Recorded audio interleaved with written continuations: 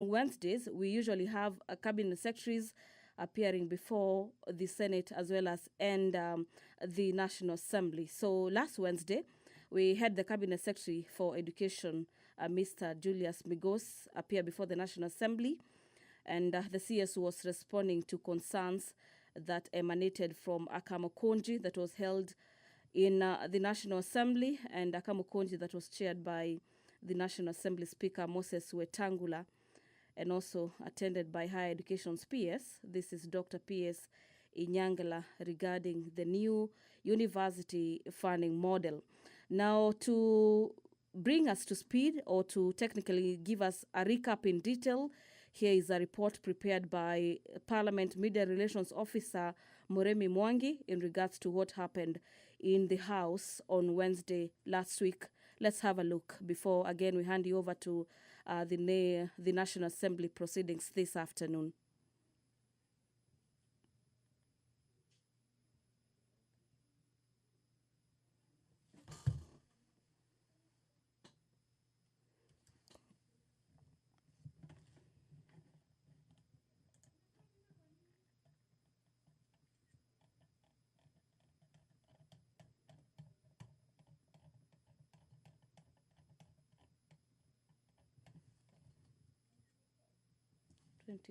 September 24th.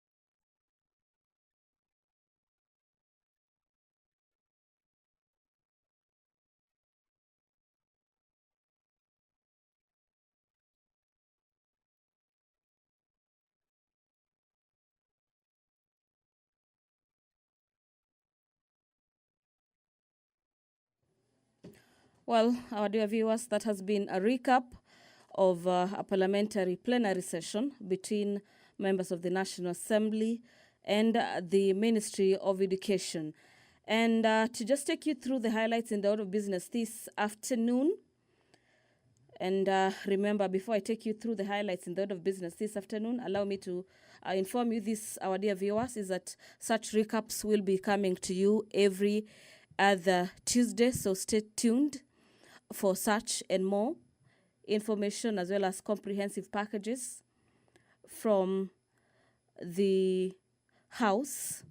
This afternoon, the House will be considering the Manx Bill, this being a bill from the Senate Bills number 13 of the year 2022 by Honorable Paul Zengu, who happens to be the co-sponsor of this bill that is being considered at the National Assembly as well as at the Senate. Enhancing of reporting on matters parliamentary business on online platforms is another motion lined up for debate this afternoon. This motion is by the chairperson, Matters Parliamentary Broadcasting and Library, that the House adopts the report of the Select Committee on Parliamentary Broadcasting and Library on enhancing reporting of parliamentary business on online platforms.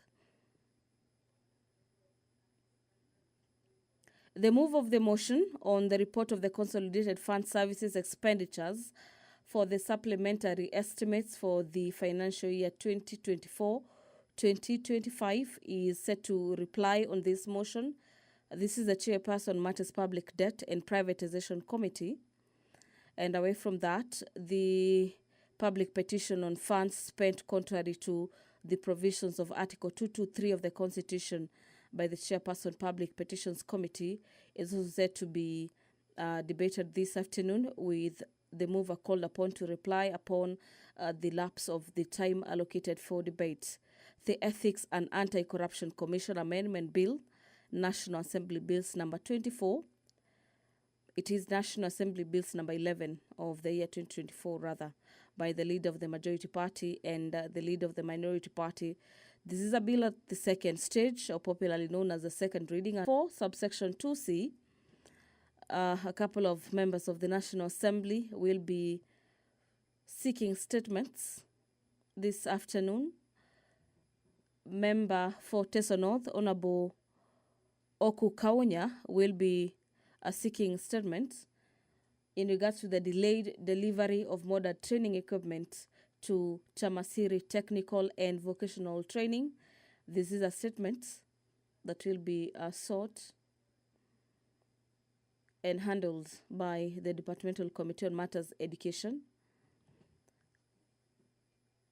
Member for Kilifi North, Honorable Owen Bayer, has a statement in regards to the implementation of nuclear power plant project at Oyombo village in Kilifi County. And this is also in Kilifi North constituency, that will be handled by the Departmental Committee on Matters Energy. Renewal of standardization mark for the Kenya Bureau of Standards is a motion set to be a statement set to be sought this afternoon by Honorable John Kiarie, who is a member for Dagoretti South. The statement that is being sought this afternoon in regards to the renewal of standardization mark from KEBS will be handled by the Committee on Matters Trade, Industry and Cooperatives. This afternoon, we'll be expecting the Committee on Matters Administration and Internal Security to respond to a statement that was sought by Honorable Eden Kainan, the member for Eldas. The statement was in regards to the disappearance of Honorable Yusuf Hussein, the MCA for Delaware. This, I want to believe, is in Wajir County.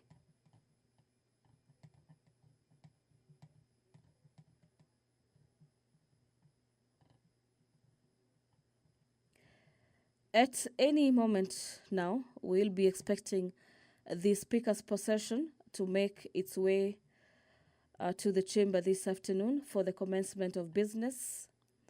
And as we await for that, there is a motion on the alleged unfair trade practices by foreign investors in Kenya that is lined up for debate this afternoon. This motion is by the Chairperson, Departmental Committee on Matters Trade, Industry and Cooperatives. The committee, through its chairperson, seeks to have the House adopt the report of the Departmental Committee on Matters Trade, Industry and Cooperatives on the inquiry into the alleged unfair practices by foreign investors in Kenya, and the committee already laid its report on the table of the House on the 7th of March this year. The second report of the Employment Diversity Audit in Public Institutions is another motion lined up for debate this afternoon. This motion is by the Committee on Matters National Cohesion and Equal Opportunities. The committee laid its report on the table of the House on the 21st of March this year.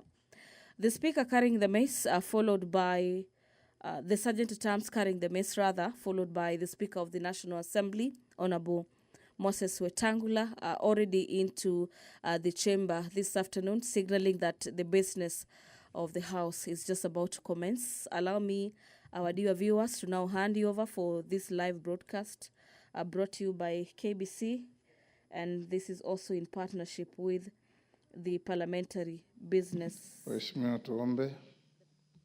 Ewe Mwenyezi Mungu, ambaye kwa hekima na wema wako umeteua na nyadhifa za viongozi na mabunge kwa ustawi wa jamii na utawala wa haki wa wanadamu, tukusihi utazame kwa neema nyingi sisi watumishi wako ambao wameridhika kutuita ili tutekeleze shughuli muhimu za jamhuri yetu. Tukuomba uteremshie baraka zako sisi tuliokutanika hapa, na tujalie tuyatende na kufikiria mambo yote tutakayofikishwa mbele yetu kwa njia ya haki na uaminifu, ili utukufu na sifa zako siendelezwe, na ili kustawisha amani, ufanisi na heri ya nchi yetu na wale ambao haja zao umezikabidhi mikononi mwetu. Amen.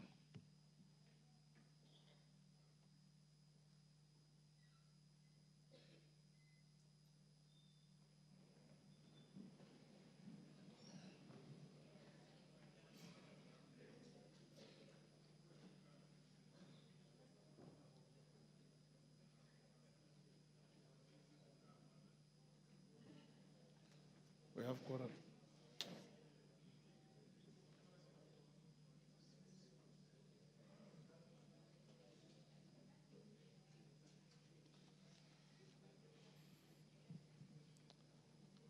Clerk, we have quorum. Proceed.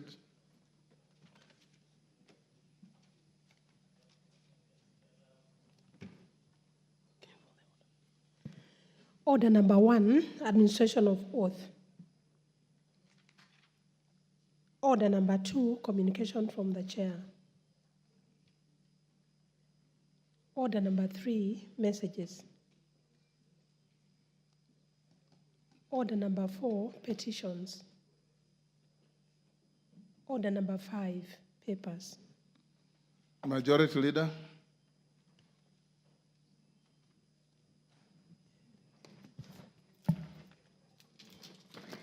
Thank you very much, Honorable Speaker. Honorable Speaker, I beg to lay the following papers on the table of the House today, Tuesday, September 24th, 2024. 1. The following legal notices from the Water Resources Authority. A. Legal notice number 139 of 2024 relating to the Makamatargui Wetland Catchment Protection Order 2024.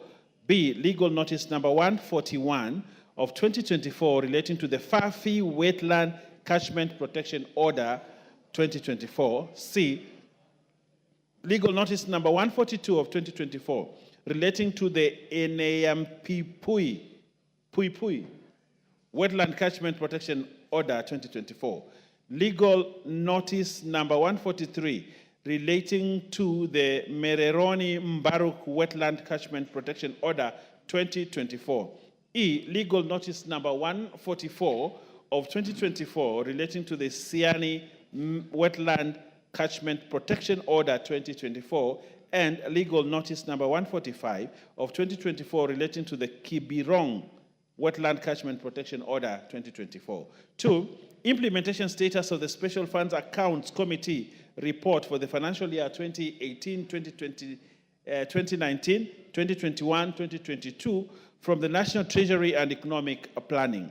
3, reports of the Auditor General and financial statements of the National Government Constituency Development Fund, NGCDF, for the year ended 30th June 2023 and certificates therein in respect of the following constituencies: Dagoretti South, Gatundu North, Kibra, Limuru, Roysambo, and Starehe. Honorable Speaker, I beg to lay. I thank you. Thank you, Owen. Papers under Roman 1 are referred to the Committee on Delegated Legislation, and paper under Roman 2 is referred to the Committee on Implementation. Chairperson, Select Committee on National Government Constituencies Development Fund, NGCDF. Musa Sirma.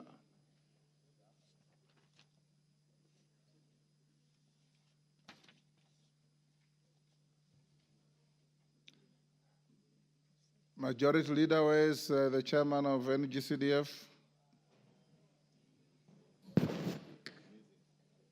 I thought I saw Musa sitting somewhere here. I must have seen you. Did you see him or you saw the likeness of him? I saw his figure around.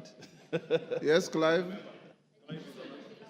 Speaker, I'm a member of the committee, and he said he'll be here in 1 minute.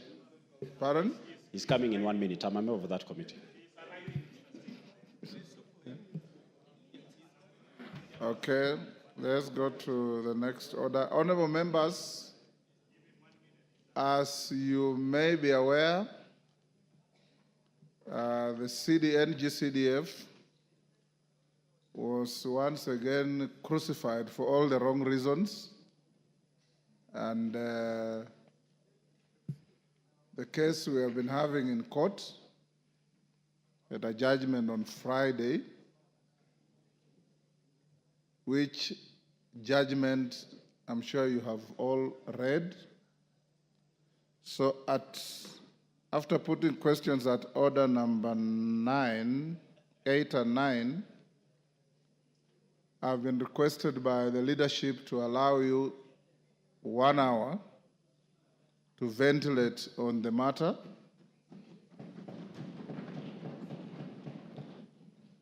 There he comes. And in addition to that, there is a committee of lawyers in the House led by Senior Counsel Otienda Molo, Murugara, Osoro, Makali, and all the others, Mutuse, Wakili Mureu, Kaluma, Kajwang, who have been giving pro bono services to the House on this matter.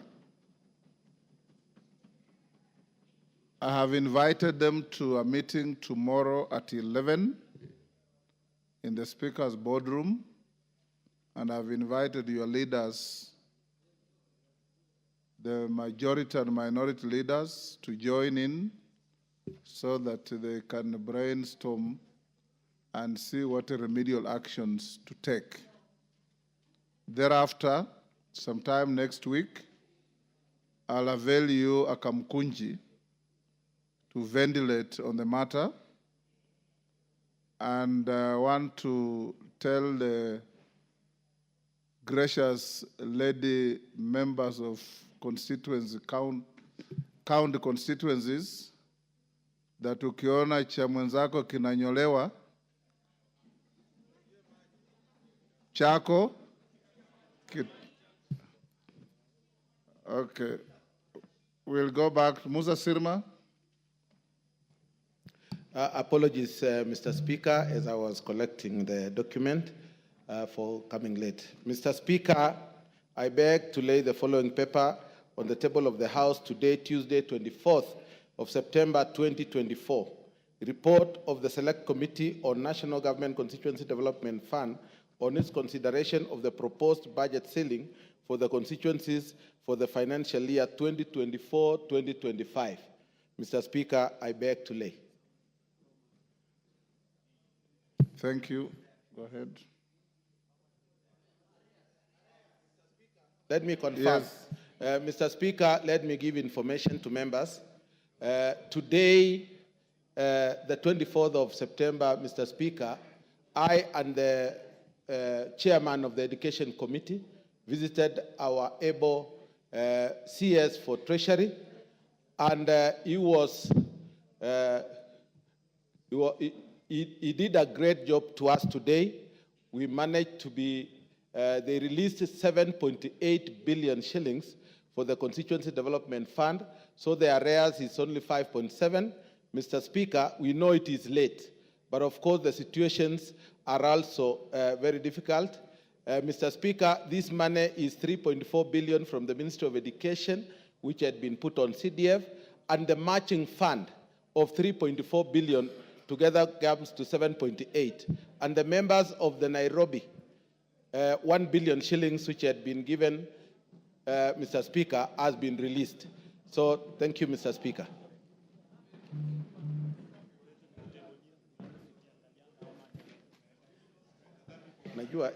Order number 6, notices of motion. Order number 7, questions and statements.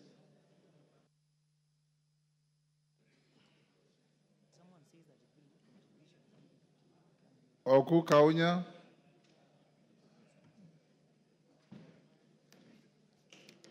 Thank you very much, Mr. Speaker, sir.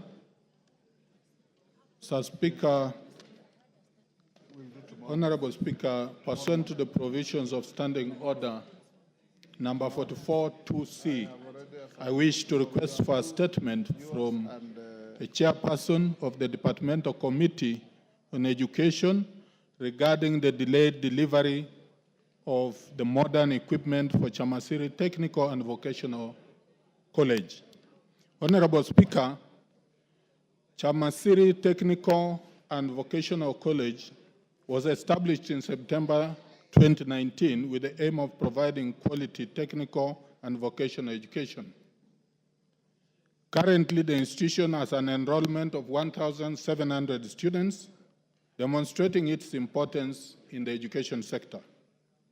On 10th December 2021, the Cabinet Secretary for Education, while on a visit of the Chamasiri TVC, conveyed the government's plan to provide modern training equipment that are through the funding of African Development Bank. However, despite this promise, the equipment was never delivered, and reports indicate that it was redirected to another technical institution. This matter was raised again in November 2023 during a visit by the then Cabinet Secretary for Education, Honorable Dr. Ezekiel Machogu, to the institution, who reassured the institution that the equipment would be delivered by March 2024. Indeed, the equipment arrived in the country in March this year. However, months later, it is yet to be delivered to the Chamasiri TVC. Honorable Speaker, the matter has persisted for 3 years and continues to pose significant challenges to the institutions and its students. The continued lack of practical equipment has severely impacted the quality of education, as students are forced to rely solely on theoretical instruction without the necessary tools for handling the learners. This situation not only defeats the entire essence of technical and vocational colleges, but also jeopardizes the skills development and future prospects of these students. Honorable Speaker, it is against this background that I request for a statement from the chairperson, the Departmental Committee on Education, on the following. 1, reasons why the equipment funded by the African Development Bank, which was initially intended for Chamasiri TVC, was diverted to another institution in another constituency.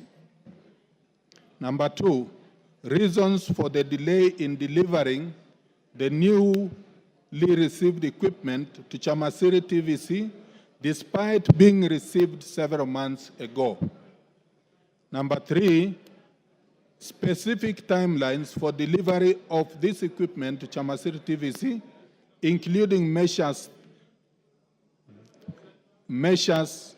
to avert further delays in this matter. Thank you, Honorable Speaker.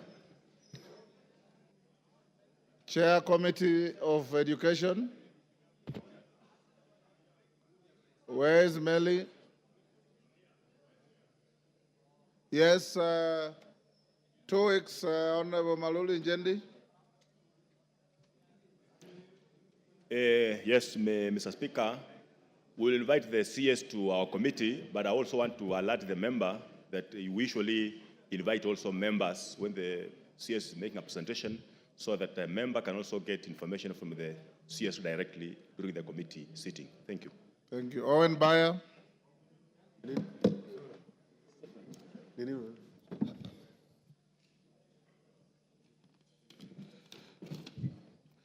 Request for statement regarding the implementation of a nuclear power plant project at Uyombo, Kilifi North constituency. Honorable Speaker, pursuant to the provision of Standing Order 44.2c, I rise to request for a statement from the chairpersons of the departmental committees on energy and environment, forestry and mining regarding the implementation of a nuclear power plant project in Uyombo Village, Masangoni Ward, Kilifi North constituency. Honorable Speaker, the Nuclear Power and Energy Agency, NUPEA, is a state corporation established under the Energy Act 2019 with a mandate to promote and implement Kenya's nuclear power programs, including carrying out research, development, and capacity building in the energy sector. NUPEA recently initiated the process of implementing a nuclear power plant project in Uyombo, Masangoni Ward, Kilifi North constituency, and put up a mast at the location. Honorable Speaker, the production of nuclear energy is a delicate and dangerous process that threatens the existence of people in its surroundings. Further, the people of Uyombo have rejected the implementation of a power plant project due to risks that will negatively affect their lives and generations to come. This project poses significant risks such as radioactive reactions and leaks, nuclear waste disposal, permanent destruction of the ecosystem, and lack of capacity to handle accidents. Moreover, it will impact their fishing activities and the tourism industry at large. Honorable Speaker, Article 10, as read together with Article 69 of the Constitution, prohibits implementation of any public project without public participation.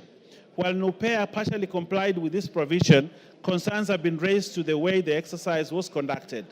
The public participation was marred by use of excessive force, discrimination against the people of Uyombo, harassment and unlawful arrests of locals who are apparently being coerced to accept the implementation of the project on their land. Honorable Speaker, Article 43 of the Constitution also entitles individuals whose land is compulsorily acquired by the government to receive certain compensation. Notably, the nuclear power plant project is being implemented on land belonging to individuals, persons who possess legal ownership documents of the land and face the risk of being relocated from their land. Regrettably, implementation of the project without compliance to the law and adherence to the directives and guidelines has deprived the people of Uyombo of their rights in accordance to Article 42, as read together with Article 70 of the Constitution. Honorable Speaker, although the project has been proposed to be implemented only in Uyombo, Masangoni Ward, Kilifi North constituency, there is a real existential threat to the whole country in the unfortunate event of a disaster. Many countries have discouraged nuclear energy production and refrained from it due to its dangerous impacts. African countries, including Kenya, have yet to demonstrate their ability to handle nuclear disaster, making Uyombo nuclear project a big risk. Honorable Speaker, it is against this background that I seek a statement from the chairperson of the Departmental Committee on Energy and Environment, Forestry and Mining on the following. Could the committee jointly conduct an inquiry to establish whether there is a breach of constitutional provisions, and if so, provide a detailed report with recommendation on the implementation of the project to ensure proper processes are followed for the safety of the community. 2, clarify whether public participation was conducted within the parameters of the law, considering that the majority views which rejected implementation of such a project were ignored. 3, provide details of the environmental assessment report of the project. 4, Also inquire into the arbitrary arrest and use of excessive force on the people of Uyombo in apparent bid to force them to accept the project. And lastly, Honorable Speaker, clarify whether Kenya is prepared to handle a nuclear disaster, and if so, provide the policy measures put in place to handle such disasters. I thank you, Honorable Speaker. Thank you. Chairman of Energy, Kawaya. Any member of the committee? Yes, 2 weeks. Bring a statement in 2 weeks. Thank you. John Carrier, member for Dagoretti South.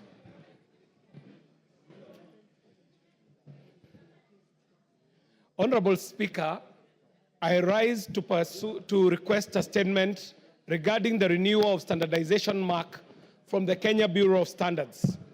Honorable Speaker, pursuant to the provisions of Standing Order number 44-2C, I wish to request for a statement from the chairperson of the Departmental Committee on Trade, Industry and Cooperatives regarding the renewal of the standardization mark from the Kenya Bureau of Standards, also known as KEBS. Honorable Speaker, in 2023, KEBS revised the standardization mark, SM, permit, extending the validity period from 1 year to 2 years.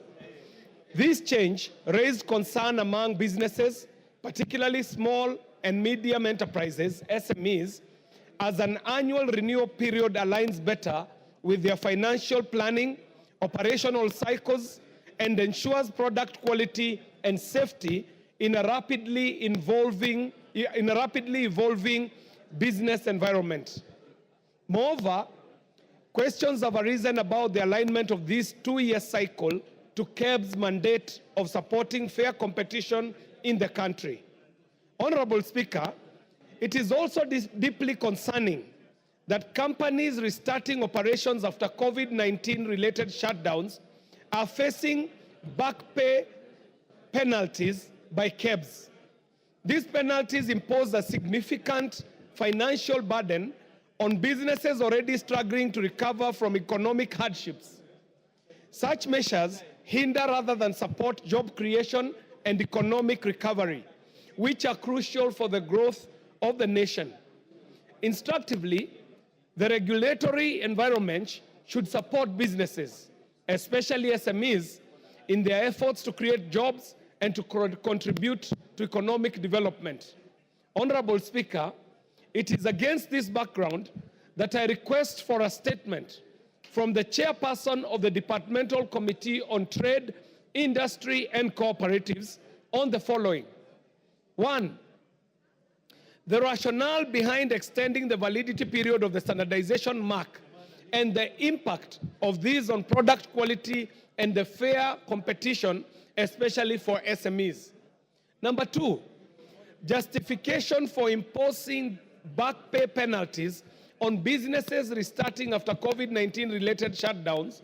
And 3, Mr. Speaker, the measures that the Ministry of Investments, Trade and Industry is taking to ensure the regulatory environment supports SMEs in economic recovery rather than penalizing these businesses that are recovering from the COVID-19 shutdown.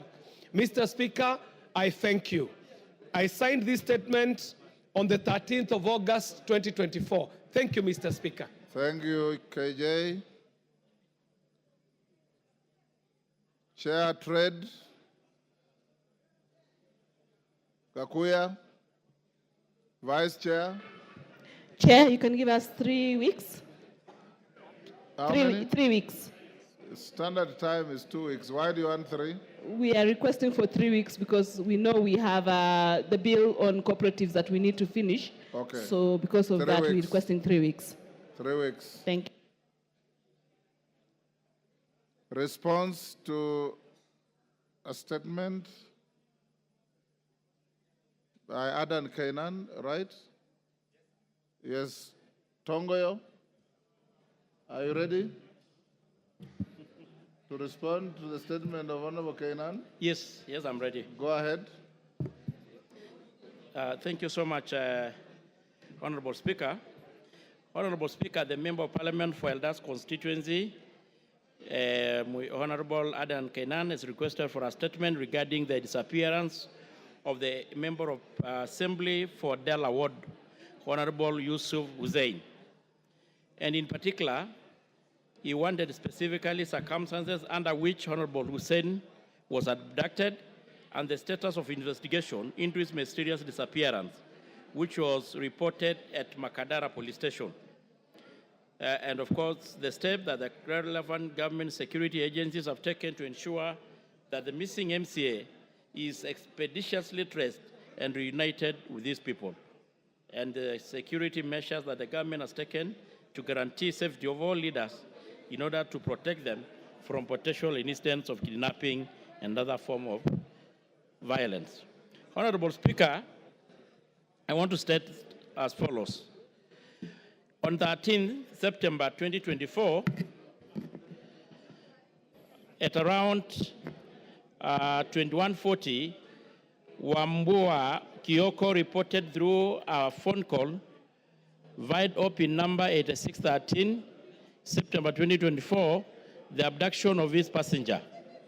The reportee is an Uber driver and a resident of Embakasi, stated that while within South Sea, Halala Estate, he received an online request from the customer to be dropped at Pangani Heights Estate. However, along Lusaka Road. Yes, Honorable Kamket, what is out of order? Yes. Mr. Speaker, the matter the Honorable Chair is responding to is very serious. It involves an elected member. And the decibels of consultations are too high for us to hear what the Honorable Chair is saying. Okay. Order, members. Those who are consulting, do so in lower tones. Tongoyo, endelea. Thank you, Honorable Speaker. So I just want to pick from where I left. On 13th, on 2024, that around 2140, Wambua Kioko reported through a phone call via OBIN number 8613 of September 2024, the abduction of his passenger. The reportee, Honorable Speaker, is an Uber driver and a resident of Embakasi, stated that while within South Sea, Halala Estate, he received an online request from a customer to be dropped at Pangani Heights. However, along Lusaka Road, past Lusaka Enterprise roundabout and near Ola petrol station, a black Prado motor vehicle whose registration number was not captured blocked them. 3 men who had masked their faces alighted from the said Prado and opened the passenger door of the taxi, where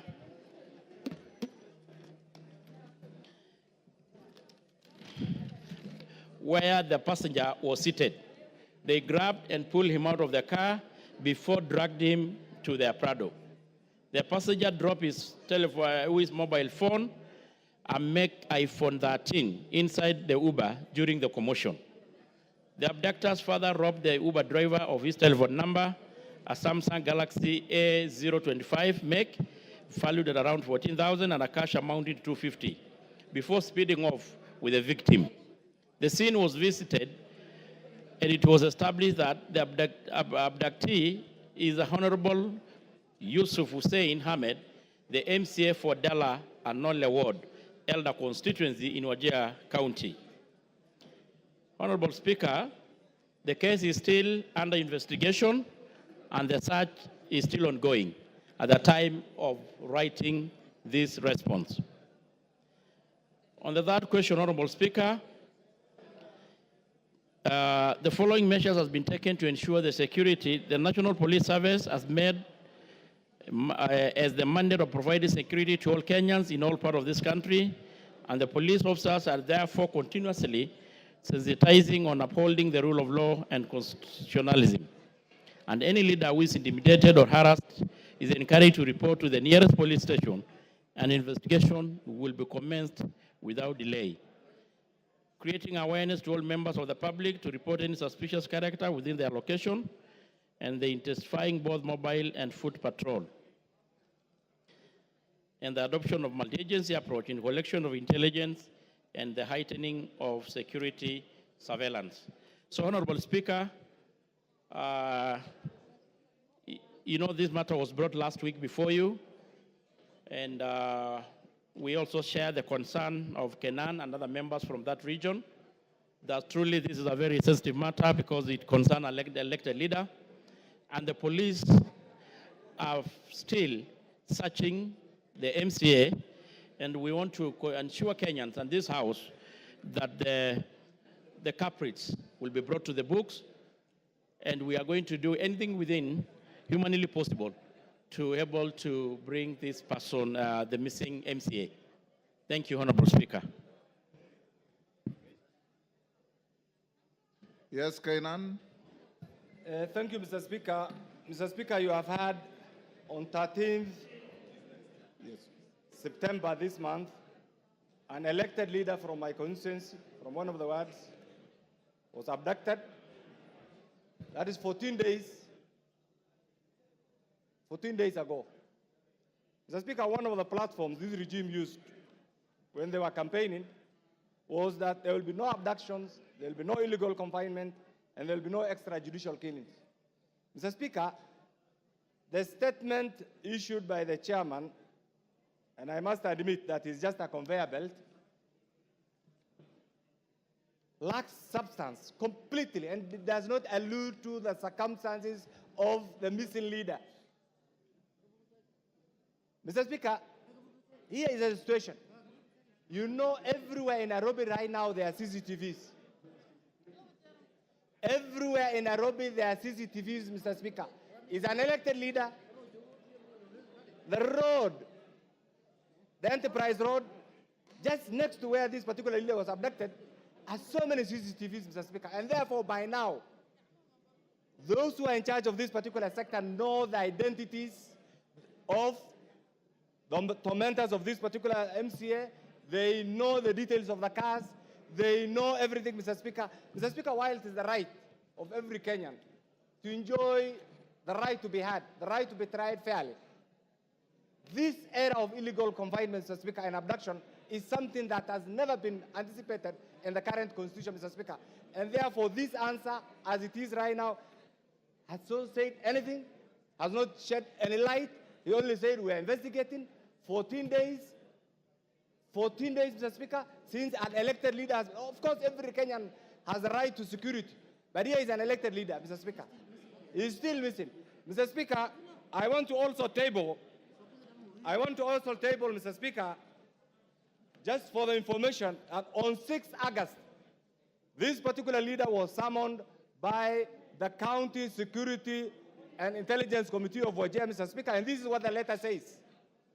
The Honorable Yusuf Hussein, MCA, Anole Delaware, the telephone meeting with the County Security Committee of Wajir. You are told you are requested to, I've just learned this, Mr. Speaker, and this is what the letter says.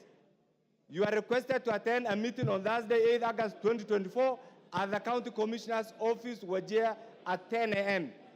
The County Security and Intelligence Committee... Kainan, you seem to be reading from a faded copy of a letter. It's a copy, Mr. Speaker. It's an official letter. I'll give it to you. I'll hand over. You can counter-check. It's official. Okay. And I'm too old, Mr. Speaker, to bring anything that is not properly validated. Mr. Speaker, the County Security and Intelligence Committee wishes to discuss with you issues touching on the security within Dela and Nollywood. I want to table this document, Mr. Speaker. Mr. Speaker, taking this into account, this is a lead document. Meaning, therefore, there must have been some issues between that particular MCA and the County Security Committee. If that has been escalated to the national level, we are not saying he has committed crime or he has not committed crime, Mr. Speaker. But if truly this person who has been missing, why don't you produce him and take him to court?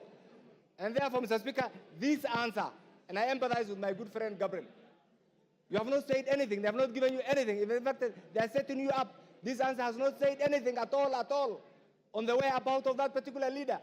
And therefore, Mr. Speaker... Pass on the letter to him. You have made the point.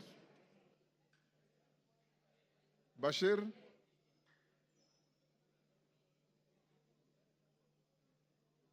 Major Bashir, give him the mic. 1 minute.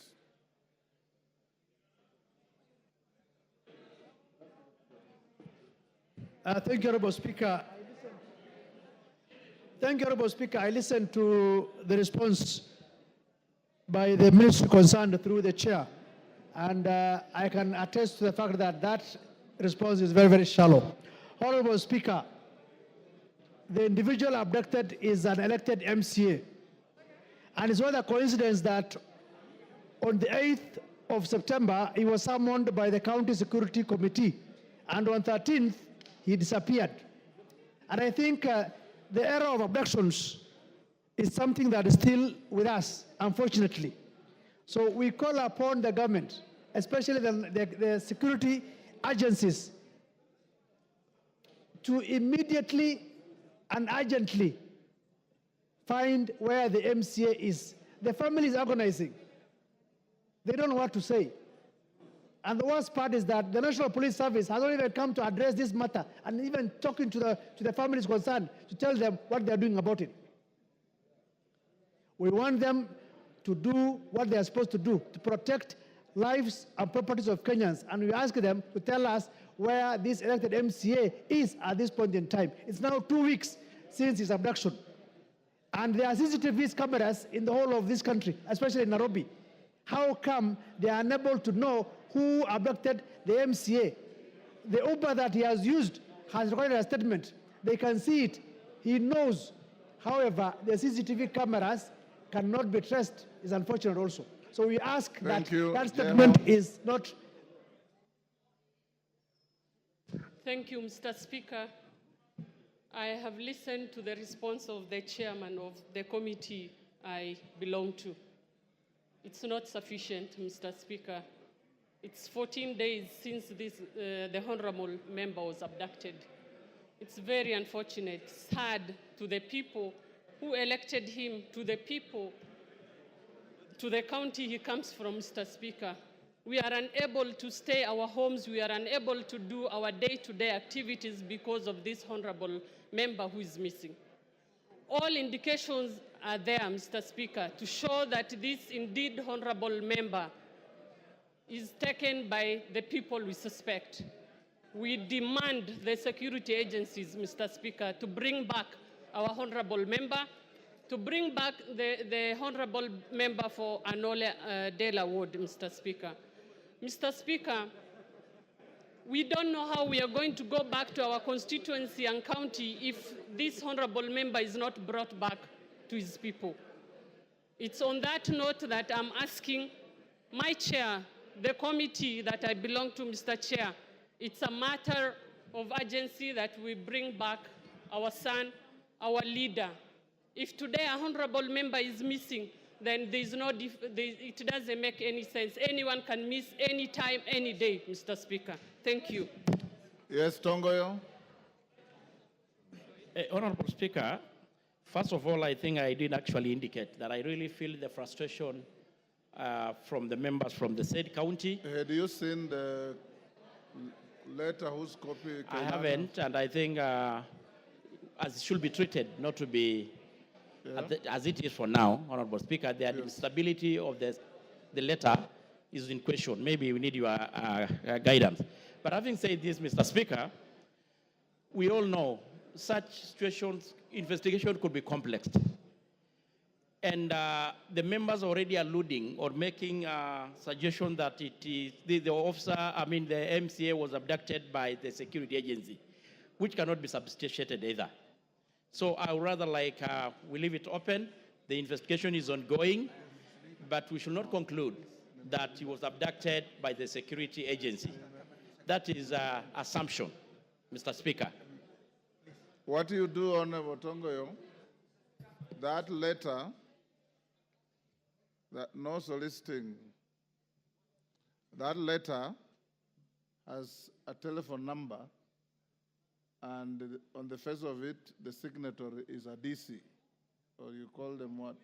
Is a county commissioner rather. So get the letter after authentication by the clerk, then get to your team at internal security and bring back additional information on this on Thursday afternoon. Yes. Thank you so much for that guidance, Mr. Speaker. I want to confirm, Mr. Speaker.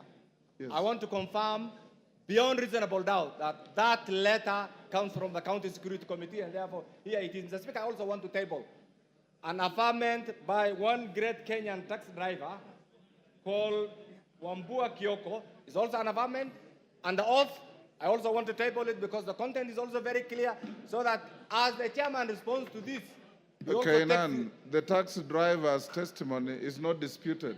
Tongoya said... I want to give him the whole detail, Mr. Speaker, the whole affirmation, Yes. the whole, so that, for the benefit, so that he benefits also from this. But Mr. Okay. Speaker, finally allow me to say this. You have been around. You have gone through the ladder. You have served the three arms, actually, let me say, almost the three arms of government. You know what it is. Not What- almost, I have. You have served the three arms of government, and you know what it takes. Mr. Speaker, no amount, and I want to Togoyo and other groups to hear this, no amount of blackmail, no amount of intimidation, no amount of whatever somebody wants to do will allow us to forget the existence of Honorable Yusuf Hussein. Those who are holding him, I want them to hear where I am. I want them to hear what I'm saying. We will not allow you to get away with that crime. Produce Honorable Yusuf in court. Yes. That is what the due process demands. Will not allow. Produce him to court. Produce him in court. Deal with him in court. But hold him in, Mr. Speaker, we will not allow it. That is not the modern day Kenya that we want. Give the papers to the And the- clerks. Honorable members, allow me to acknowledge the following schools in the gallery. Kalulini Comprehensive School from Kibwezi West, Makueni. Oak Tree Primary School from Mavoko, Machakos. Timao AI PCA Mother Council from Buri, Meru.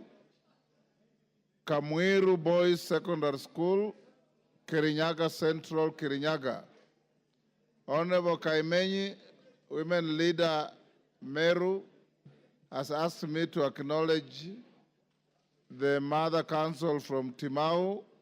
You can do so in 1 minute and welcome the rest of the schools on our behalf.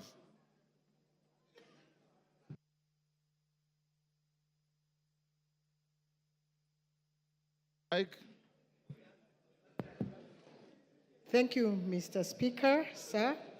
I really want to thank you for giving me this opportunity to welcome the Mother Council from African Independent Pentecostal Church of East Africa, of which I belong. They are from Timao in Bori constituency. I also wish to thank them for the forward-looking. As you can see, Mr. Speaker, these are ladies, young ladies, and I want to congratulate them for their efforts, showing leadership even as they are ladies. Sometimes we think the reverse gender is more forward-looking, but you can see they are just ladies from Mother Council. Mother Council is the leadership of that church. Mr. Speaker, I also wish to thank also the students who are here with us and acknowledge them for wanting to have more knowledge even regarding this parliament. So please feel welcome, and thank you again, Mr. Speaker, for this opportunity. Majority Leader.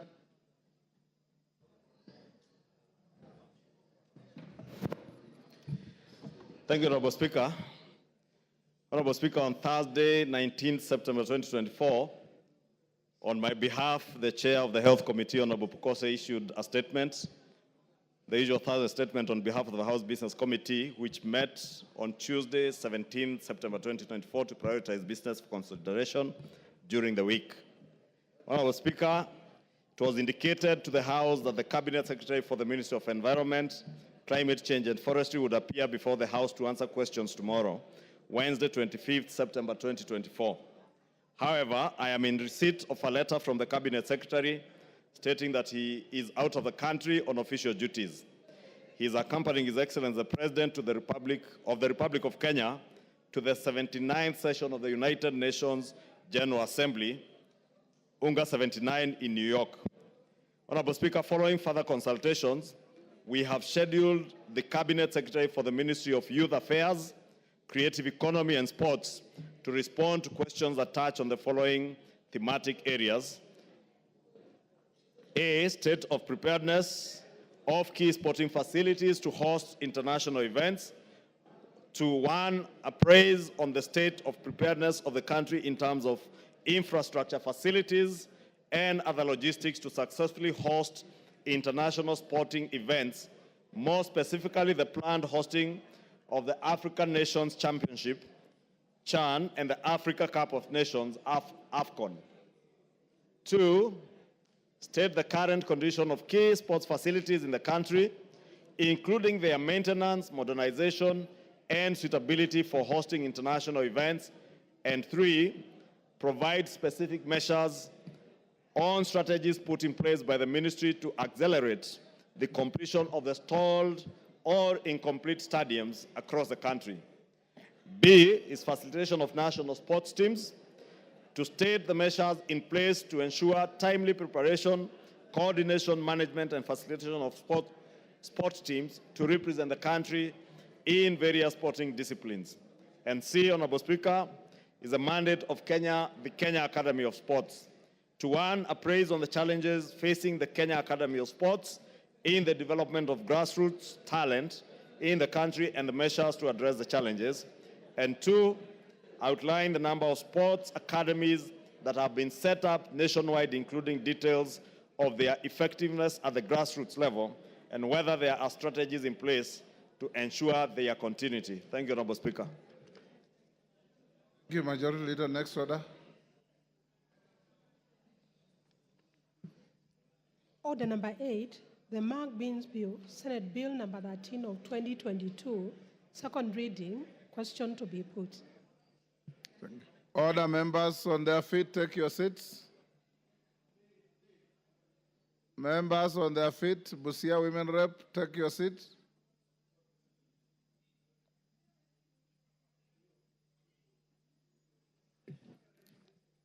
Honorable members, now I put the question at the order number 8, which is that the Mang Beans Bill, Senate Bill number 13 of 2022, be now read a second time. As many of that opinion say aye. As many of the contrary opinion say nay. The nays have it. Next order. Order number 9, motion, enhancing reporting of parliamentary business on online platforms. Question to be put. Order, members on their feet, take your seats again. Take your seats. Honorable Naisula and the member for Bumula, take your seats.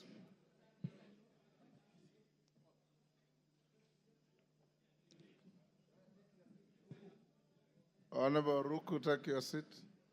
Honorable members, I now put the question at order number 9, which is that this House adopts the report of the Select Committee on Parliamentary Broadcasting and Library on enhancing reporting of parliamentary business on online platforms, laid on the table of the House on Wednesday, 4th October 2023. As members of that opinion say aye. Will those of the contrary opinion say nay? The ayes have it.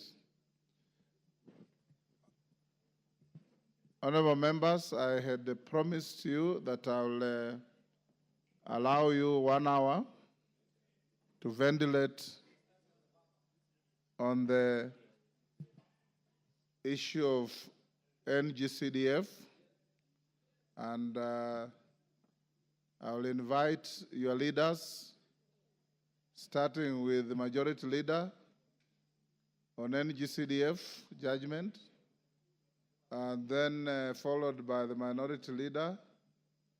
If we can give them 5 minutes each, then the rest of the members, you can take 2 minutes each.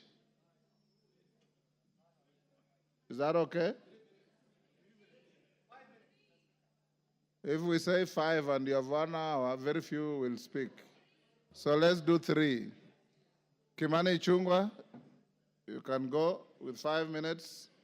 Junette, be ready with 5 minutes. Got independence, Mr. Speaker. In our place, we say CDF is our government. Mr. Speaker, I want to ask myself, the framers of the current constitution, if you read Article 1, sovereignty has been equated to representation. Who are these busybodies who want to disregard representation, Mr. Speaker, and rubbish the role of the elected members of parliament, Mr. Speaker? I have one message for you. We have seen the actions, the inactions, the activities, the inadvertence of these busybodies, whoever they are. Can you stand firm? Can you stand firm as members of parliament? It's not about the usual complaining, no. Can you stand firm, bring a constitutional amendment so that we entrench the NCDF in the constitution so that we remove it from the ambit of this gullible and vulnerable busybody, Mr. Speaker? Mr. Speaker, for how long shall we deny Kenyans the right to enjoy a piece of the national cake, Mr. Speaker? I'm shocked and dismayed, Mr. Speaker, to see a ruling, and ideally, Mr. Speaker, the role of the three arms of government, Mr. Speaker, is interdependent, is to support each other for the good of the well-being of Kenya, Mr. Speaker. But when you have a targeted approach, Mr. Speaker, to rubbish one arm, then doesn't add value. Mr. Speaker, finally, what I want to say is this.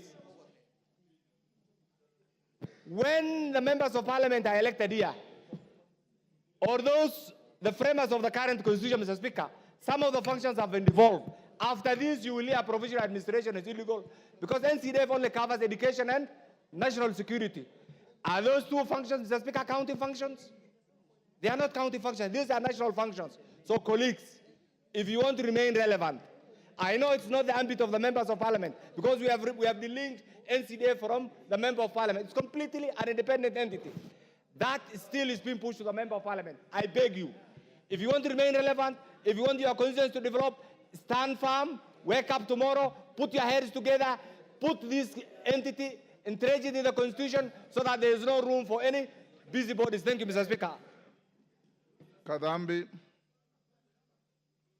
Charity Kadambi.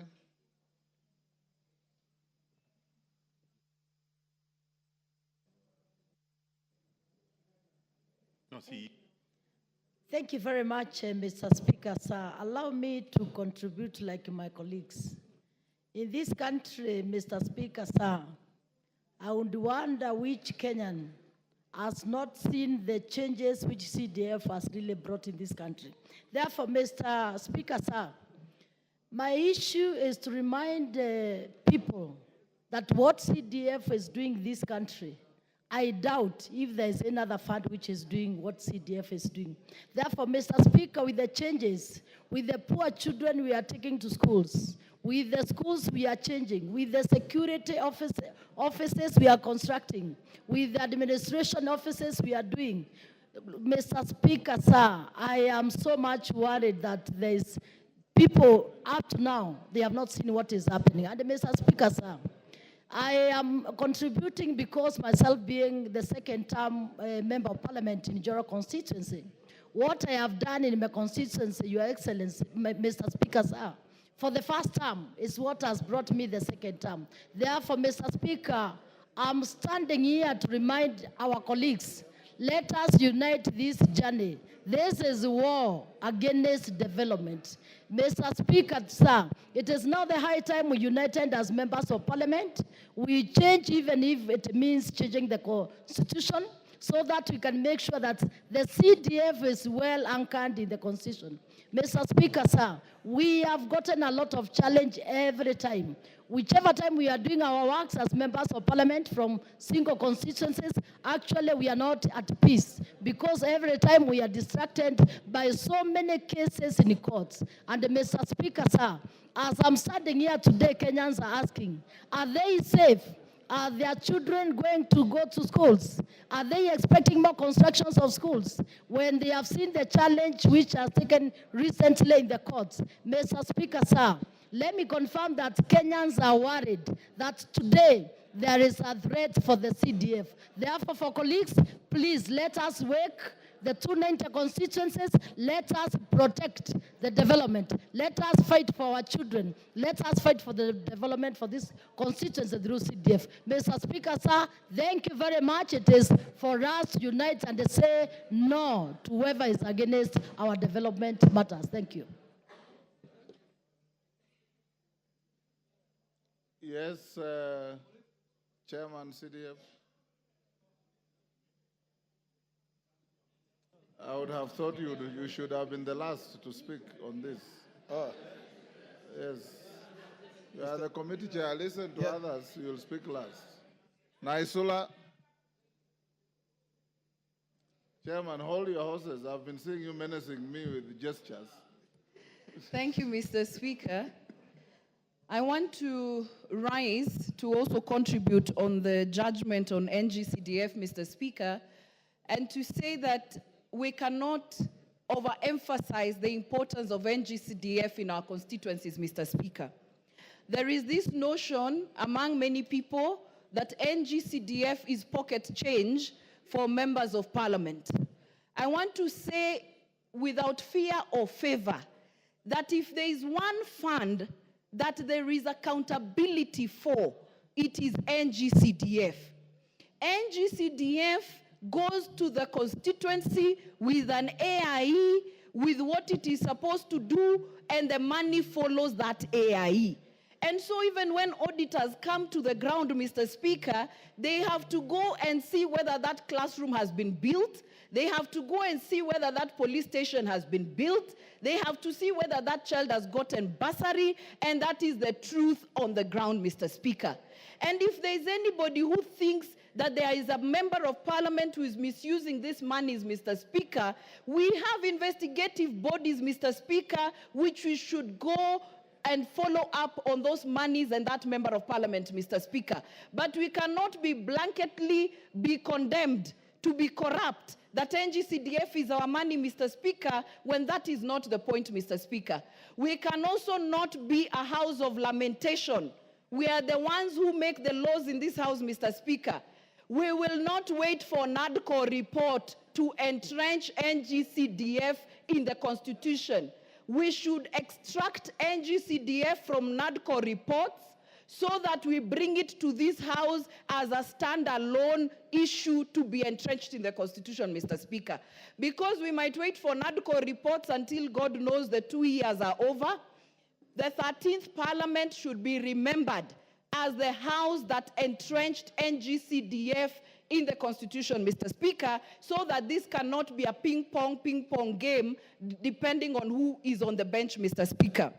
The second issue, the hate that Honorable Junetta has talked about is true.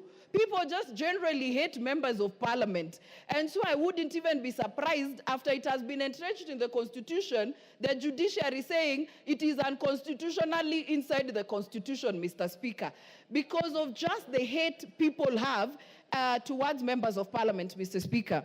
To conclude, I want to say this, now that I'm on the floor, Mr. Speaker, to remind the executive, Mr. Speaker, that there is one cabinet secretary position which has not been filled in this country, Mr. Speaker. KJ. I thank you, Mr. Speaker. And it is to say that the courts... Order, KJ. Yes, give her 1 minute. Please allow me to say this, and thank you, Mr. Speaker. 1 minute. There is a position of a cabinet secretary that has not been filled in this country, and I want to remind the executive, just in case they have forgotten, we do not have the cabinet secretary of gender and affirmative action, Mr. Speaker, in this house, Madam Speaker, sorry. If it was another ministry, I want to assure you, by today, the replacement of that cabinet minister would have happened. We cannot continue business when we do not have the cabinet secretary of gender in this country, Mr. Speaker. It should be, the cabinet secretary should be appointed like yesterday, Madam Speaker. Even if it is a man, we need a cabinet secretary of gender in this country. Thank you. What's your point of order, Honorable Donya?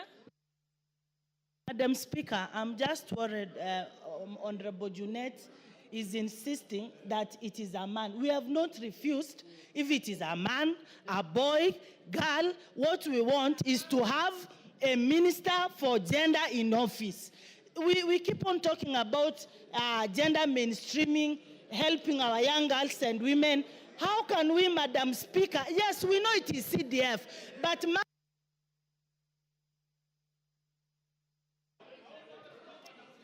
Thank you. Honorable KJ, you may proceed. You are on the floor. Madam Speaker, I thank you and I acknowledge the change of guard. Madam Speaker, the courts had their day. Today, it is Parliament that has its day to remind the courts that even the courts can err, that they can make mistakes, Mr. Speaker. When you read that judgment, Madam Speaker, you notice a fundamental fault in how they were deciding on this matter. One of the bigger issues, Madam Speaker, they were saying that the constituency cannot be a unit of devolution. But Madam Speaker, we all know that NGCDF is not a devolved fund. In fact, the word that she should be using is that national government has decentralized the monies from the center to the 290 constituency, Mr. Speaker, Madam Speaker. And it is also to disabuse the notion, Madam Speaker, that anyone can imagine that by removing NGCDF, they're punishing a member of parliament. Madam Speaker, in the Goreti South constituency, the NGCDF is not to benefit John Carrier. The NGCDF has renovated all primary schools in the constituency. It has built in excess of 7 new schools. Out of the 12 new schools in Nairobi, 7 of them are in the Goreti South constituency.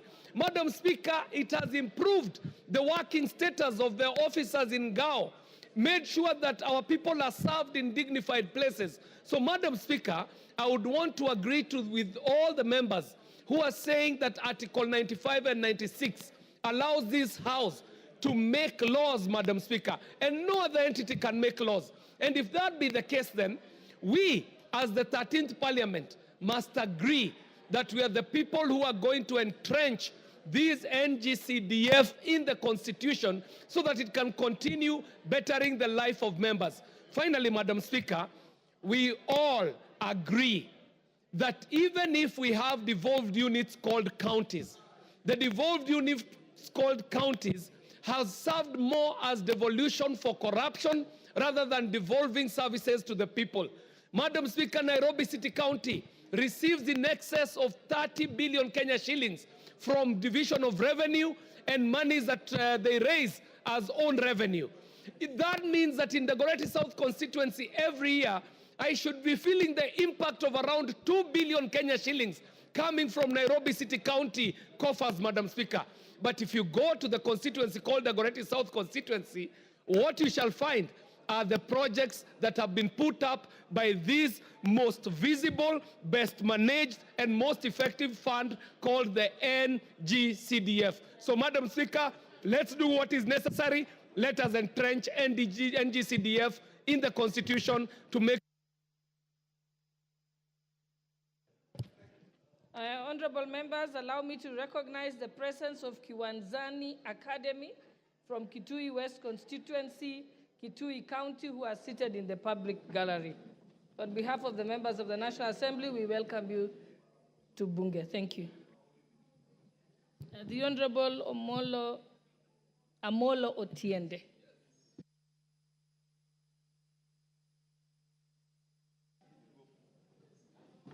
Thank you, Madam Speaker. Madam Speaker, first, let me recognize and thank the team of lawyers that did this matter pro bono, Honorable Chepkonga, Honorable Mrugara, Honorable Kaluma, Honorable Mutuse, Honorable Muriu, Honorable Makali, Honorable Soro, Honorable Mogaka, and myself. Madam Speaker, we have no doubt as a team that the decision rendered by the High Court is wrong on so many fronts. It is wrong on the role of the MPs in CDF. It is wrong on the role and term of the fund account managers who are not in any way connected to the MPs. It is wrong on following the obiter dicta by the Supreme Court, when the Supreme Court rendered an opinion on an act that had since been repealed and therefore is not binding. And for the avoidance of doubt, Madam Speaker, we have already agreed that we will appeal that decision. The good thing is that after declaring the act unconstitutional, the court did a suspension of the declaration of invalidity for 2 years. That is enough time for us to prosecute a number of things. It is enough time for us to prosecute the appeal. You will remember, Madam Speaker, that previously the High Court declared the previous act unconstitutional. The Court of Appeal did not agree and affirmed it, and only the High Court then agreed with the, only the Supreme Court then agreed with the High Court. It is quite possible that we might follow a similar trajectory on this matter. Madam Speaker, secondly, and this we have said before, the ultimate solution to all this push and pull is amendment of the Constitution. And that amendment, Madam Speaker, we have already agreed, even in the Justice and Legal Affairs Committee, that we want to make it a standalone amendment away from the entire NADCO report. It is our view as the lawyers and at the Justice and Legal Affairs Committee that we can execute that amendment without requiring a referendum. Madam Speaker, the beauty is that once we have entrenched the NGCDF, then the constitutional provision cannot be unconstitutional. It will be along the lines of having entrenched the judiciary fund, and that then should be a proper cushion. But once we do the amendment, we will then again have to redo the act itself by bringing a new act, which will be in line with the amendment. Madam Speaker, a lot of people do not understand, and if you allow me just one more minute, Madam Speaker, that before CDF and before devolution, before decentralization, the situation was very, very bad. You had a situation where there were parts of this country that would not even get 1 cent. It is only the CDF that goes to all the 290 constituencies in this country. It is only through devolution that... Just as I'm finishing, Madam Speaker, we must also pass a message to, as I'm closing, Madam Speaker, the real drivers of these cases is not even the 2 people who went to court. It is the governors, it is the Senate, and there's some particular NGO called the Institute for Social Accountability that has kept bringing these cases on instigation of these others. We must tell them that even if these funds went away, they will not go to the governors, they will not go to those who think that they will get it, not even the Senate. It will re-centralize, and you will not see that money. And with that, Madam Speaker, let us also demand that the balance of monies that should have been given in the last financial year, about 50 million that is owed to each constituency, be now released so that we can do the projects that ought to have been done. Thank you, Madam Speaker. The Honorable Wakili Robert Edwin Murray. Thank you, Mr. Speaker, Madam Speaker, for the opportunity to ventilate on this very wrong judgment which has been passed against NGCDF. Madam Speaker, I was part of the legal team which represented Parliament on this matter. We were able to ventilate on a number of issues, and to our surprise, Madam Speaker, out of 9 key issues, none of them the court was able to appreciate, despite the fact that we were able to put in the proper legal position, the constitutional position, but the court came in as a biased court. Madam Speaker, my worry and concern, because in any trial, you are able to get the things which are not being said, but the petitioners, whose name has been alluded in this house, the Council of Governors, our Senate, they have one key issue, which I would say is a sibling jealousy. In this sense, Madam Speaker, a council could stand before the judges and say, look, now you are members of Parliament. This money you'll be using as pocket money to campaign for it. It tells you the kind of conversations that are being said behind our back. Madam Speaker, I think it's important that we put it very clearly that NGCDF is a fund under the national government, and the national government can be able to spend that money as provided by the Constitution. Second, Madam Speaker, I noted one of the key drivers of NCDF and success level is because 90% of the fund goes to development, things and tangible things which benefit the common person. In the opposite, the County of Governors, they know very well, they spend 90% of their money doing trips and doing other mundane things which has no benefit to our people.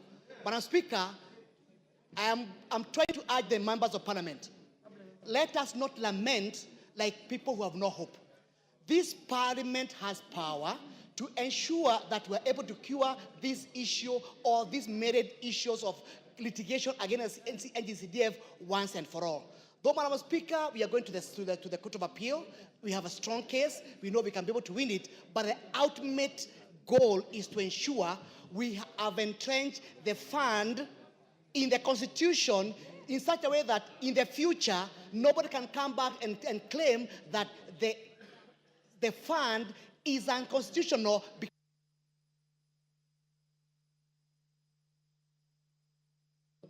Let me give the Honorable Millie Odhiambo, then I'll come to you, Honorable Osoro. Thank you, Madam Speaker, for giving me this opportunity. Madam Speaker, I just want to inform Senior Counsel Honorable Tiende Amolo that part of the reason they're having problems is the entire legal team was men. There's no women, and yet there are brilliant women lawyers like me in this house. Next time, put us there, and we'll help you. Secondly, Madam Speaker, in areas that have been predominantly opposition, the only fund you can rely on that is changing lives is CDF.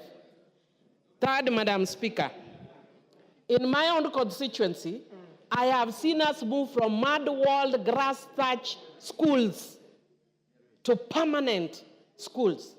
I would want to encourage the judges and people who live in cities to do an immersion in the village so that they know the reality. A lot of people do not know the reality on the ground. The people who are posh in cities, the lawyers and the ones who are lofty, go to the ground and learn the reality. Madam Speaker, I would also want to say that in relation to the law, our judges, especially Supreme Court, have been very liberal and progressive in interpretation of the Constitution. That is why they even interpreted the Constitution to include gay rights. But when it comes to development, then they start telling you, Montesquieu, separation of powers. I have no problem with separation of powers as espoused by Montesquieu many years back. But Montesquieu does not come from my village, Kolo, in Rusinga Island. He does not know what people go through. That is a very good concept, but something good is finally coming out of Africa, which is the issue of NGCDF. Development. And Madam Speaker, I was just discussing with Honorable Tiende Amolo that we must be brave as lawyers. And if there is one legacy we must leave in this house, is to entrench the fourth role of a member of parliament in this country, which is development. If it does not come through NGCDF, it will come through my pocket. That is the reality. And the members that came before us were overwhelmed. That is why they promoted this. Right now, the role of MPs has totally been removed. But MPs are still being harassed. Put it and make MPs have a role. I have no excuse. Anybody can bash me what they want. But as an intellectual and as a bright lawyer, this is one thing I am willing to defend to my grave. Bora usiguze NGCDF. Wengine wanasema bora usiguze mulima, mimi bora usiguze NGCDF. Hapo tutapigana. The Honourable Member for South Mugirango, Honourable Silvanus Osoro. Thank you very much, Honourable Speaker. Honourable Speaker, I also want to associate myself with the sentiments that have been made by my colleagues. And I also do not want to delve so much on the judgment that was delivered last week, because I've actually gone through it. In all aspects, I'm actually against it by all standards, because it actually does not meet jurisprudential, authority in all aspects. I mean, the learned judges, Honorable Speaker, only focused on what we call the school of thought in jurisprudence that we call positivism, where they are so keen on unnecessary positivism and they ignored the element in a very social matter, ignored the socialism jurisprudence, ignored the natural law in all aspects, Honorable Speaker. But I do not want to go that direction, Honorable Speaker. But of importance, Honorable Speaker, for me, it is the character of the Council of Governors. Honorable Speaker, NGCDF is 2.5% of the national budget. Each constituency gets about 130 million thereabout when you do tabulation. County governments get a minimum of 15%. In fact, this house gave them in the last financial year 25% last financial year, about 25 or 26% thereabout. In the last financial year, Honorable Speaker. Honorable Speaker, when you do tabulation, you'll realize that in the 2.5% that we get, or the constituencies get in terms of the NGCDF, each constituency gets about 120 million at the highest, or 140 million shillings. Honorable Speaker, with the allocated amounts in the counties, some counties that get about 11 billion in the shared revenue, place in their budget 500 million for the office of the governor's expense. 500 million. But NGCDF, for the consumption of the common mwananchi, only 100 million. With 11 billion in some counties, and even some of them getting up to 15 billion, you will actually need a microscope, and I've said this several times, to see what governors do. But they were the first people to go in court, Honorable Speaker. They applied to be interested parties in this matter. They even wrote a letter to the Chief Justice. And in now very common character and demeanor of the current court, Honorable Speaker, they've applied what we call judicial activism, populist rulings, populist judgments, where they now get their jurisprudence from Facebook, from social media, from messages they get, and sometimes from some political leaders who are against very important concepts.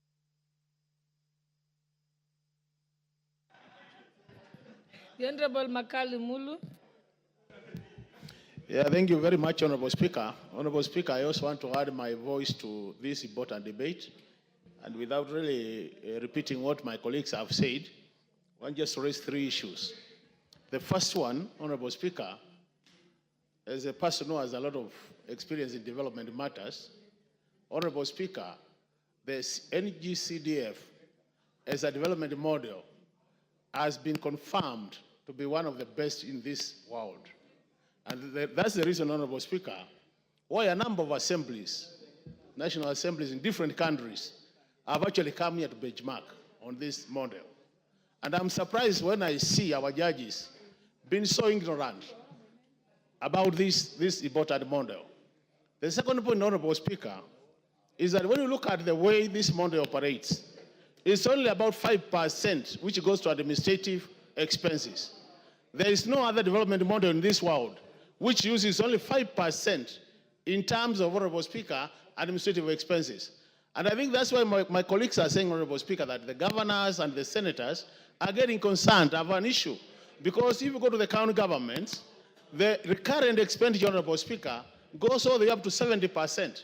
So, Honorable Speaker, what worries me most is that our judges, Honorable Speaker, who live in this country, and I do expect they also visit their rural setting, should have seen what development has been done through CDF.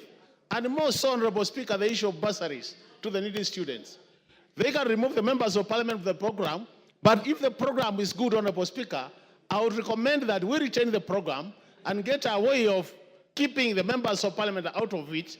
Even now, we are only patrons, Honorable Speaker. We are not implementers. So, Madam Speaker, what worries me most is a situation where instead of our judges fixing what is not working, they want to destroy what is working.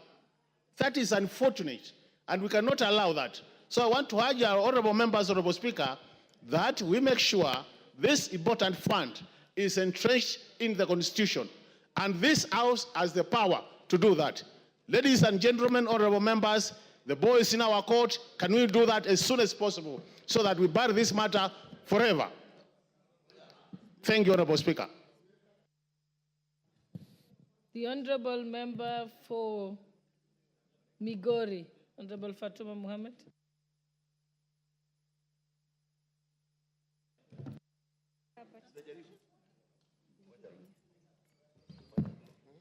Thank you, Madam Speaker. Madam Speaker, the country is mourning and our children are very sad. NCDF is the reason why parents smile when they see us when we go back home, because they depend on NCDF. And the court should be aware that this thing does not help a member of parliament at all. We have no business with it. Our business is to give it back to the community where it belongs. It beats logic when the court says that this is unconstitutional. In fact, this should be amongst the 10 commandments of God. It should be the 11th commandment from the human being, because this is the reason why most vulnerable students and children are in school. Members of parliament have always supported these children with their own money. Even the money given by NCDF is not enough. I can imagine in Nyateke sub-county where I come from, the only business we do there is gold mining. It cannot even support our children to go to school. So we run to our members of parliament to get help so that the children can be in school. NCDF does not help rich families, it helps poor families. So we are appealing as Kenyans, not as members of parliament, as Kenyans, that this was a wrong move to deny Kenyans and the population of the children an opportunity to be in school. Look at the scenario now. First of all, it is delayed all the time. And then now it is said it's unconstitutional. So, Madam Speaker, I think that the court needs to sit down and rethink. The judges, I am not against the judges, but I think they should rethink this, reconsider what they said about NCDF. They are not in contact with the people in the village. Their job, their responsibility makes them detached from Wananchi. But if they were to sit in the village and sit with the locals and drink uji with them, they would understand what parents and the children from the vulnerable families are going through. NCDF, it's like devolution itself. Without this, we will reach Nairobi, we will reach the Ministry of Education, even to bring a query to that sector for what is going on through our schools, through our students. So I beg that they reconsider, and instead of telling us 2 years, then they rather just disband parliament, because we have no business being here. Madam Speaker, it is disappointing, and I'm praying that they change their mind. The Honourable Member for Mwingi West, Honourable Charles Gusia.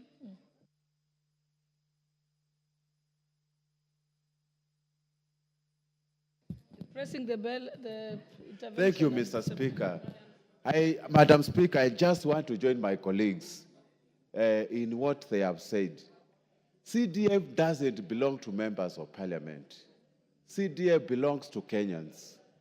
CDF, we have got a testimony of the number of people who have been educated, orphans who have become doctors, orphans who have become pilots, orphans who have become lawyers because of the matter of the CDF, Madam Speaker.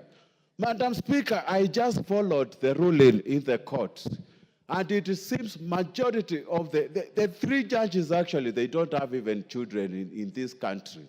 Because they are rich, they think they can only educate their children in London without depending on CDF, Madam Speaker. Madam Speaker, removing the CDF out of this country is going to be travesty of justice, because it is the only fund we have seen in all over the constituencies, in all the villages in this country, Madam Speaker.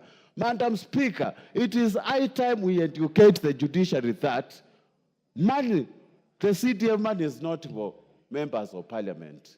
We need to support it.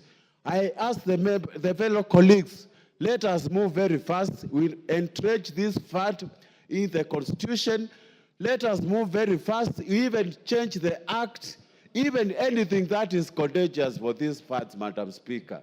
I want to support my colleagues, and we are not going to let the CDF to go anywhere. Madam Speaker, with those few remarks, I support. The Honourable Didi Raso, Member for Saku. Still time, it will get to Thank you very much, and we can speak for Honourable 2 minutes. Speaker. More people will participate. Honourable Speaker, I have this belief that judges and lawyers are the best people in town. But sitting back and listening, to that judgment, I have my own doubt that our judges, I think, are not well informed. They do not understand the chemistry, the history, and the character of this country. Without CDF, the children of the Dasanaj, the people who live on the shores of Lake Turkana, will not be able to go to school. The El Molos, the Sakuyes of Dabel. For those of us from the pastoralist communities, the marginalized, we feel that CDF is the fund that has arrived. When on just a span that 3 judges can sit at the bench and say this is unconstitutional. Unconstitutional to who? CDF is about the people of this country. If there are no people, then there's no constitution. What does the constitution serve? Madam Speaker, as a house, we have a duty. Our responsibility is to make laws for this country, and the best laws for that matter. And we must enact the laws for CDF, that it must be enacted in the Constitution, so that those judges must feel that the House has powers to do what is right for the people of this country. Madam Speaker, without CDF, 3/4 of the children of Marsabit today are not going to school. If no CDF, there will not be enough school in the pastoralist areas. But what the MPs have done is to think around, to think out of the box, to allow the people to settle and to allow schools to be put up. Education is the greatest equalizer. If no CDF, then there will be no that equality. For that reason, I agree and I accept what the honorable lawyers who represented us in court are saying. Let us move with the speed and enact the national government CDF in our constitution. Thank you, Honorable Speaker. The Honorable Member for South Imenti, Honorable Shadrach Mwiti, who was actually the first this afternoon. Thank you, Madam Speaker. Education is a pillar in this country, and for this country to prosper, education is very important. Secondly, Madam Speaker, security is vital to protect our people, and NGCDF is very critical for us to make education and security. Madam Speaker, I concur with my fellow honorable members that NGCDF is very important to be dispersed through the honorable members of this House. Madam Speaker, there is a perception, especially from the county government, that the members of the National Assembly don't utilize the funds in the right way. Madam Speaker, if you assess our constituencies, you'll find that most of the projects are done by the members of the National Assembly and not the county government. Madam Speaker, interference of the NCDF means crippling development in the constituencies, and also, Madam Speaker, it means bringing down the central government. The funds from the NCDF are from the central government, and there is no relationship between the NCDF and the funds in the central government. Madam Speaker, I support that the act should be entrenched so that we can have the funds having disbursed or having no more interference in the future. Madam Speaker, it is frustrating when the legal fraternity is interfering with the NCCDF, knowing very well that the children of this country, the bright students, and also the disadvantaged students are highly supported by the NCDF. Thank you, Madam Speaker. The Honorable Member from Better North. Madam Speaker. Then after that, it's you, Honorable Oundo. Madam Speaker, thank you. And CDF has played a very critical role when it comes to the marginalized areas, Madam Speaker. We have many constituencies, many areas in the Republic of Kenya which are extremely marginalized. Recently, Madam Speaker, I went to ensure a school which has mud-walled classrooms in my constituency last week to ensure we change the face of that school. And those photos, Madam Speaker, when I posted them on my social media, many Kenyans could not believe that we have such kind of schools in some of our constituencies. Without CDF, Madam Speaker, many children who are going through CBC curriculum will not be able to enjoy an environment where they can nurture their talent as far as CBC curriculum is concerned. We not only have such kind of primary schools at the moment in our constituencies, in marginalized areas, but we need to change the face of such kind of schools.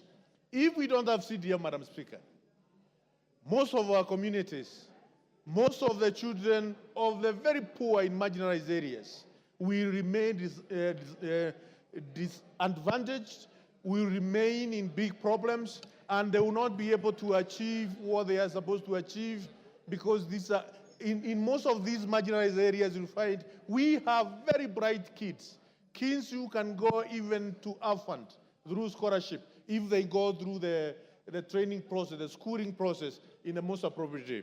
Madam Speaker, I want to rebuke the judgment which was made by the 3 judges.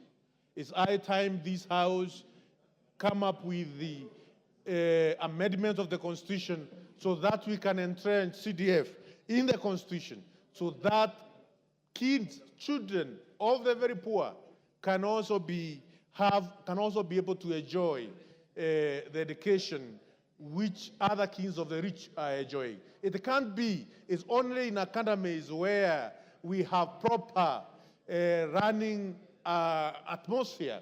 Even in those areas, the kings of the very poor, they also deserve proper environment where they can nurture their talent, they can nurture their skills, and they can be children of the world. They can be able to work in every corner of our nation, not only of our nation, but every corner of the world. Madam Speaker, I support what the members have said, and we need to craft. The Honorable Member for Funyula, Honorable Oundo. Thank you, Honorable Speaker, for this opportunity. Let me take this opportunity to sincerely thank our colleagues who stood in for us during this long, odious battle to save the lives of the people of Kenya.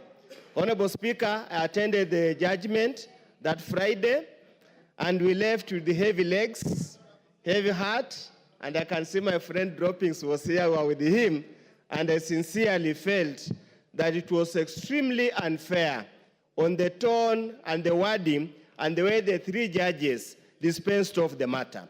Honorable Speaker, I want to tell the people of Kenya very, very clearly. Number one, the import of the judgment was that a constituency is not a service delivery center.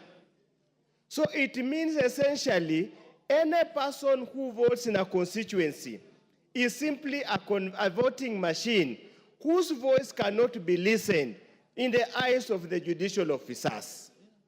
They simply said, Honorable Speaker, they only recognize the counties. They do not recognize the constituencies.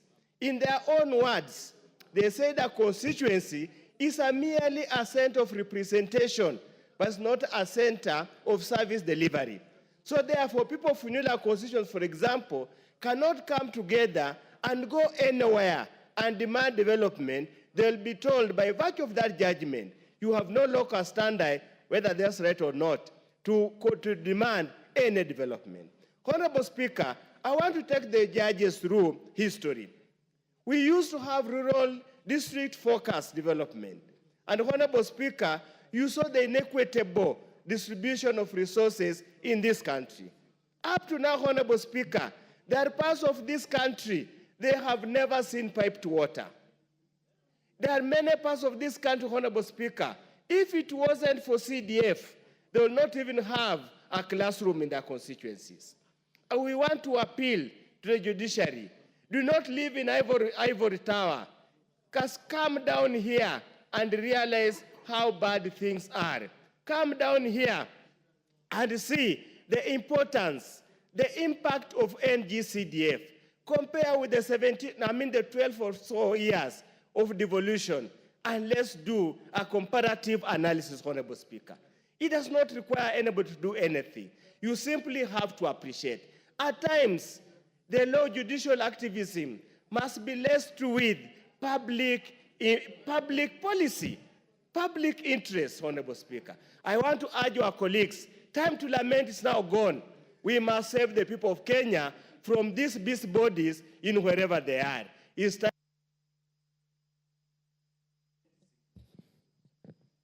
The Honorable Member for Lamu East, Honorable Rueda Obo.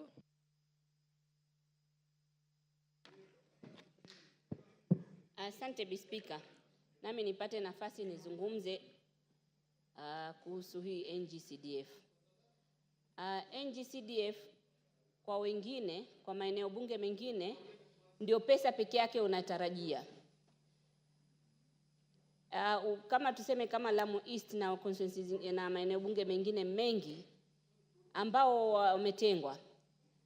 Hapa tukiangalia rekodi, ukiangalia mambo kama kwa mfano stima bunge hii katika mwaka uliopita pesa ya bajeti iliyopangwa, utaona eneo bunge la Lamu Mashariki imepewa milioni 4 na maeneo bunge mengine kuna eneo bunge moja limepewa milioni 450. Hii pesa ya CDF, NGCDF, ndio pesa ikitolewa hakuna ubabe. Kila eneo bunge limepata pesa yake, wanajipangia wale kulingana na na sheria inasema. Hivi sahihi pesa ikiletwa hapa national government, sisi itakuwa kwenda mbio, maeneo bunge mengine itabakishwa nyuma zaidi, tutatengwa zaidi. Kama haya ambao upande mwingine mbinu ya mambo yote ya serikali inafaa iende kama hivi inavyoenda NGCDF. Kama ni stima, ni ile finance bill walitupa, lakini mimi nilipenda sana kwa sababu ile ilikuwa inasema kila eneo bunge ipate milioni 50. Nilipenda kwa sababu hiyo, ili angalau tupate milioni 50 kila eneo bunge, na zile zinazobakia kama atakuzichezea msondo, kule kwetu kuna ngoma inaitwa msondo, wazichezee. Lakini angalau tumepata kitu ya kufuatilizia. Sasa hii NGCDF kuna kitu angalau eneo bunge inaweza tegemea, na huwa pia haitoshi mpaka tupate huku national government. Lakini ukiangalia zile za national government zinazoenda maeneo bunge yetu utasikitika. Mfano mzuri nimewapatia ni hiyo energy. Angalieni rekodi. Energy imekuwa kigawanywa vipi, na ambapo eneo bunge kama Lamu Mashariki haina hata inchi moja ya national grid. Lakini kama ilikuwa imetufuata mtindo kama wa NGCDF, tukiwa na hakika kila mwaka tuna milioni 50, ingekuwa imesonga kitu kidogo. Sahihi tunasikitika na inatuuma sana, na hatujui anatulekeza wapi. Kwa sababu kama leo hivi ninavyokuambia, President alikuwa ametusaidia kwetu kwa sababu elimu iko chini, na madhara ya elimu kwetu yameonekana. Vijana wameonekana wakienda kule wanavyokwenda. Ikabidi tusomeshe walimu, tukapewa nafasi za kupewa kuandikwa kazi, ikawa walimu wamepatikana ni 2 peke yake wa kutoka Lamu Mashariki. Ni hii NGCDF ilikuwa tuokoe, kwa sababu hii NGCDF sahihi wanasomeshwa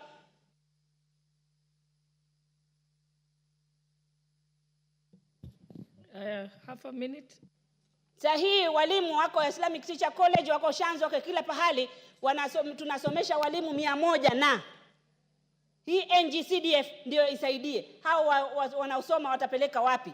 Ambapo leo hivi niko na pressure kubwa ndugu yake Nurdin, mkwe wake Nurdin ambayo ni chairman wa board amewafukuza huko kwa sababu ya kunipunish mimi, ili kwa nini sijakubali Ishakani na Dar es Salaam Point iende Ijara. Hivi ninavyokuambia imehappen, wanafunzi wamefukuzwa kwa sababu sisi hatujalipa hiyo pesa.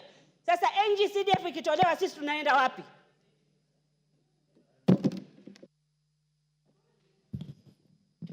The Honorable Member Makilap. Thank you, Madam Speaker. I want to say from the onset that the ruling by the judges was actually an affront against the will of the people of Kenya that elected us to this parliament. Members of parliament represent the interests of the people of Kenya. We are the lawmakers. The judges are the law interpreters. It is now time again for members of parliament to let the judges that we are the legislators. We shall make the law again clear so that they should be able to interpret it correctly in pursuit for justice for the people of Kenya. Madam Speaker, NGCDF removed Kenyans from poverty, from fundraisings. Many people were doing a lot of fundraising. Even people were being robbed of their livestock to finance schools, construction of schools, so that they sell animals so that they can be able to build the schools. The same citizens who are paying taxes, you follow them again to get money to build the schools. But when NGCDF came into being, that problem is sorted out. Madam Speaker, this is an affront. If you look at even our brothers who are churches, they don't live in the grassroots. They are urbanites. They live in town places. They enjoy life in the cities, but they are not in the rural areas where the rubber meets with the road. Madam Speaker, over the weekend, through NGCDF, we delivered a bus to one of the remotest places in my constituency called Guigui, a school that has over 1,200 students that have never seen a school bus. Madam Speaker, this is a serious matter that this House must prosecute immediately, because even the children of the brothers and sisters of churches who live in urban areas, they benefit from CDF because they get bursaries, Madam Speaker. Secondly, Madam Speaker, I want to let it know, Kenyans, that members of parliament are not managers. Churches, wherever you are, members of parliament are not managers of NGCDF. Go look for the gazetted NGCDF fund managers. We do an oversight. We do an oversight to ensure that the projects that have been actually planned are actually delivered within time. Madam Speaker, finally, let us now proceed to appeal this matter and come back within these 2 years that they have given us, concretize the law under the Constitution so that we restore order and tell churches. The Honorable Member for Gishugu, Honorable Githinji. Thank you, Madam Speaker, for this opportunity. And let me start by thanking my colleagues who handled this matter on a pro bono basis. And let me also commit that I'll also join them in the next phase, because I believe we have very good grounds of appeal. And in a nutshell, courts cannot dictate how national government would want to use its money.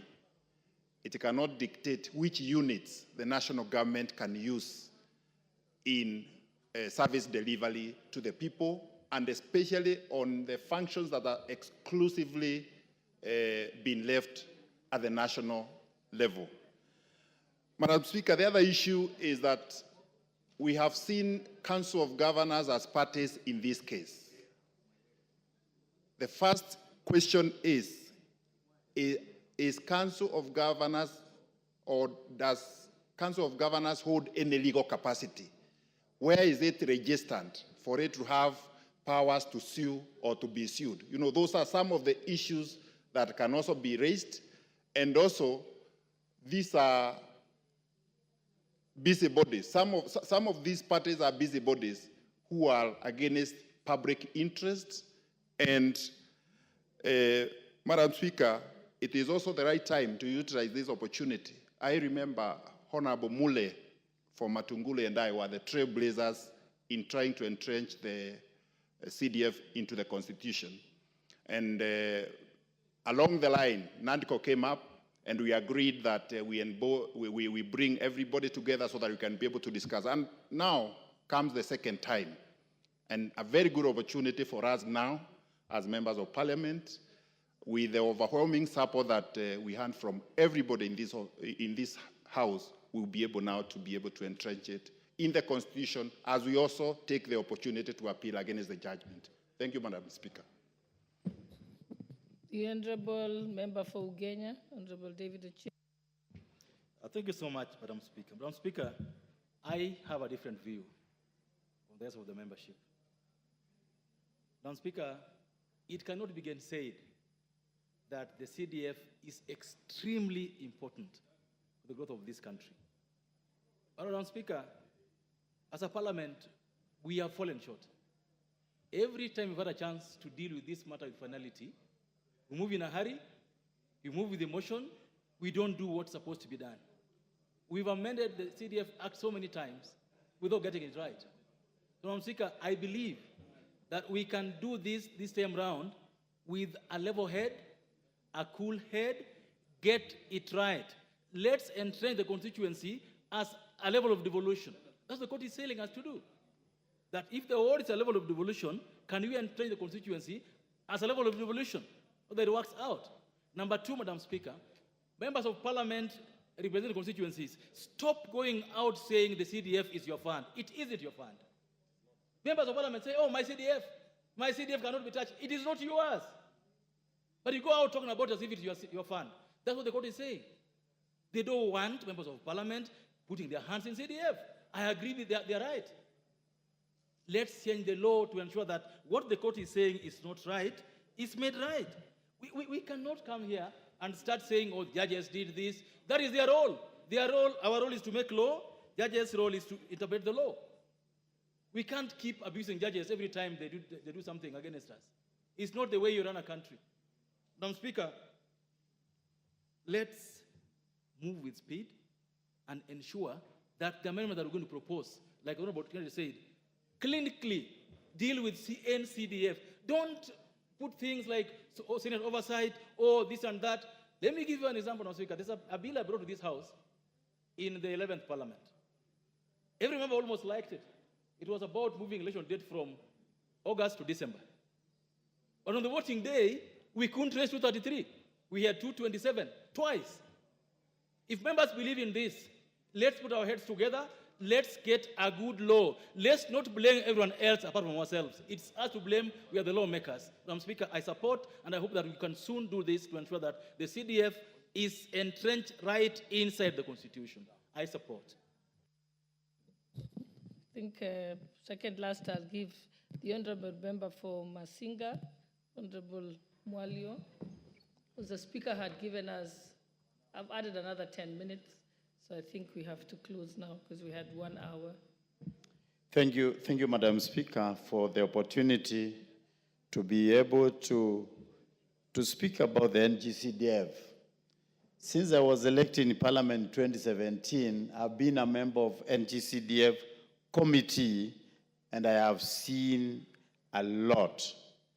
In that committee, we move doing some inspections in all the constituencies. And I think I have been able to go around in almost 100 constituencies.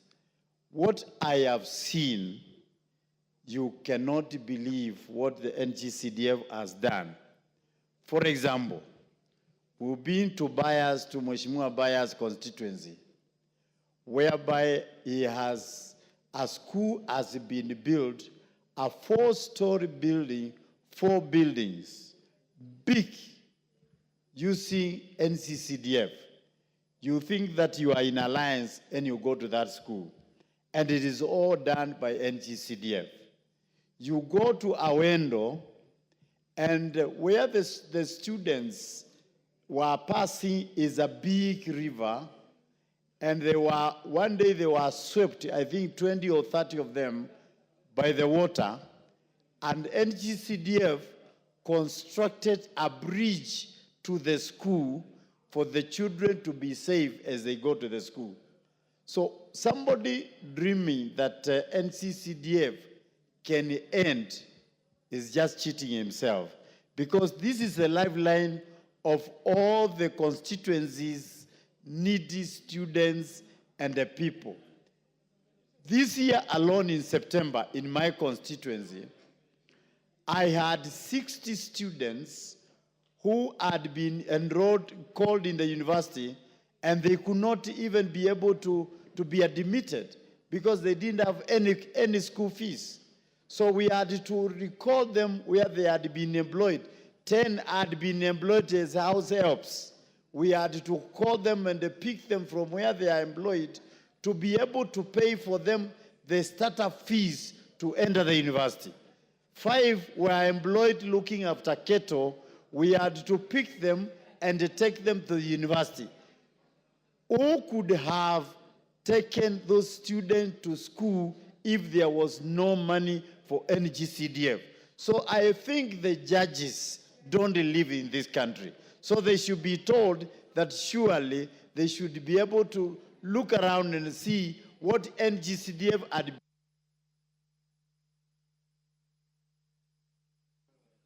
The Honorable Sirma, you're going to have the last bite on this. So now, honorable members, thank you. I don't have that luxury to give one person more because of the time. It was 1 hour. The speaker added 10 minutes. That time is lapsed. Put it on. All right. Mr. Speaker, thank you for the opportunity you have given me. Being the chair of the National Government Constituency Development Fund Committee of Parliament, I wish to thank the members who have contributed to this, and they have clearly shown that they mind about Kenyans, because Kenya is our country and we love it. I also want to thank the advocates of this House who gave pro bono service to this case. Mr. Speaker, I would say judges who dealt with this matter are failed Kenyans. And we want to say that they should have just resigned today so that they can go and explain, or they could go and face Kenyans so that they know the pain Kenyans are going through in their villages. Mr. Speaker, this fund is an equalizer to all other funding in this country. The member from Marakwet West, what's out of order? Out of order. Honorable Speaker, Honorable Sirma has made a very serious remark that the judges must resign today. Honorable Speaker, is it in order, knowing too well that the procedure for removal of judges from office, that the Honorable Sirma makes a remark to the effect that the judges who made the ruling must resign, knowing that the judiciary in this country is independent and there is a procedure for removal from office of a judge. Honorable Speaker, that remark must be withdrawn and should not be on record. Of course, Honorable Sirima, you must withdraw that remark, if indeed you made it. I said they have failed Kenyans, and if their conscience is right. Order. Order.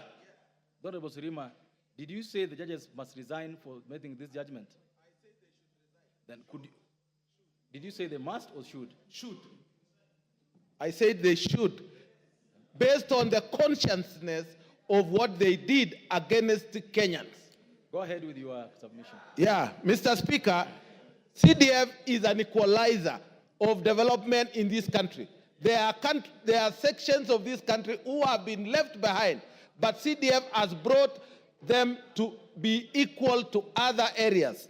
Mr. Speaker, this fund is audited by 6 institutions.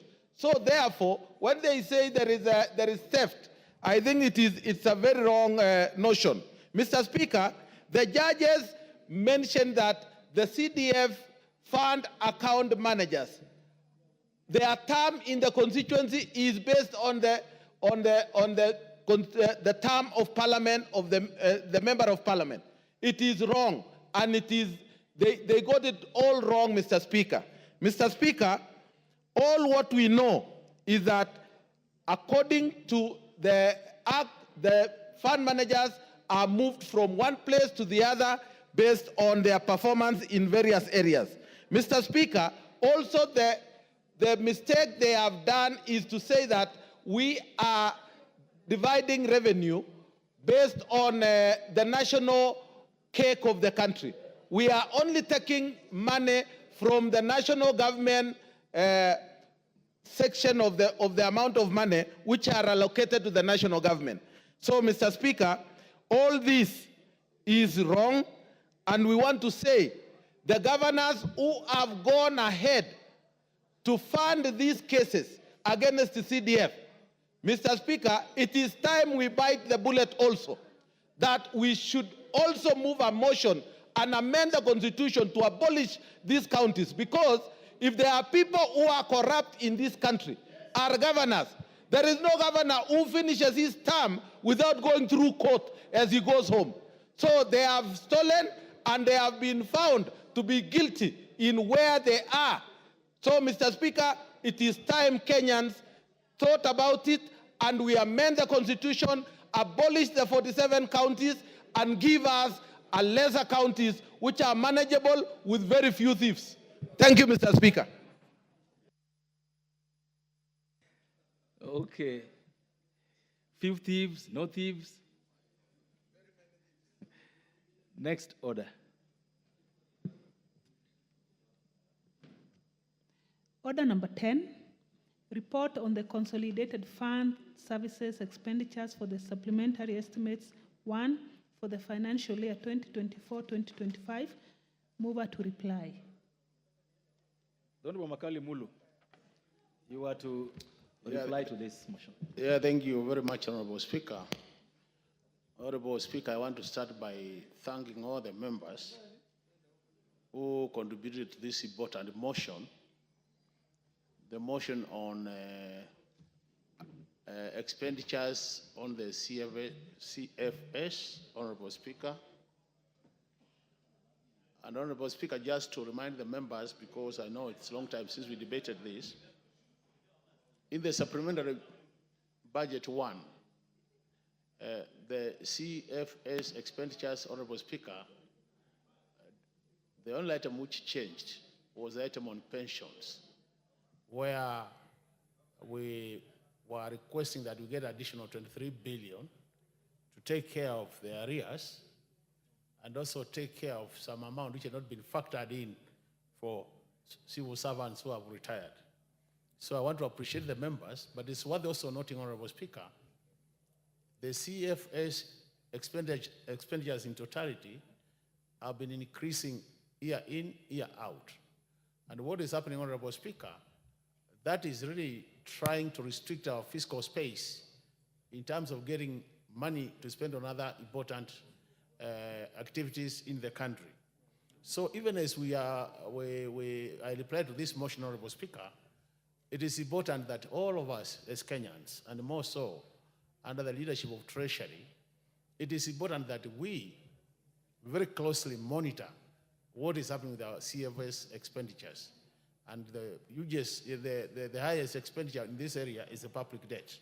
So issues of public debt, Honorable Speaker, continue to be issues of concern, issues of national importance, and I think as a House, we should be also putting our voice into this matter so that we allow more fiscal space in terms of expenditure. With those many remarks, Honorable Speaker, I beg to reply and once more appreciate all the input from the honorable members. Thank you very much, Honorable Speaker. I do reply.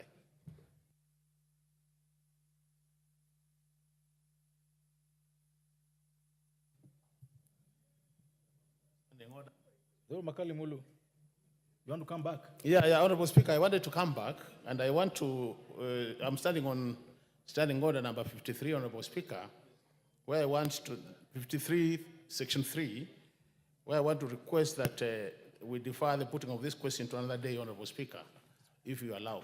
Thank you very much. Thank you so much, honorable members. The decision on this motion is deferred to the next time the matter is listed in the order paper. Next order. Order number 11, motion. Public petition on funds spent contrary to the provisions of Article 223 of the Constitution. Mover to reply. The Honorable Mbai. Thank you, Mr. Speaker. Mr. Speaker, this evening I stand to reply to the motion which was occasioned by a petition which came to our committee regarding expenditure on public funds under Section 223 of our Constitution. Mr. Speaker, this was done. We went, we listened to the petitioner, we listened to several witnesses, we did our investigations, and we brought the report to the House. Consequently, we moved a motion, and Mr. Speaker, allow me to appreciate all the members who contributed to the motion, and also finally gave it a broader adoption for the report. Mr. Speaker, the country lost over 400 billion shillings from the report we tabled, and the House, Mr. Speaker, adopted the motion, and that gave a broader adoption, because we have 15 members of the committee, and the House has over 300 members. So, Mr. Speaker, for the members to sit in the House and give time to discuss and adopt this report, Mr. Speaker, it has given it a wider strength to prosecute the issues going forward, because now it has been forwarded. It will be forwarded to the Implementation Committee. Mr. Speaker, as I wind up, I'm grateful for even the leadership of the House. They all contributed, and from both sides, and also they did very well. Mr. Speaker, I beg to reply.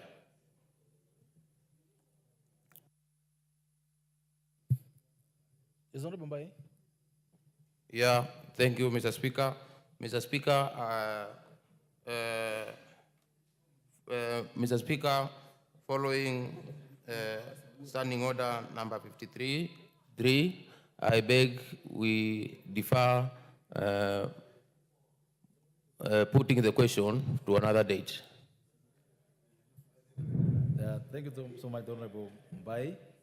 Honorable members, just like the previous motion, the decision on this particular motion will be made the next time this particular matter is listed in the order paper.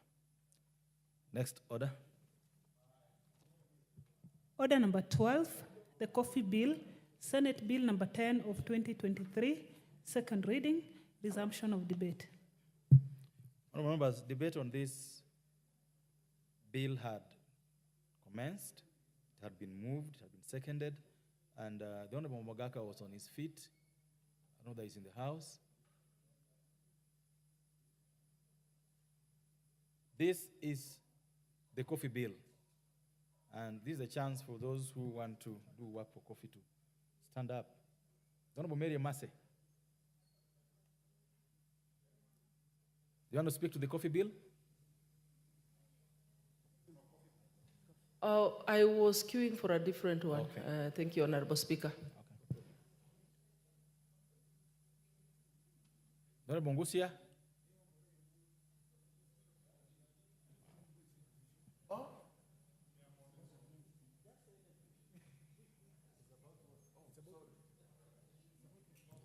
Honorable Gichimu, go ahead. Mr. Speaker, thank you very much, Mr. Speaker, for giving me this opportunity to contribute to this coffee bill. Coffee bill is a very important, coffee is very important, a great item. Order. No, Mawadi, who gave you the chance to speak? This chance is to remember for Honorable Gishimu of Gishugu.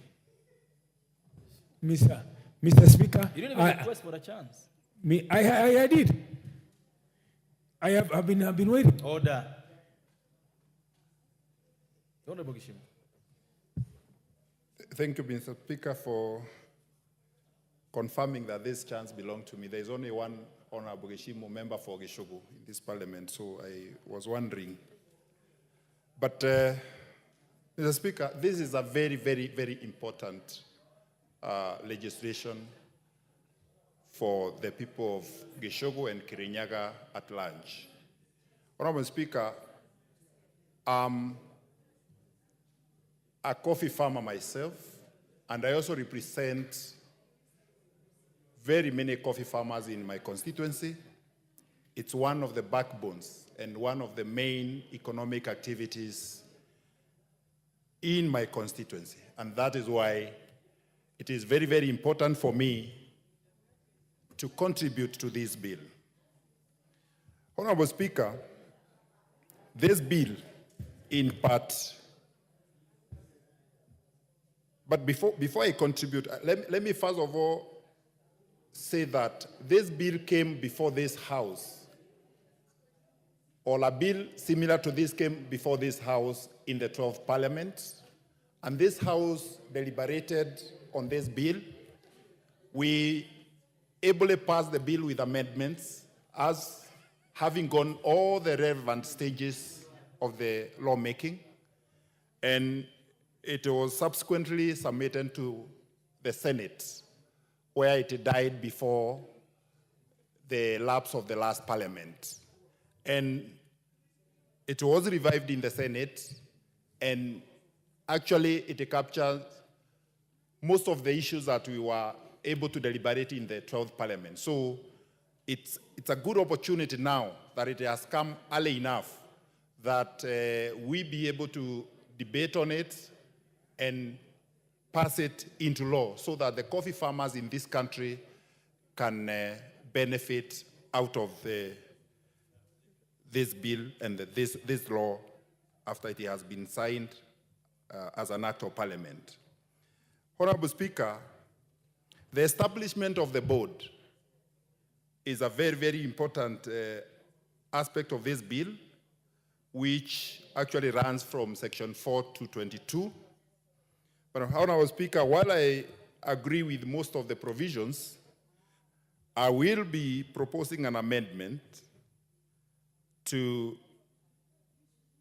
indicate that the nominees that are supposed to be nominated by the Council of Governors,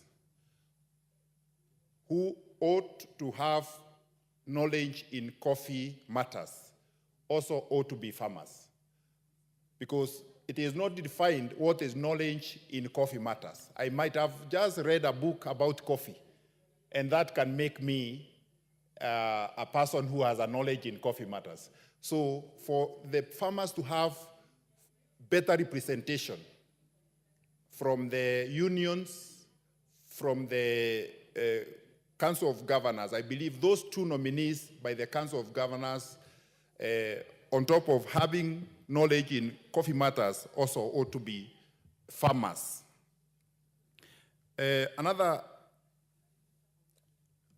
area that I will also be seeking an amendment is to exempt the farmers who are appointed by the largest union of farmers or organization of farmers to have 3 years experience in management. That will lock so many farmers who can be qualified, because farmers are supposed to be, their experience is in farming. It is not in management. So, Honorable Speaker, that is an area that I feel we need to exempt that class of people, or farmers, so that they are not locked out of the board. Honorable Speaker, I'm also delighted to see that part of the functions of the board is on market intelligence and market promotions for coffee in the international market. And going through the mygovernment.co.ke, I've also seen an article whereby Keproba and AFA have already signed an agreement for export promotion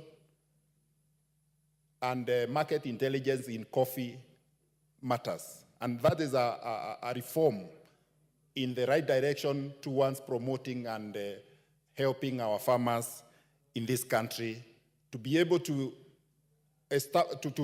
command the already established market, and also to create or to come up with the new markets so that our farmers can be able to increase their earnings. Because one of the problems that we've been facing is that we have over-relied on the traditional markets in the coffee sector. It is the right time we empower those agencies in this country who spend and use taxpayers' money like Keproba. Keproba was born out of merging of the Kenya Export Promotion Council and Brad Kenya, so that it can be strong enough to be able to market Kenyan products abroad, promote Kenyan products. And I think this is the high time that this agency is well funded so that it can take Kenya to the next level. Actually, in this country, Honorable Speaker, we have signed so many agreements. Yeah, we have signed the Kenya-EU trade agreements, the Kenya-UK trade agreements, but who is following up on these agreements to make sure that we utilize the chances that we have through this agreement so that we can be able to export as much as possible, build our forex, earn more money for our farmers. So I think this creates an opportunity for us, and especially in matters coffee, to have a body. And much as the board is also mandated in promotion and marketing of coffee, I think, and I will be proposing an amendment, that the 2% that will be levied, that will be paid by the buyers, at least a slice of it ought to go to export promotion in matters coffee. And I think this will really, really help our farmers in solidifying the existing market and also the emerging ones. Honorable Speaker, I will also be proposing an amendment that we delete Section 8 or Clause 8Q, whereby it is proposing that the Cabinet Secretary can also assign other functions to the board. That will be leaving a very open check to the Cabinet Secretary. We should have exhaustive functions that have been given to the board, but we cannot leave the Cabinet Secretary to assign other functions. We cannot further delegate that function. It's only Parliament which has, the Cabinet Secretary can only make regulations, but cannot be left to give the board other functions. Honorable Speaker, there are many, many other areas that I will be looking at, and I'm also happy that the budget for cooperative society has been capped up to 10%, so that the cooperative society do not also exploit farmers. Because some of the cooperative society charge farmers up to even 25% of the proceeds to go to the expenses. This is a reform towards the right direction, and this is a bill worth supporting. There are many, many other amendments. Because it's a lengthy bill, I will not be able to cover each and every clause, but I will be proposing amendments that are pro-farmer, that will help farmers, and that will also help farmers to be able to earn more out of their sweat of coffee, which has been invaded by cartels for many years. It is the right time, and I'm happy also the Capital Markets Authority have also taken its place to sanitize that space of the coffee exchange. I support, Honorable Speaker. Thank you. Member for Embakasi South.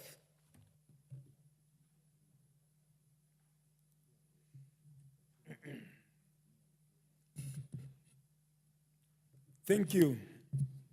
Thank you, Mr. Speaker, for giving me this opportunity to contribute in this very important bill. It's way overdue in us putting back Kenya into the face or the competition of the coffee market. Let's consult. So, the formation of the Coffee Board of Kenya gives us an advantage, gives our farmers an advantage of being able to get a place. Not only can they hold their meeting, but also promote coffee and look for coffee market on behalf of the coffee farmers in the country. There are some points in this bill, though, that probably need a little bit of amendment and probably changing.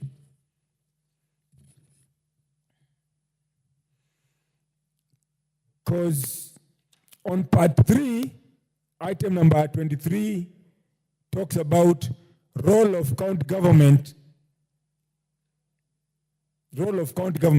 And then A, it says, implement the national government policy relating to coffee. How can the county government implement the national government policy relating to coffee? That portion needs to be amended, as Mheshimiwa Geshomo has indicated a short while ago. Also,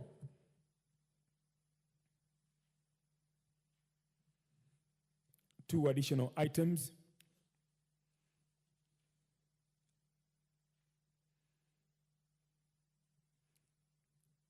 I believe the licensing of a coffee farmer is not a bad idea, but the filing of the returns on a monthly basis is too demanding. It is putting too much on the coffee farmers. Let's allow for some of these policies to be generated by the board. Let's not micromanage the board.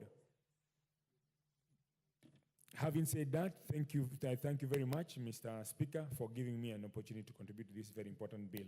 Thank you, and God bless you. Thank you. Honorable Luyai of Saboti. Okay. Honorable Oundo Funyula. Honorable Speaker, thank you for this opportunity. Allow me, Honorable Speaker, to make my contribution from 3 points of view. The first point of view, Honorable Speaker, is that I'm a consumer of coffee. I like drinking coffee. Secondly, I'm a Kenyan. And for many, many years, coffee was considered the black gold of Kenya. Thirdly, Honorable Speaker, allow me also to make a contribution on the strength of my membership in the Committee of Trade, Industry and Cooperative, in which a big chunk of this bill is going to be domiciled, so to speak. And Honorable Speaker, let me also take this opportunity to state that recent studies have suggested part of Funyula constituency and part of Ugenya are suitable for coffee plantation, coffee growing. And probably even the coffee grown in those areas could be of much more value and of higher quality compared to the coffee grown in Kirinyaga, where my good friend comes from. Honorable Speaker, we must say it is long overdue to have a standalone bill or act of parliament to regulate the coffee sector. The coffee sector has been on a down spiral for many, many years. And it's indeed important that this bill comes through. And I also commend members from the so-called Mount Kenya region, the Murima, for having spearheaded this agenda since the 12th Parliament. And therefore, Honorable Speaker, I just want to make a few comments here and there in respect of the bill. First of all, Honorable Speaker, the bill essentially is an act of parliament to provide for the establishment of Coffee Board of Kenya and the Coffee Research Institute, but more importantly, to provide for the roles of the national and county government, the regulation, development, and promotion of the coffee industry, and for connected purposes. Honorable Speaker, the bill has provisions that are going to be cumbersome. There are provisions in this bill that are going to be onerous to the coffee farmer and any player in the coffee sector. Yes, it's good to regulate, but Honorable Speaker, any form of overregulation kills the spirit and intent of the business. It will be necessary to relax some of the provided provisions here to such an extent that we make it an asset, since it's already an established industry, let it grow. Whatever the so-called cartels, the so-called malpractices, Honorable Speaker, are a creation of human being which you can cure by prayers by the Almighty God. Honorable Speaker, first of all, we start with the problem of definitions under Clause 2. For example, Honorable Speaker, coffee grower is defined as a person who cultivates coffee in Kenya. Is linked to a licensed pulping station and may be for purposes of licensing, include a cooperative society, coffee union, association, or an estate. What happens, Honorable Speaker, if I grow coffee as an ornamental crop? Does it mean that then I'll have to register? Or if I just grow it for purposes of my own consumption? Honorable Speaker, I also have issues with Clause 8. And I thought whoever the co-sponsor has been here, Clause 8, and this concerns the composition of members of the board. In Clause 8B2, it says those are elected under Clause Section 7, 1E and F, which are the two people for smallholder coffee growers, and F, and the largest association of estate growers. They say that person is only required to have a certificate of secondary education. Honorable Speaker, yesterday, there was an article in the newspaper, I think Daily Nation, from Kipra, which bemoaned that the poor productivity in the cultural sector is simply because the sector is dominated by persons of low academic qualification or educational levels. Honorable Speaker, we will not cure the malady, the malaise, the challenges in the coffee sector if we again entrench the stereotype that only people of low educational level who can participate in agriculture. We must open it up and probably enhance the level, because quite a number of MPs here are coffee growers and they are fairly educated, Honorable Speaker. Honorable Speaker, again, there are quite a number of, when you go to Clause 15, which talks about the recruitment of the chief executive officer. I would have imagined that should be the collective responsibility of the board, so to speak, as a corporate body, instead of having that responsibility being undertaken by the boards of directors in their individual capacity or severally. Honorable Speaker, again, those are the areas that we need to move amendments. Honorable Speaker, in the absence, again, when you go to Clause 21, in the absence of the chief executive officer, the documents of the company ought to be signed by the company secretary in the first instance, or in the absence of the company secretary, probably then a person appointed by the board. Honorable Speaker, when you look at the roles of the county governments, again, we are now in the constitutional moment, as was stated in the CDF Act, requiring the a member in the county government to collaborate with law enforcement agencies to enhance security in the coffee growing area. It cannot work, because a CEC, an extension officer or employed by the county government, cannot direct members of the National Police Service to undertake any service. Honorable Speaker, recently we passed here the county government uniform licensing bill that has to go back to Senate for mediation. It has got very elaborate procedures on licensing various businesses and various activities at the county level, and that's cuts across the entire country. Honorable Speaker, I would imagine any form of licensing should therefore follow the procedures set down in the bill to avoid duplication and to avoid granting, in some instances like clause 25, discretion to a county executive member to issue a license or to deny a license. Honorable Speaker, clause 30 provides that the board may license a laboratory. I am of the view, considered view, Honorable Speaker, that the board has no capacity to license a laboratory. The body authorized to license or accredit a laboratory is Kenya National Agricultural Services, KENAS. So obviously that amendment has to be done. Honorable Speaker, if you go through the various clauses of the bill, provides that the grower, the seller, the what, will be submitting returns every month. Honorable Speaker, this is cumbersome, unnecessary, too expensive. If you understand the coffee auction process, the coffee processing process, Honorable Speaker, requiring all actors to submit returns every month is cumbersome, it is not workable, and will have repetitive data that offers no value to statistics. Would therefore probably suggest in the committee of the whole House on the issue that probably they do it on a quarterly basis or any other frequency that the Cabinet Secretary, in consultation with the Council of Governors, might decide, might direct. Honorable Speaker, I'm happy there's the traceability component.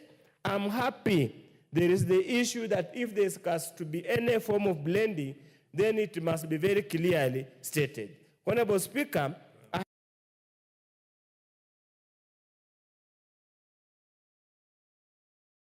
the coffee of Kenya.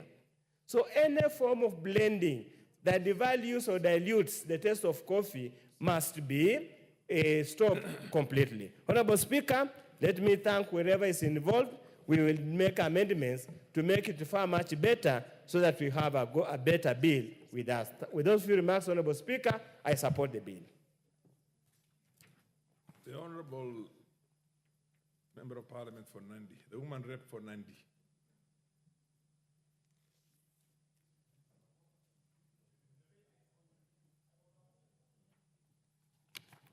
Thank you, Honorable Speaker, for giving me the opportunity to contribute to this very important bill on the floor of this House today. Honorable Speaker, I must state that Nandi County is a coffee growing area from a long time. And Honorable Speaker, if you ever happen to visit my house, there is one coffee tree that is used as a flower but produces very good quality of coffee when harvesting time comes, Honorable Speaker. Honorable Speaker, it is something that had ceased existing in some parts of Nandi that used to do very well in coffee because of the issues of the unpredictable prices and the lack of structures in the cooperatives and the selling of the coffee previously, Honorable Speaker. But Honorable Speaker, especially being the woman rep for Nandi, Honorable Speaker, and being keen on development and being keen on empowerment of women, we have a vibrant program called Mama na Kahawa. And Honorable Speaker, we distribute coffee seedlings. And in the first phase, Honorable Speaker, we distributed 100,000 coffee seedlings to women in Nandi County to be able to plant the coffee seedlings in small scale.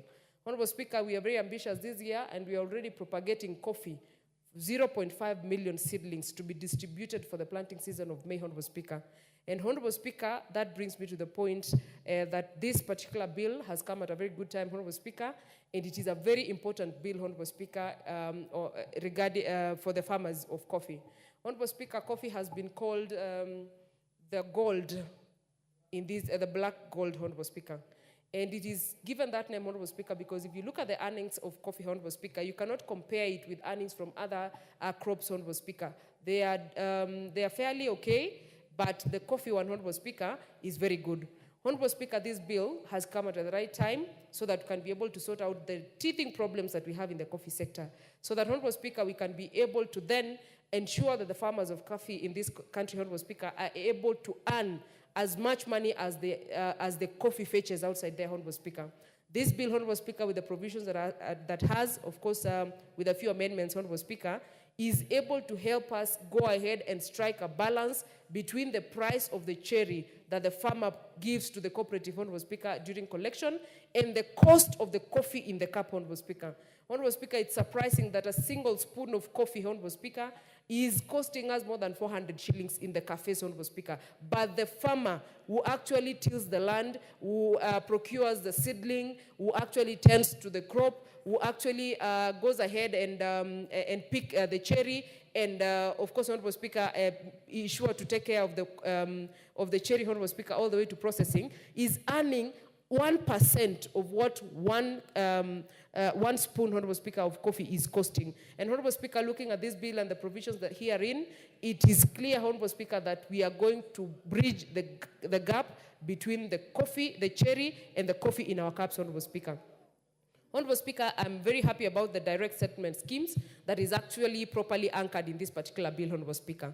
Honorable Speaker, we've had a problem with our farmers waiting for so long for their money after the coffee has been sold. And I'm happy, Honorable Speaker, that with this bill, we are going to ensure that a farmer is paid immediately the coffee is sold, Honorable Speaker. And Honorable Speaker, this is a move that will get our farmers out of the circles of debts and loans, Honorable Speaker, that you are always asking for loans to pay farmers, and when the money comes, you are actually paying loans, and the farmers wait longer. And I'm pleased with that, Honorable Speaker. Honorable Speaker, for a very long time, we've been witnessing issues of theft of coffee either on the road or in the storage, Honorable Speaker.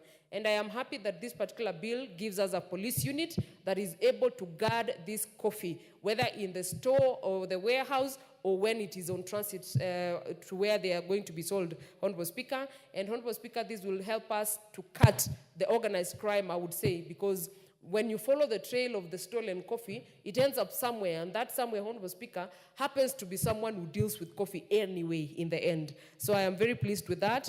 Lastly, Honorable Speaker, I am happy about the introduction of a common structure. The common structure, Honorable Speaker, will help us manage the coffee sector properly and make sure that we are able to run it smoothly. Honorable Speaker, you are aware that the cooperatives in this country that deal with coffee, even the one in my village, as small as the structures are, as small as the institution is, keep and handle a lot of money. But you find that this particular cooperative does not even have an accountant, a proper accountant. There's a volunteer who just volunteers to do the math using a book that they have just drawn some lines in between it. And they also don't have auditors. Auditors that should be able to audit these accounts and be able to protect and take care of the farmers when the money hits the accounts of these cooperatives. And Honorable Speaker, we need that. I am happy about that particular part. And the proper records of farmers, especially for my county. We do not have a comprehensive record of the number of cooperatives that are handling coffee, and we have coffee being sold through those cooperatives. Honorable Speaker, that tells you we are also losing a lot of revenue because of that lack of data in that particular sector. I am also happy about the quality of coffee standardization, Honorable Speaker, not really standardization, but enhancing, because we have provisions here, Honorable Speaker, that will see to it that at least some studies and the mixing of the coffee, Honorable Speaker, will be looked into so that we have very high quality coffee coming from our farms, and our people are able to get value for their farming. So, Honorable Speaker, I support this particular bill, albeit the amendments that we need to make, Honorable Speaker, because I noted with concern that this coffee industry is an industry that evolves every other time. It's an industry that actually needs a lot of expertise. It's an industry that needs people who run it, who understand what happens, and actually are professionals. Honorable Speaker, I support, or rather I will also be supporting the amendment on the qualifications, Honorable Speaker, because if we want to reap very good and very well from this sector, we must also equally invest in it. Investing in it with our professionals, ensuring that the people that we send there or the people that we second there in those boards, Honorable Speaker, are able to handle the issues of the coffee farmers, they are able to handle the emerging issues in the coffee sector so that our people can fetch the best prices and they can be able to do better coffee farming going into the future. So, Honorable Speaker, I support this particular bill with those amendments that will be coming through. I thank you, Honorable Speaker. MP for Saboti, Luai. Honorable Luai. Yes, thank you, Honorable Speaker. Honorable Speaker, I rise to support this bill that has emanated from the Senate, which means it touches on the county government. And then the Honorable Speaker, coffee is one of those crops that have made agriculture to be the backbone of the Republic of Kenya in terms of the economy, but due to mismanagement, agriculture is now being one of the poorest performing areas of our economy. And the Coffee Board is one of those institutions that are supposed to help us revitalize this very important industry. We come back to the global market. Honorable Speaker, from the functions that have been outlined in this bill, the board will now regulate and promote the development of this coffee industry. There exist several of these institutions in this country. In fact, the other time we did amalgamation of all these boards into what we now call the Agricultural Food Authority. And now we are even thinking going back to their respective. We amalgamated coffee, we amalgamated the sugar, tea, pyrethrum, cashew nuts, and what have you, into one body called AFA. But you can see their independent boards are also seeking their autonomy so that they are regulated differently. We cannot amalgamate crops that makes agriculture the backbone of our economy into one body that is susceptible to cartels, that is susceptible to mismanagement, and eventually losing out on agriculture. Honorable Speaker, I come from a highly agricultural area of Trans Nzoia, and the farmers are becoming disillusioned every other day. I have a farmer friend who used to grow maize in his large tract of land. Later on, the maize was not performing well because of the cartelism. He tried to put sugar cane. Of course, there is also cartels in the sugar. He uprooted. He started growing tea. He went to Napier grass, surprisingly. So he has been shifting from one crop to another. Of course, trying to make a kill out of farming, unsuccessfully. He tries also coffee, you find there are also cartels there. So there is cartelism in our agriculture across all the crops. And when I see such bills that try to regularize, I see an iota of hope that Kenyans are now waking up to the reality that we cannot compete globally. Kenya is no longer a global destination for some of these crops, and we've been overtaken by other countries. Why? Basically because they've been able to regularize their industry. We have well-registered farmers, database, proper linkages, well-coordinated boards, proper surveillance, with also compliance to the laws and relevant policies. This one basically gives the market out there a lot of confidence in the country. And of course, the market is looking for a better regulated industry. When we look at what is happening across the borders, we see other countries are performing better in areas that we were number one. and we are being overtaken. People have found new ways, farming. People are going into mechanized farming, and we are still into subsistency. So, Honorable Speaker, it is a high time that we need to refocus. Agriculture is still the backbone of the Republic. We cannot stay and leave our agriculture to the global market forces, and eventually will be pulled out of the market in terms of the agricultural products. So, Honorable Speaker, I support the regulations of the coffee, establishment of the coffee, and even the linkages with the county government. Coffee has been there, of course the boards have been there, but the county governments did not envisage where agriculture will be devolved, and therefore they be part and parcel of the legislation at the county level. And therefore it is important to provide linkages between the national boards, what happens at the national level, and what goes on, because basically county governments are in close touch with the farmers.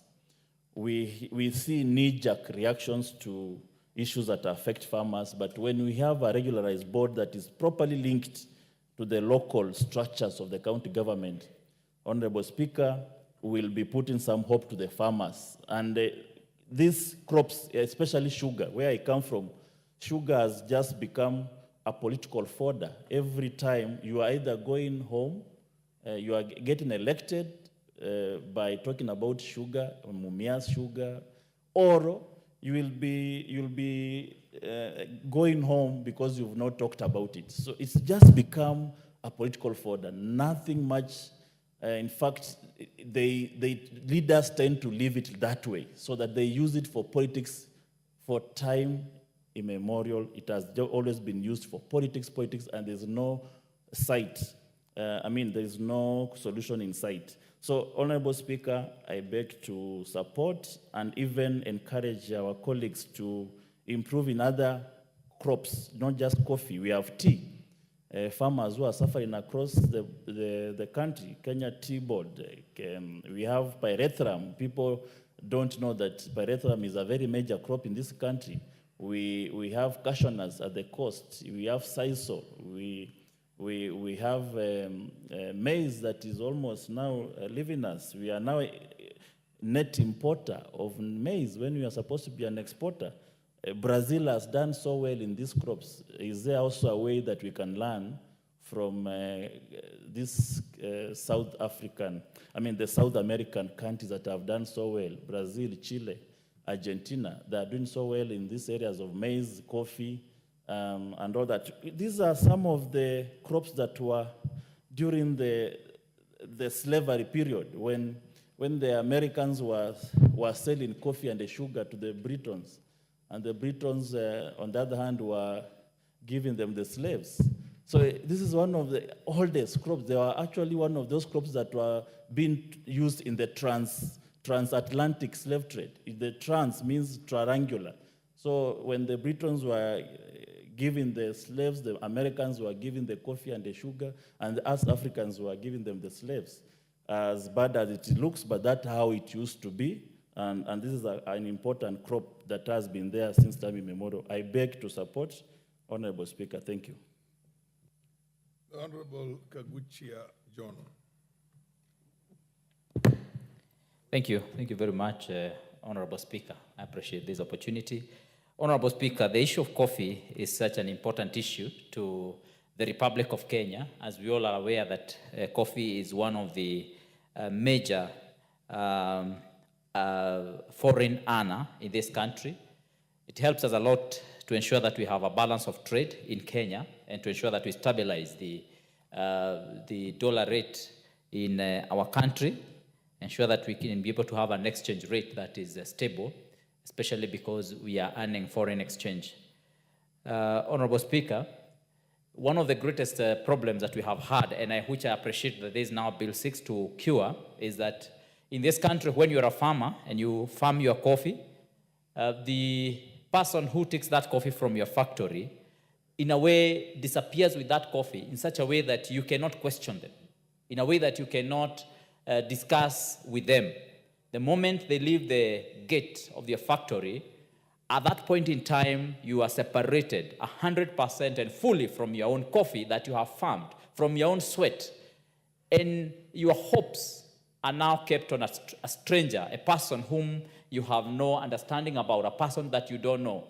And more often than not, a person who has capacity to capture the people who are elected in those coffee factories to be your leaders in such a way that they are compromised in many times. And so many farmers have despaired over the years, and for that reason, they have refused to farm coffee. One of the problems we find is that once the coffee leaves the factory, the person who then stores that coffee is the same person who mills that coffee, is the same person who does the marketing for the same coffee, is a person who will do the grading for the coffee, is a person who will then take that coffee to the auction.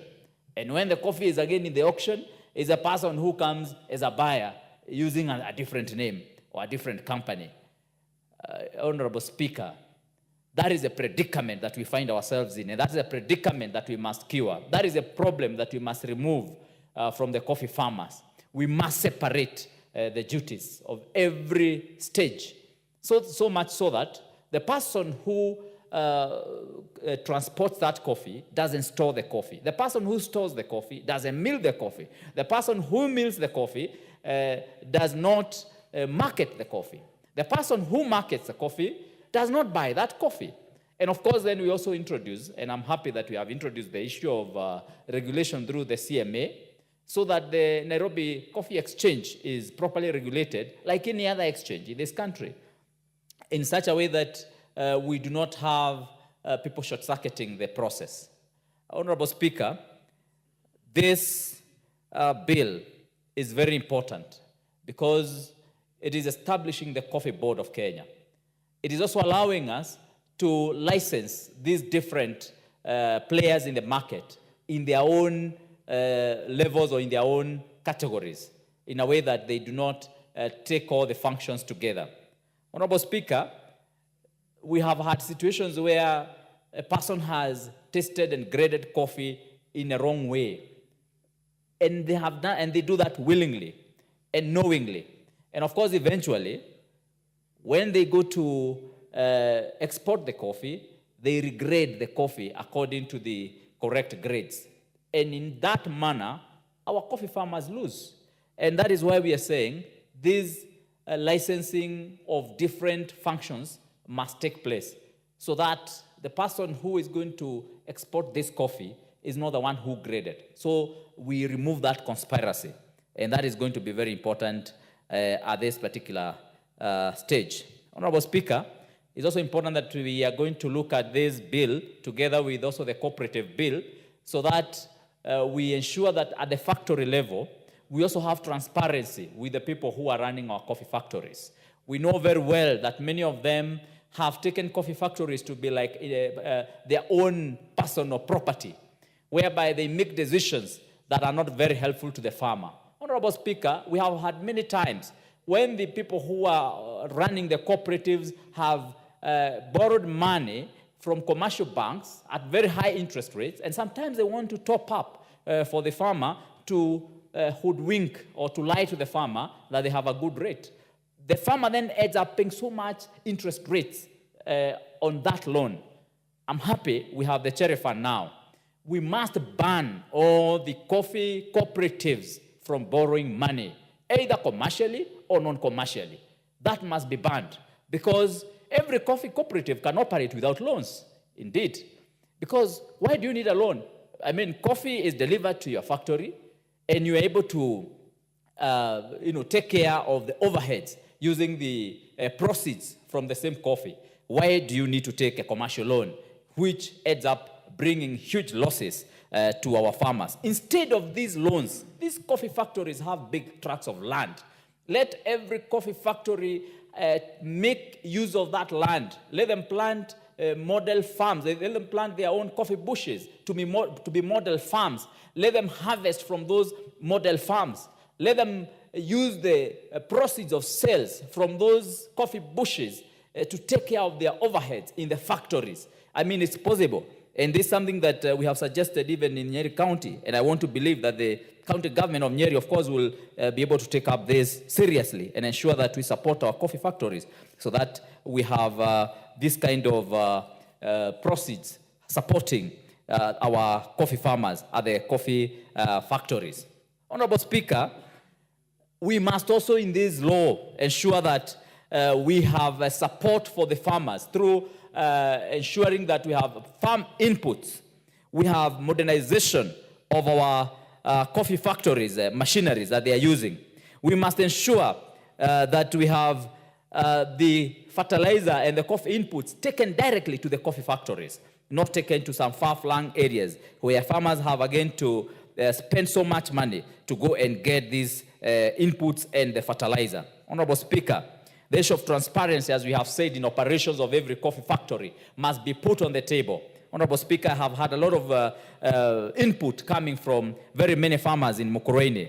For example, had Nixon Gumu, who has written me very long messages about what he thinks need to be in this law. Honorable Speaker, I believe that these are things that we are able to manage at this particular point so that we have a law that is going to allow transparency in our coffee factories. Honorable Speaker, we must ensure that any coffee cooperative society that has its leadership that is exposed to corruption or that misuses and abuses farmers' money must also be subjected to the anti-corruption bodies, the DCI, and all the bodies that deal with the issue of integrity in this country, Honorable Speaker, so that we can ensure that our farmers are able to reap from their own sweat and that farmers are able to benefit from the coffee that they are selling.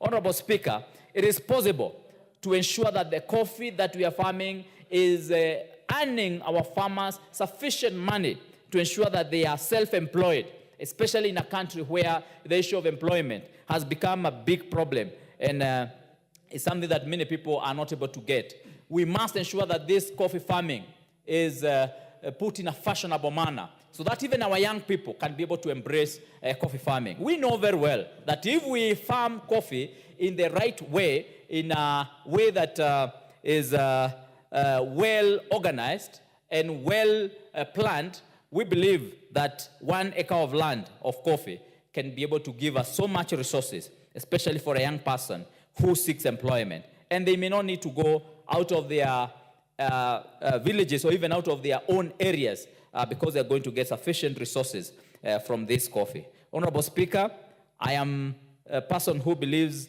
in coffee farming. I believe that is able to give us so much resources. And I believe that if we support our farmers in the right manner, then of course we are going to get resources sufficient to sustain many families and ensure that we have improved the quality of life for our farmers. Thank you, Honorable Speaker, for the time given. MP for Obuye Wanyama. Thank you, Honorable Speaker. This coffee bill gives hope to the coffee farmers who have been suffering in the hands of cartels.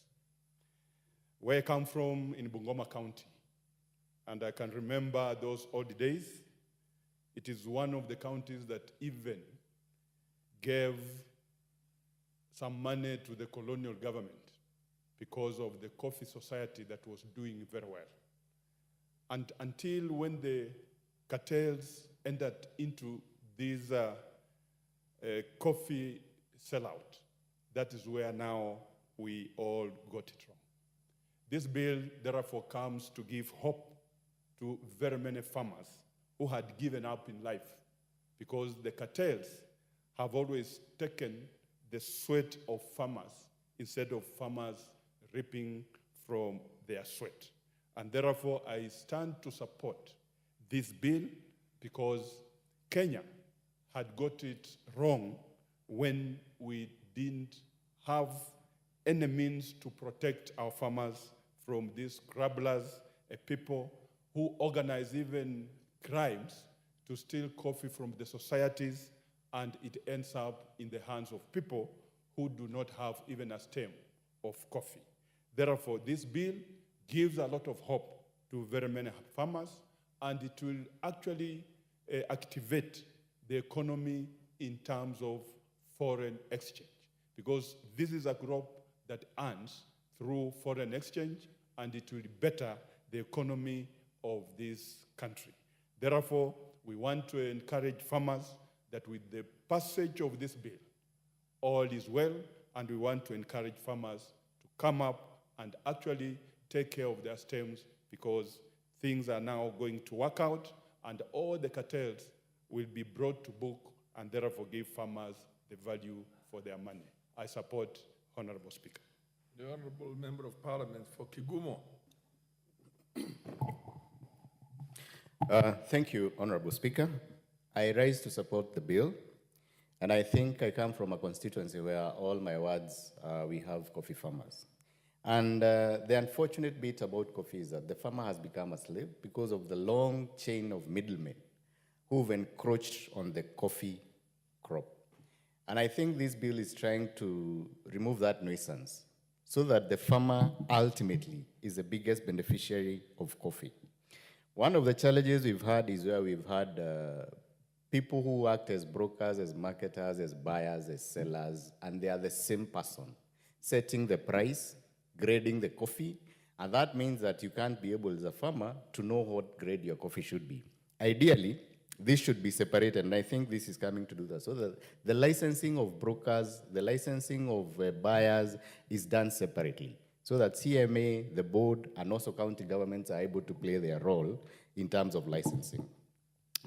We are also happy because this bill is bringing the issue of the direct sale. And what we've had previously is where the farmer only can, the coffee is only sold through an auction. And direct selling means that you can go and look for a buyer. If you get a buyer with better prices, then you're able to sell your coffee at the price that you think would be beneficial to your farmer or to your crop. Also, the issue of having a fixed percentage of fees in terms of the 2% that the bill seeks to introduce, so that every farmer knows how much money they'll get. And we are happy that this bill proposes that the coffee can only change hands once the farmer has the money in their account. Because in the current circumstances, the farmers give the coffee, it's collected at the factory, and once they deliver, that is it. They'll have to wait for millennia so that they can do whether their coffee was a good grade, how much it was sold at, and it changes hands without the farmer's input. This bill is trying to cure that nuisance, and we are in support of that. Previously, the money that the farmer gets is determined by how much money the societies have been able to remove or deduct. Because there's been no law where a society is supposed to give a farmer a specific amount of money. So the farmer all the time receives what remains after all the costs, including those unplanned loans that societies take. And I think, Mr. Speaker, this is something that is very, very important, because you cannot have authority or societies which are unregulated who decide how much they charge the farmer, who go and get loans without the farmer's contribution. They go and pay interest rates that are not agreed with the farmer, and then the balance or lack thereof is what the farmer is supposed to get. I think this is something that should be looked at. Lastly, the issue of having a coffee research institute so that farmers and Kenyans can be encouraged, including young Kenyans. They plant coffee because it's a plant that they know will have a return. And the foreign exchange that we learn through the coffee sale will help this government. But importantly, is having better breed or better crop of the coffee tree so that each person can plant the coffee tree that is suitable for their region, and they can be able to get better input for their coffee. I also think that this will encourage more people to plant coffee, because with the Research Institute, we are sure that the coffee output per crop will increase from the current 2 kgs to about 5 kgs, and that's possible.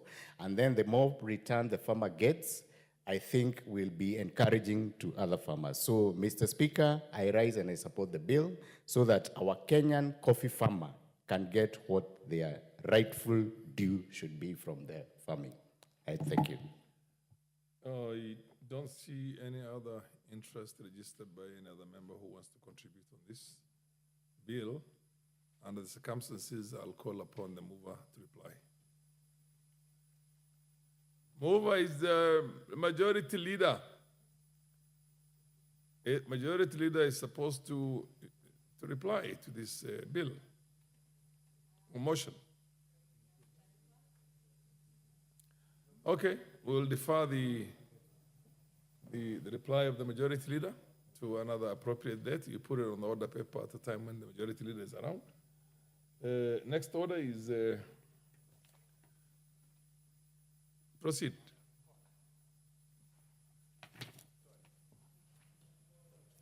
Order number 13, the Techno-Police Bill, National Assembly Bill number 6 of 2024, second reading. I understand the Honorable Naomi, you want this, oh, it's you. Okay, proceed. You wanted this to be deferred to another date. Can you give him the mic?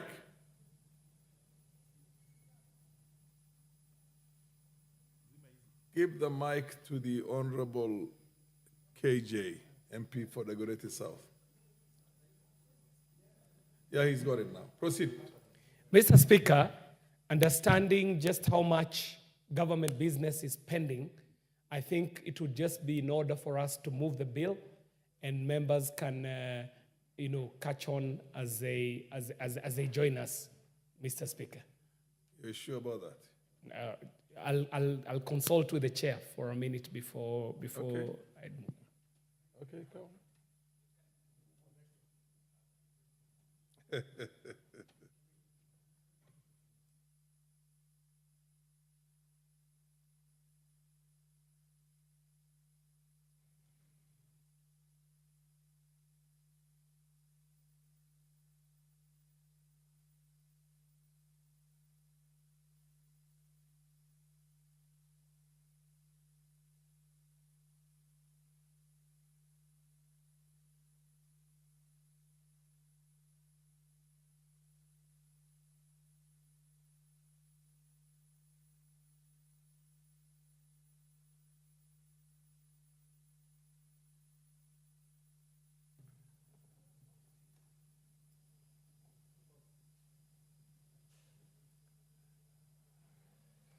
Honorable MP for the Dagoretti South, the chair.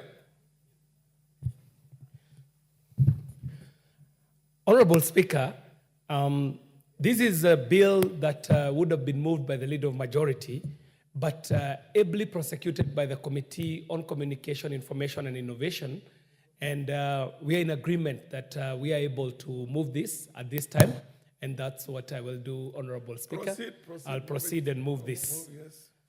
Mr. Speaker, I beg to move that the Technopolis Bill of 2024 be read a second time. And I want to take this time to commend the Committee on Communication, Information and Innovation, who have applied themselves fully in the processing of this bill. They have even taken time to not only prosecute what was presented by the ministry, but to put in their bills. Not only did they put in their bills, this committee has even taken its time to travel all the way to Konza to see one existing Technopolis that is in the making, that is the Konza Technopolis Bill, from where this idea stemmed from. Honorable Speaker, as you are aware, Vision 2030 was very intent on transitioning Kenya into a knowledge-based economy. And to achieve this goal, it is crucial to establish a seamless flow of information and knowledge between academia and the enterprise sector and the corporate sector. And this government recognizes the need to take leadership in creating an environment that fosters this knowledge. Honorable Speaker, the Konza Technopolis is a Kenya Vision 2030 flagship project under the economic pillar, where the goal is to improve the lives of all Kenyans by achieving an average of 10% GDP growth rate per annum and sustaining the same until the year 2030. The project aims to develop Konza Technopolis as a globally competitive smart city by creating an enabling environment through utilization of information, communication, and technology for social economic development.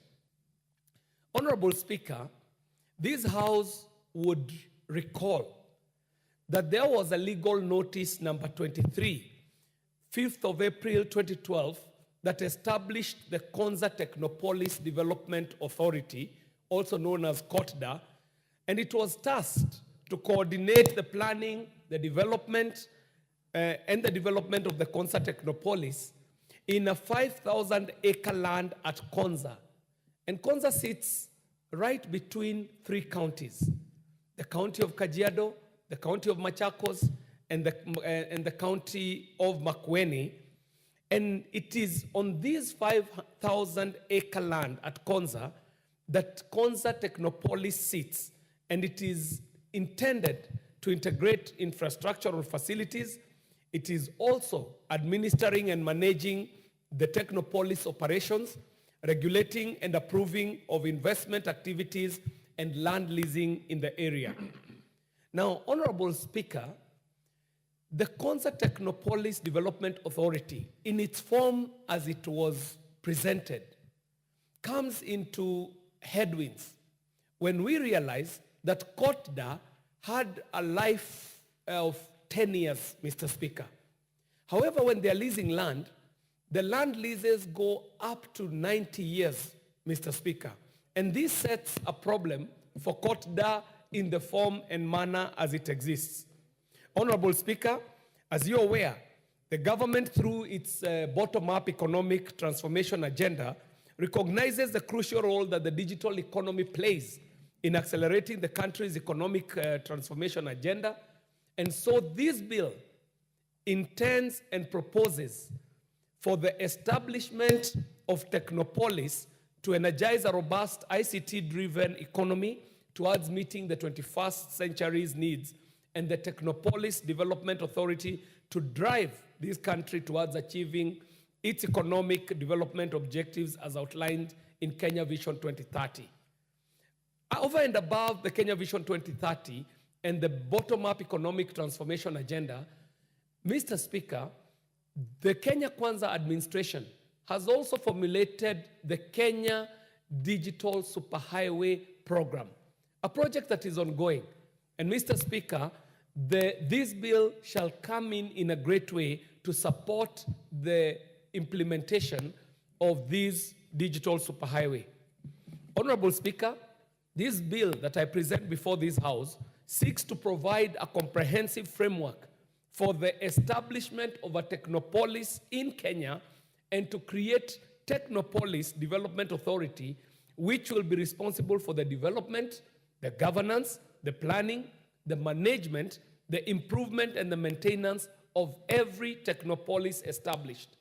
As we speak today, there is only one Technopolis, and that is Konza Technopolis, which is under the Konza Technopolis Development Agency. But with this bill, Mr. Speaker, nothing stops us from having a Technopolis in Wajir, in Mandera, in Kisii, in Tharaka, in Dagoretti, if land allows, Mr. Speaker. And so this is a bill that seeks to expand a good idea into an even better idea.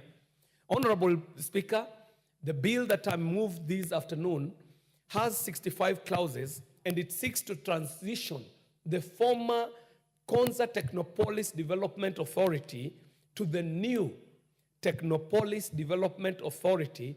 And you can see that it is tactful, Mr. Speaker, that we are removing the word Konza so that we allow for the establishment of other Technopolis beyond the one that exists in Konza. And it shall also be seeking to revoke the state corporations, and this is the Konza Technopolis Development Authority Order of 2012.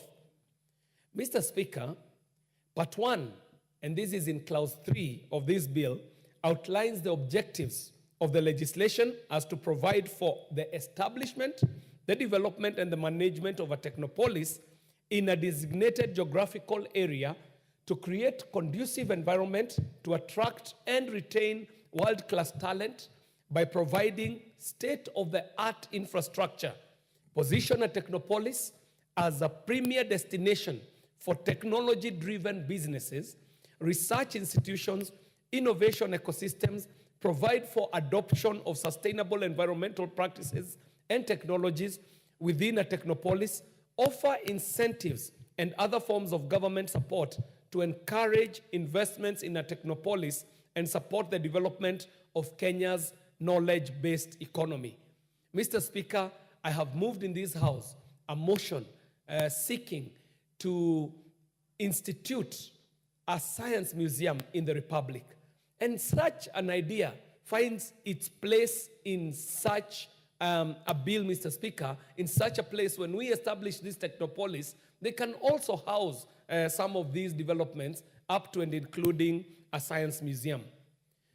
Honorable Speaker, Part 2, and these are clauses 4 to 15 of the bill, establish Technopolis Development Authority, whose primary function is to develop and manage Technopolis in Kenya. And this part also provides for the board of the authority the qualifications of appointment for the chief executive officer and his functions, and for the office of the corporation secretary of the authority.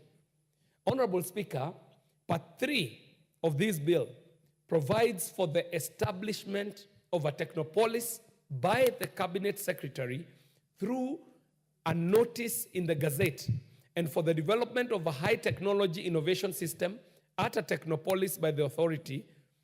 And Clause 17 seeks to provide features of a technopolis which are globally acceptable norms and standard of a technopolis, which distinguish Technopolis Smart City from other areas and cities. Mr. Speaker, it is in this part of the bill that we are able to define distinctly what a technopolis is and what differentiates a technopolis from the 5 cities that we have in the country. Mr. Speaker, a technopolis is worlds apart from what we have established, from what has developed from municipalities, localities, and so on. A technopolis is designed specifically to undertake the responsibilities and roles as prescribed in this bill. Mr. Speaker, Clause 18 of this bill provides for a buffer zone of a technopolis, and it outlines the development control measure to prevent urban sprawl and to ensure seamless integration to a technopolis. The clause allows expansion of a technopolis to accommodate auxiliary services not provided for within a technopolis. Mr. Speaker, this is critical. We are seeing the problems that we are running into with cities like Nairobi, where a city that was placed in a most unlikely place finds itself in problems when it has to expand. Nairobi City found itself in a swamp, Mr. Speaker, developed at a time of La Nina. And when the El Ninos came, very early on as the city was being established, the people who established Nairobi City realized that they were in problems. And the problems that were observed right at the onset when Nairobi City was being instituted exist to date, Mr. Speaker, that we have a city that sits in an undrainable swamp, a city that today, if El Nino happens, we all know what happens. We are not even able to drain this city. But even more importantly, the question still begs whether if you wanted to expand Nairobi in a way where you are providing for public transport, for example, underground, whether the water table in Nairobi would allow for that. And this is the point that is informing Clause 18 when we talk about having a buffer zone around the technopolis, which will allow for proper expansion, but also prevent unwanted sprawl or urban sprawl when other areas around the technopolis are developing. Mr. Speaker, the Clause 19 of this bill allows the authority to develop a high technology ecosystem to create synergies for co-creation, collaboration, and innovation within a technopolis and achieve the objectives of a technopolis. Mr. Speaker, the Committee on Communication, Information, and Innovation has in its own motion visited Konza Technopolis. And I can report to this House that beyond just the horizontal infrastructure that is now almost complete. Vertical infrastructure is happening at the city, Mr. Speaker. The development is at a very advanced stage. But even more importantly, the technology that is being used at Konza Technopolis to manage traffic, to bring in water, to manage that water in the offices and the homes within Konza, but even more importantly, to put out grey water and dirty water out of homes, is all smart systems, Mr. Speaker. And so, Clause 19 allows for this authority to be able to develop high technology ecosystems that are not only physical, but are also driven by the people who shall be resident in this city, so that they are able to co-create, to be able to collaborate, and able to innovate within this technopolis. Mr. Speaker, Clause 20 provides for a one-stop shop to facilities that is the doing of business in a technopolis by ensuring administration of government services and regulatory essentials under one roof. Clause 21 of this bill, Mr. Speaker, allows the authority to establish Technopolis Small Enterprise Support Center, which shall be supporting the incubation and growth of small enterprises, utilizing high-tech and emerging technologies drawn from the innovation ecosystem. And Mr. Speaker, it might be worth noting that this is not Kenya dreaming or Kenya building castles in the air. These things do exist elsewhere, Mr. Speaker. If you take the example of Silicon Valley, out there in the US, you can see what it is that Kenya is visioning to do. But even more importantly, Mr. Speaker, as earlier reported, what we are talking about is already in the offing in Konza. And I would advise any member of this House to visit Konza and see what is happening in that very beautiful technological corner of this country. Mr. Speaker, Part 4, and these are clauses 22 to 27 of the bill, contain provisions for development control in a technopolis and for the application, approval, and revocation of a development permit. Mr. Speaker, it is in this part that the bill gives the authority power to approve development plans submitted by investors to the authority in compliance with the master plan to ensure a technopolis is planned, zoned, and developed as per globally accepted standards. Mr. Speaker, this part also seeks to provide for a review and appeal mechanism for grievances resulting from the decisions made by the authority in regard to development permits. Mr. Speaker, Clause 27 of this bill creates an offense for non-compliance and specifies sanctions and legal consequences which are imposed on a person for non-compliance with development permits requirements in a technopolis. Mr. Speaker, this becomes very important. And I'm glad that I see engineers in the House this evening, Mr. Speaker. And engineers will tell you that if you do not provide for management of growth of cities, you might end up running into the problems that we are having in a city like Nairobi, Mr. Speaker, where you're not sure what plans can be approved and what plans cannot be approved. So you shall find an ECD school next to a maternity wing, next to a cemetery, sitting next to a hospital, and so on and so forth, Mr. Speaker. So Part 4 of this bill provides for orderly management in the development of a technopolis. Mr. Speaker, Part 5 of the bill contains the licensing provisions. The bill outlines under Clause 28 the requirements for a person intending to apply for a license to operate or carry out business activities in a technopolis and gives the authority power to grant exemption. Under Clause 29 of this bill, the authority is allowed to issue different classes of licenses to ensure alignment to different strategic focus areas and master plan of a technopolis. This bill also gives the authority the discretion to issue licenses and provide for renewal of a license before the expiry of the validity period under Clause 30, and the bill provides for the suspension or revocation of licenses where a person has, among other things, contravened any of the conditions of the license. Honorable Speaker, Part 6 of the bill contains the enforcement provisions, including sanctions for non-compliance with the Act, and Clause 37 of this bill gives the authority the power to undertake inspections in a technopolis to ensure compliance with the development control and licensing requirements, and the bill also outlines the enforcement sanctions for breach of any provision of the bill and requires the authority to comply with the provisions of the Fair Administration Acts 2015 under Clause 39 and 38, which I know would be of import to you, Mr. Speaker, as a lawyer, knowing the need for fair administrative actions.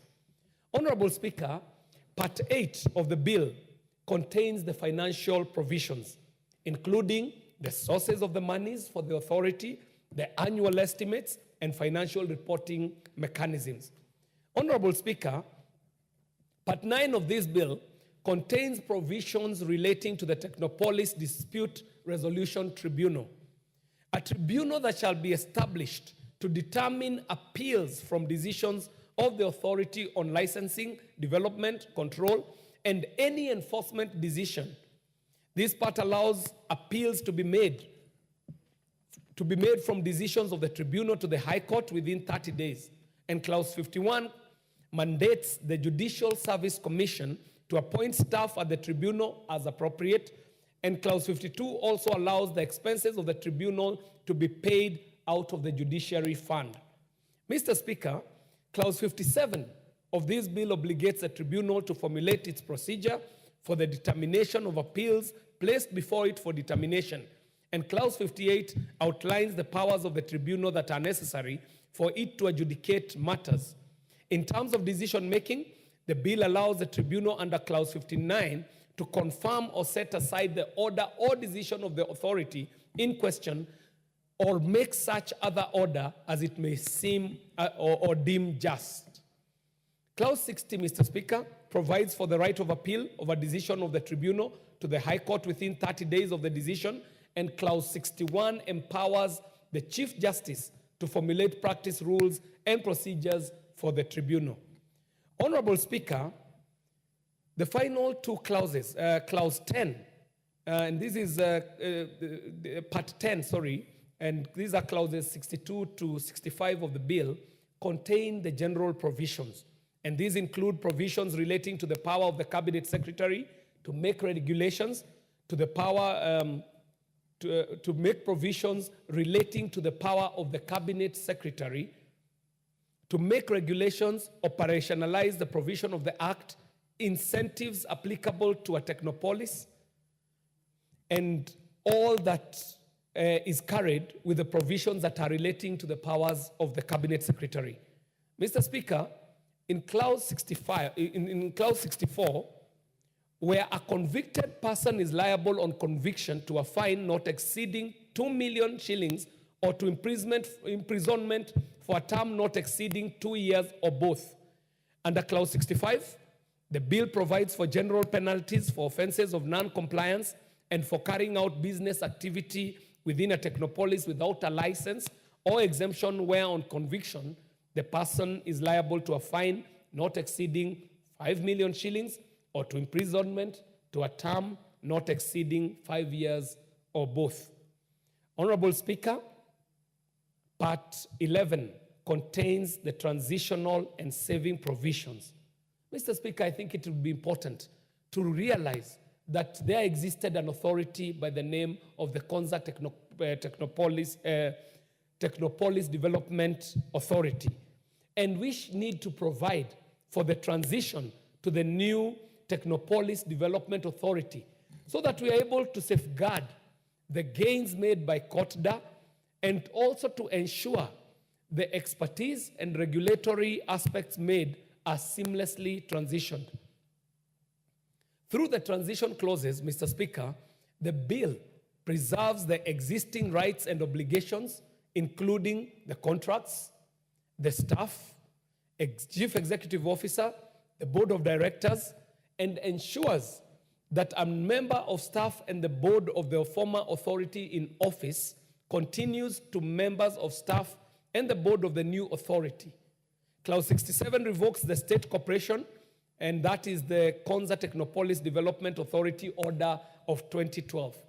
Mr. Speaker, these clauses are important to give confidence and to give assurance not only to the publics, but also to the people who are already serving under COTDA, so that they know that with the establishment of the Technopolis Bill, we are not rendering them obsolete, neither are we rendering them jobless, but even more importantly, that the operations that have been going on at the Konza do not stall or run into transitional issues. Mr. Speaker, in conclusion, I would therefore wish to urge the honorable members to support this bill so that we can have a comprehensive legal framework for the establishment of a technopolis in Kenya, so that we are able to accelerate the knowledge economy and innovation, advance science, technology, and innovation through technological hubs, thus positioning Kenya as a global technological hub. This bill also creates a Technopolis Development Authority, which will be responsible for the development, the governance, the planning, and the management, and the improvement, maintenance of every technopolis that shall be established. Mr. Speaker, for the benefit of members like the Honorable Raphael Wanjala, who I know is very keen to know where the world is going, it is to report to this House, Mr. Speaker, that as we speak, we are already in what is being referred to as the 4IR. This is the fourth industrial revolution, Mr. Speaker. And Mr. Speaker, being that it is a fourth industrial revolution, it must mean then there must have been three other industrial revolutions that came before it. But where was Africa when we were mechanizing, Mr. Speaker, in the first industrial revolution? Where was Africa when electricity became a driver for the second industrial revolution? Mr. Speaker, where was Africa when computers were taking over in the dot-com revolution that we call the third industrial revolution? When we are coming into this fourth industrial revolution, Africa ought to take its rightful place. And this bill, Mr. Speaker, can well midwife this country to a place where Kenya takes a pole position in this new race that shall be driven by data. Mr. Speaker, as we speak today, data representation is a great concern. I am seeing people utilizing technology like artificial intelligence with ChatGPTs in their hands. But what data is inside these gadgets that we're using? This is data that totally misrepresents Africa because we have not fed data into these language models and into these data sets that are driving the revolution. So, Mr. Speaker, we might find ourselves as a continent in a very dangerous place where Africa is totally wiped out of the data representation race if we do not take steps like the steps that we're taking with the establishment of Technopolis.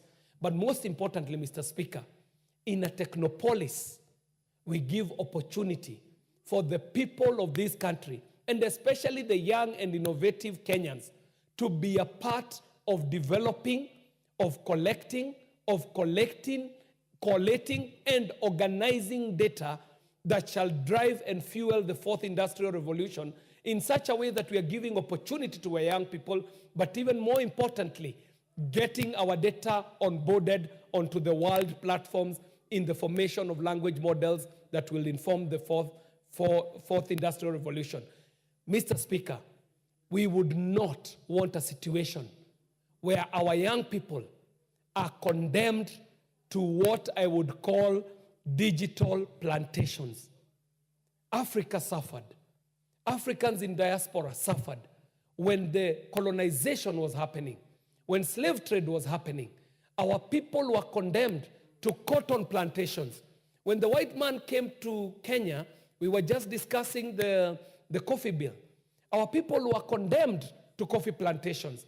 In this digital race, Mr. Speaker, we ought to mitigate against a situation where our people are just consumers of technology at the tail end, but are not involved in the development of that technology.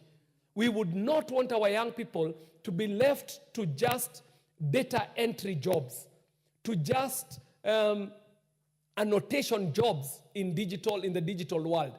We want our young people to be able to be a critical part of the development of the technologies that shall be informing the future. They should be the ones who are creating the applications that will be used even by this parliament, Mr. Speaker. It was only the other day that we were discussing that this parliament ought to onboard itself to new technologies so that we're able to communicate better. But we are all depending on technologies developed outside of this country, whereas we know our people are well placed, they are well informed, they are knowledgeable and able to be a part of the development of not only the technology, but also driving the data sets and the language models that shall inform the fourth industrial revolution. With that, Mr. Speaker, I would like to call upon... I beg to move. Mr. Speaker, I do see a member of our committee, the Committee on Communication, Information, and Innovation, and I'd like to beg the Honorable Irene Yakarerio Mayaka to second. I beg to move. Oh. First of all, you move there.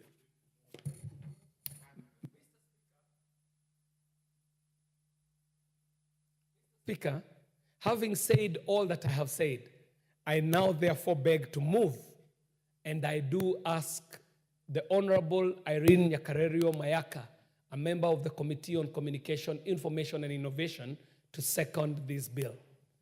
Thank you very much, Mr. Speaker. Proceed, Madam Mayaka. Thank you, Honorable Speaker.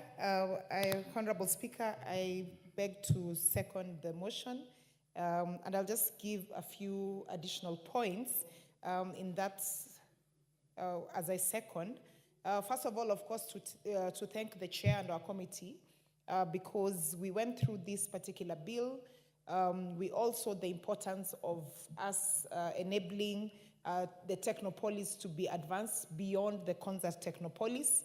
And Honorable Speaker, as I begin, I just want to lay base on why this is very important. Because Chair has really spoken about the fourth industrial revolution. But the one thing that most people do not understand is where have we come from as the world. The first industrial revolution was called the coal revolution, and that was in the 18th century. And then we went to the gas revolution, which was the second industrial revolution in the 19th century. And then we moved to the electronic and nuclear in the 20th century. And now in the 21st century, Honorable Speaker, we are talking about the fourth industrial revolution, which is concerned with internet, AI, the Internet of Things. And why this is very important for us to be able to expand the Technopolis beyond just Nairobi is because we do not want as a country to keep playing catch up.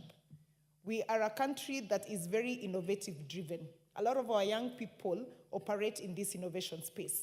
And this is going to enable them to be able to have access to what we call an innovation ecosystem. And this is what the bill intends to do. Honorable Speaker, the bill, as Chair had said, has a total of 67 clauses. But the beauty about this particular bill is that it lays base for us to be able to have a legal framework to create, manage, and develop a Technopolis in Kenya that addresses the urban challenges that we have, so that we don't have a situation where everyone wants to come to Konza, but that they can actually get the Technopolis in other areas in this country. Honorable Speaker, we have been able to define in that particular bill in terms of the licensing process, the process of creating the Technopolis Authority, the process of how this authority will be managed, and how people will benefit from it. The other thing that is very important is also the financial aspect of the Technopolis and how this is also going to be managed.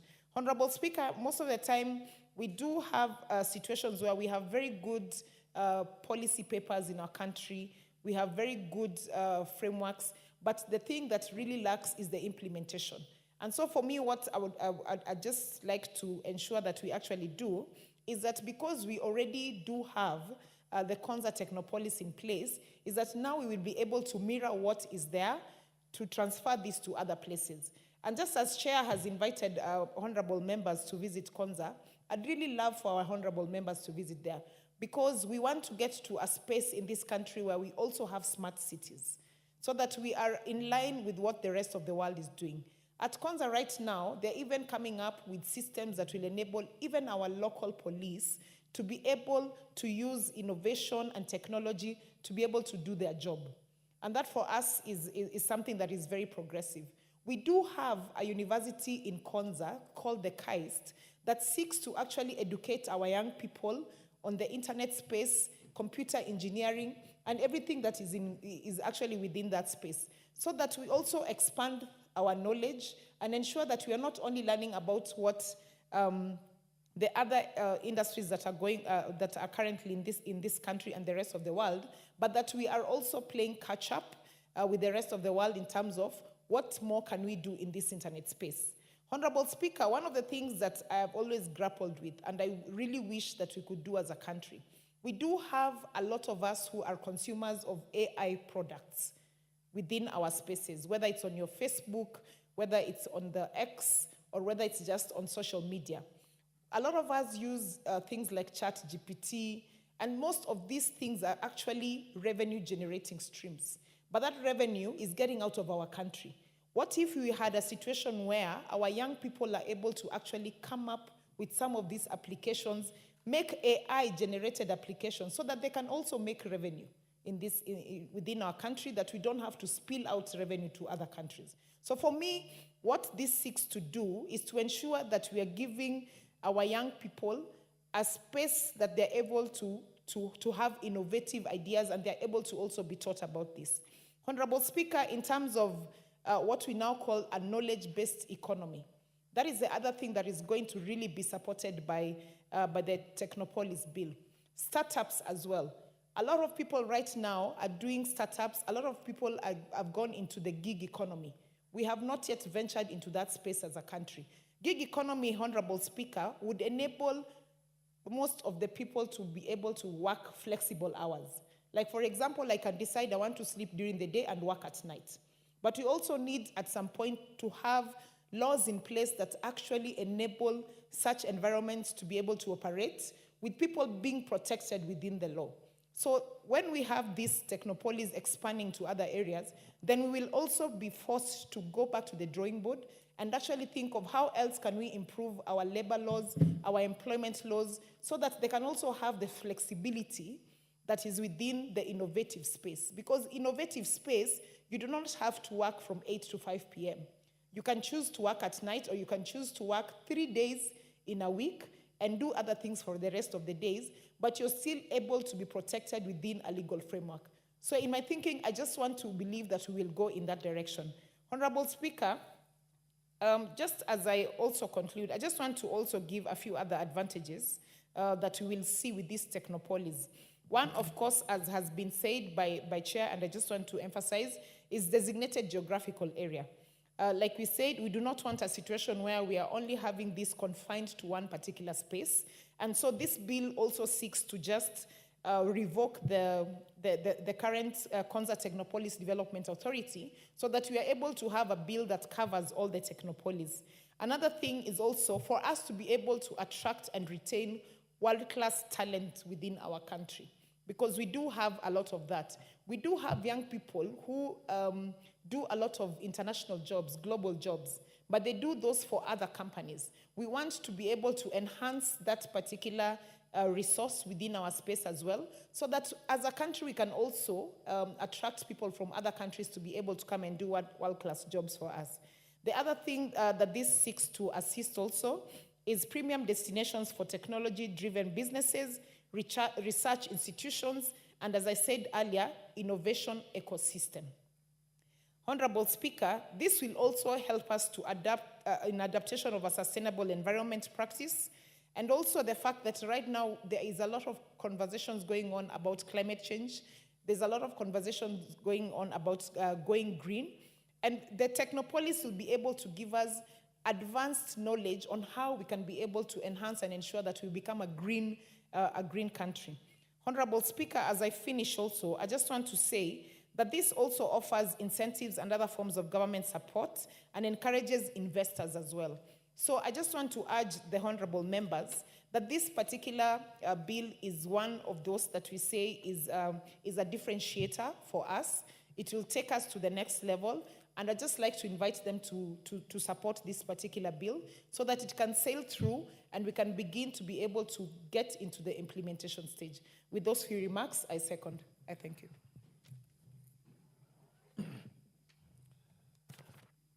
Honorable members, I now propose a question that the Technopolis Bill, National Assembly Bill number 6 of 2024, be read a second time.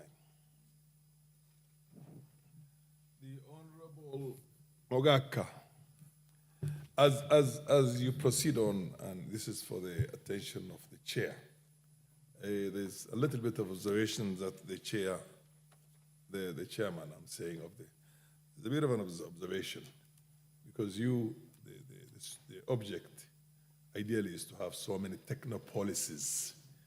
But when you look at the object at the back, it does not take that plural aspect into consideration. And at the same time, when you look at also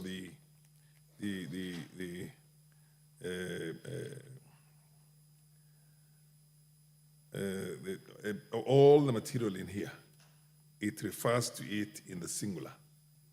So somehow at the committee stage, you have to change that either to technopolises or technopoleis, which means P-O-L-E-I-S, which is a plural. I mean, technopolis has got two words that are both plural. So I think you have made that observation, and I hope that the chair and the committee members at the committee stage of the full plenary house are going to correct that so that you don't end up with a piece of legislation that essentially does not advance in both word and spirit the object which is supposed to be determined here. Proceed, Honorable Mogaka. I thank you, Mr. Speaker, sir, for the opportunity to contribute. And from the outset, I do support this bill and commend this committee for stellar performance in originating a bill that is going to put Africa in its place in the development of this globe. I in particular celebrate the idea that we as a country are now standing up to the occasion that technology is the answer to development solutions. I want to celebrate the idea that our young persons who have been looking for physical jobs where they want to go and report personally, work personally, that is not the way to go going forward. And I do agree with the committee recommendation that we really must align Kenyan laws to allow people to work from home, to work from wherever they are, because the office is going to move from the physical places that we know offices to be to the telephone or to the laptop or the computer. I want in particular to encourage that whereas we are creating this authority must respect the Constitution and have a devolvable mechanism so that we do not only hear about Konza Techno City. We want to hear very many other techno cities in the Republic so that we are able to support our youth all over this country to be able to tool themselves to deal with the modern age technology and the demands of the work environment that is emerging.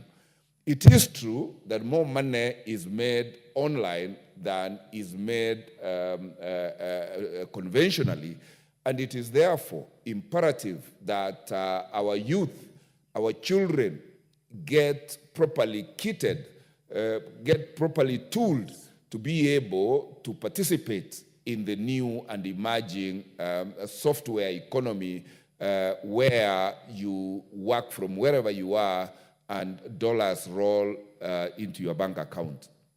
But I will be proposing amendments so that since Konza has the benefit of the investment the country has made so far, it is perhaps time that it got a baby, it got a branch, it got devolved to other regions of this republic, so that we are able then to capture a bigger catchment area to be able to ensure that we onboard all youth that are keen to be on the first lane. I want, Mr. Speaker, also to associate myself with the comments made by one of my elect constituents, Honorable Irene Mayaka. And you will recall that at Sironga grounds in West Mugrango constituency, we are putting up an industrial park. And I want to offer that as an extension of phase 2 of that industrial park, we can have this techno city or techno sub-city, by whatever name, extended to cover the western region, to cover the very innovative population in that area.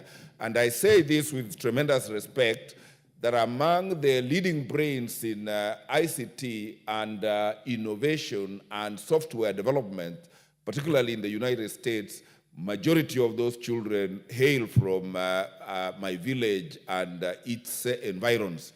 And therefore, it would be very welcome if this committee agreed that we invite those gurus to come and partner and do their CSR back home to help develop sub-cities to the techno metropolis that we are talking about.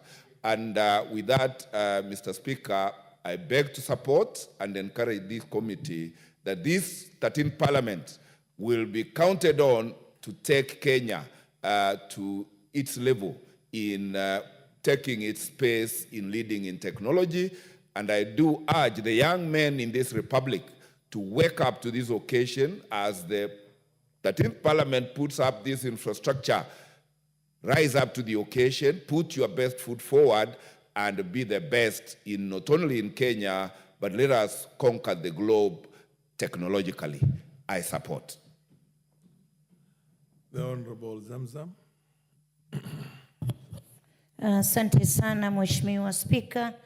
Na mimi niweze kuunga mkono ndugu yangu Mheshimiwa John Kiare kwa hii mswada ambayo ameleta leo bungeni. Mheshimiwa Spika, Mheshimiwa Spika, sisi sote tunajua kuwa teknolojia inatumika dunia nzima, na katika matumizi ya teknolojia kuna nafasi nyingi sana ambazo mpaka sasa sisi Kenya tunalia kuwa vijana wana ukosefu wa ajira.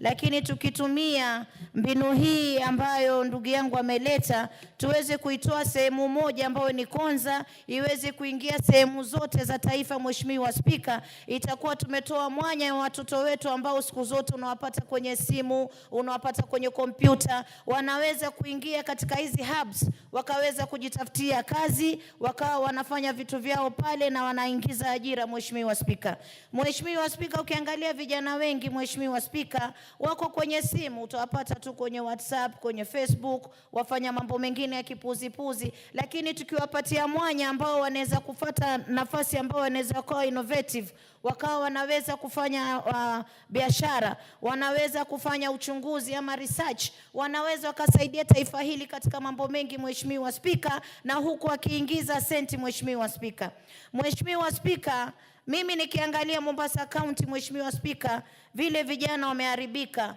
Ukiingia kwenye mitandao ni matusi, wanatumia mitandao kwenye matusi, kwenye mambo mabaya. mheshimiwa huyu hivi, mheshimiwa yule vile, mpaka mambo yanatokea, mambo ambayo ni mazito makubwa ya kuharibu jamii, Mheshimiwa Spika, ya kukosanisha viongozi, Mheshimiwa Spika. Mimi naona hii Technopolis ikitolewa katika Konza peke yake ikaenea, tupate hubs ndani ya Mombasa, tupate kule kwa Mheshimiwa Irene Mayaka, tupate kule kwa ndugu yangu Kiare na wengine. Hawa vijana wanaweza kuitumia vizuri, Mheshimiwa Spika, ikiwa wameweka makini kuwa kuna pesa tunatengeza, kuna maendeleo tutafanya, na itakuwa inafungua uchumi wa Kenya, Mheshimiwa Spika. Wakati huu uchumi uko mbaya sana, lakini tunaangalia hata hao wa Korea wakija kuangalia wanaona kuwa iko sehemu moja pale Konza peke yake, na wanatafuta mwanya kuwa ienee Kenya nzima ili iweze kusaidia vijana wote na wao pia waweze kuingia ndani kusaidia, Mheshimiwa Spika. Kwa hiyo mimi kwa ufupi nachukua fursa hii kuweza kusupport hii bill. Ni nzuri sana, Mheshimiwa Spika. Vijana wetu ambao wamekaa huku na huku wakimaliza wakati wao wanaweza kuingia hapa wakafanya biashara, wakafanya research, wakaingia kwenye ecosystem, wakatengeza mambo yao vizuri, Mheshimiwa Spika. Na vijana wetu ni wasomi, lakini ile kasi ya akili zao hawajapata mahali pa kutumia, Mheshimiwa Spika. Kwa hiyo mimi hii naiunga mkono, nasema asante sana ndugu yangu Kiare kuweza kukumbuka hawa youth vijana, kwa sababu wao umetoka kule na unajua vile akili ya vijana inavyokwenda mbio. Wanahitaji sehemu ambayo wanaweza wakaweka akili yao, wakaweza kuingiza senti, wasiweze kusumbua wazazi kule nyumbani, kwa vile hao ndio wazazi wa kesho, wanaanza sasa. Na tukiwapatia hizi hub, Mheshimiwa Spika, itaweza kusaidia sana. Kwa hiyo mimi nashukuru na support, na nataka hata ije Mombasa. Hii no ambayo iko imeweka sheria ngumu, tunaweza kuiondoa tukabadilisha, tukaweka sheria ambayo ni nyepesi, ambayo itatoa mwanya wa kwenda sehemu zingine. Asante sana, Mheshimiwa Spika. Before Marsabit.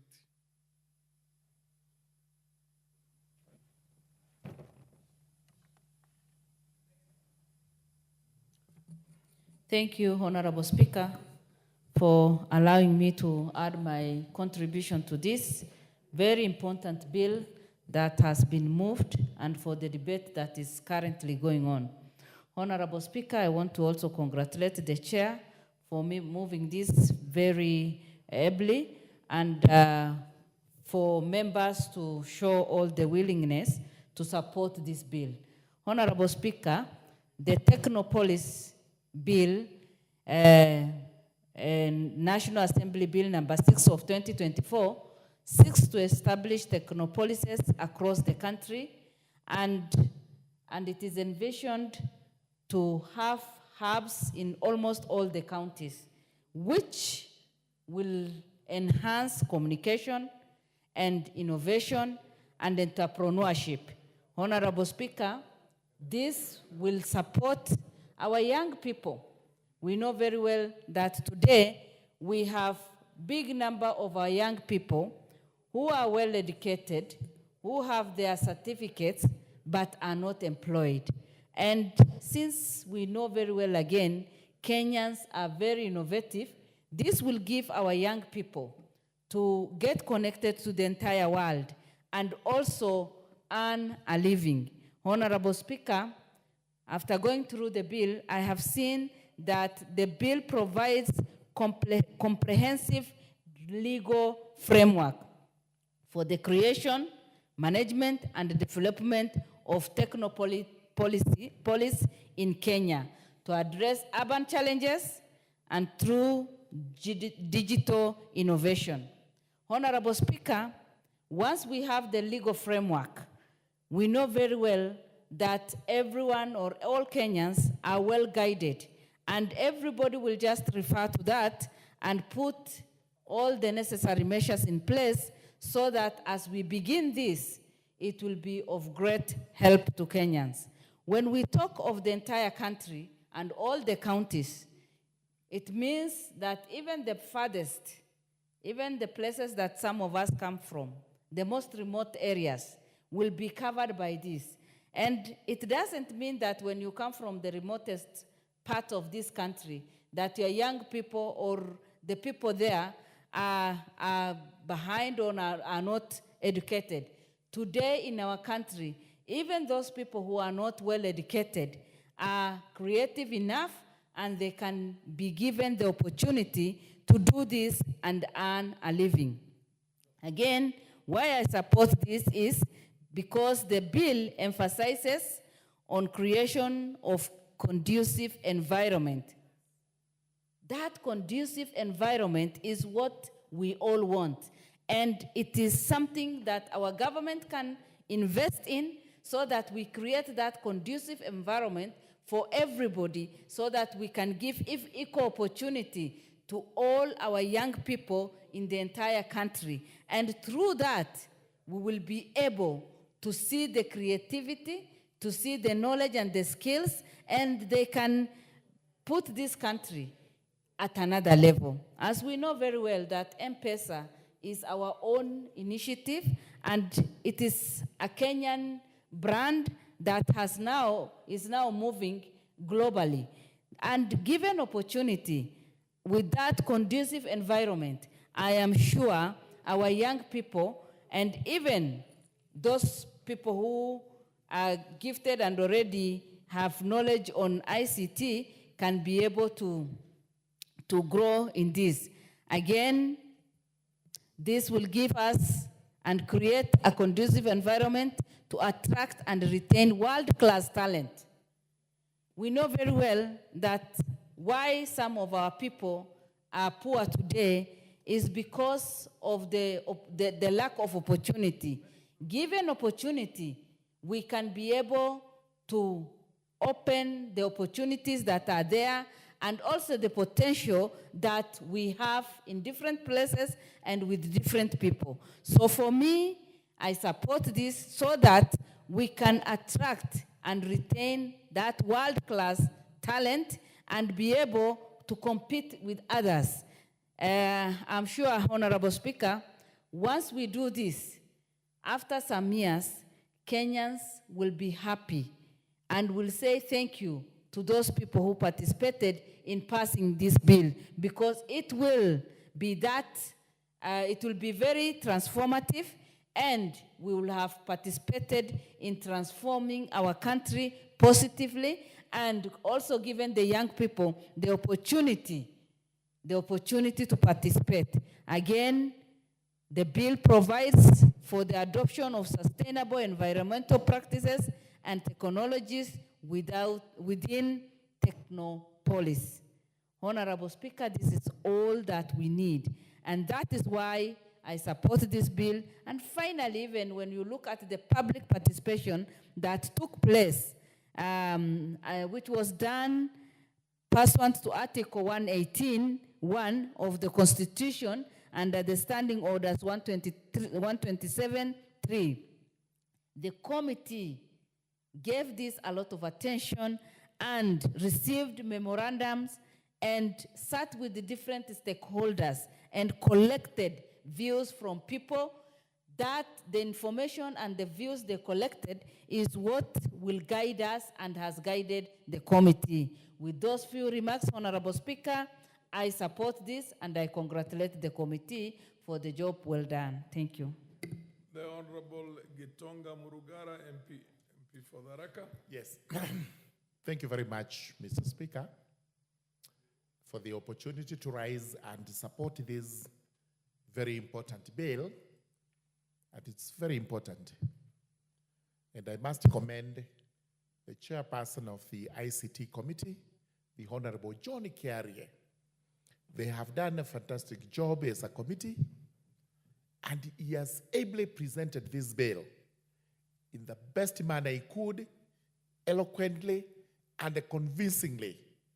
And that was supported by the seconder, Irene Mayaka Mweshmiwa. She has also done very well, and therefore we are obliged to actually support the bill, especially when I saw what we rejected in order number 8, some bill that was not particularly well done, called the Mang Beans Bill. And I have heard members of parliament quipping that they do not have time to waste with such badly done bills coming over, and they are not particularly well presented.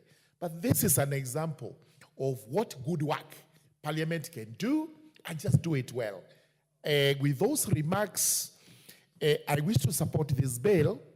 And first and foremost, it's important to point out that the source of this bill was what was known as the Konza Technopolis Development Authority Order.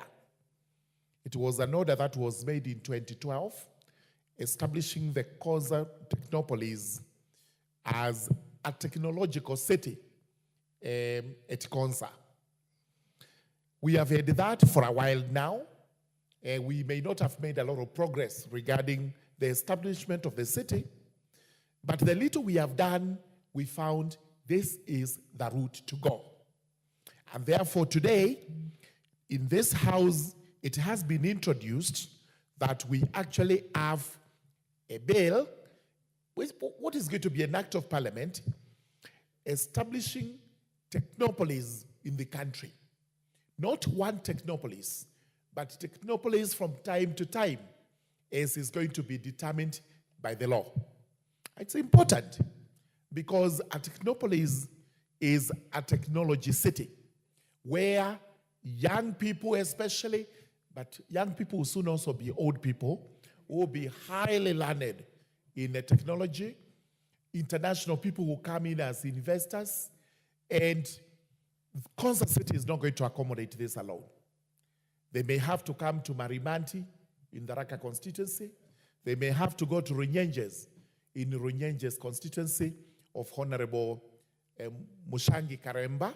They may have to go to South Mugirango, to West Mugirango, in Nyamira, where Honorable Mogaka comes from, or go to Marsabit.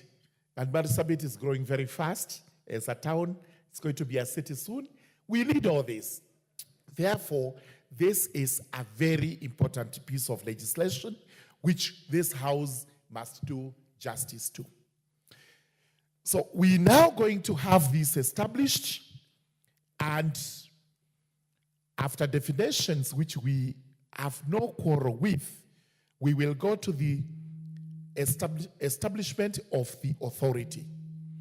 This is the authority that will have several roles to play in terms of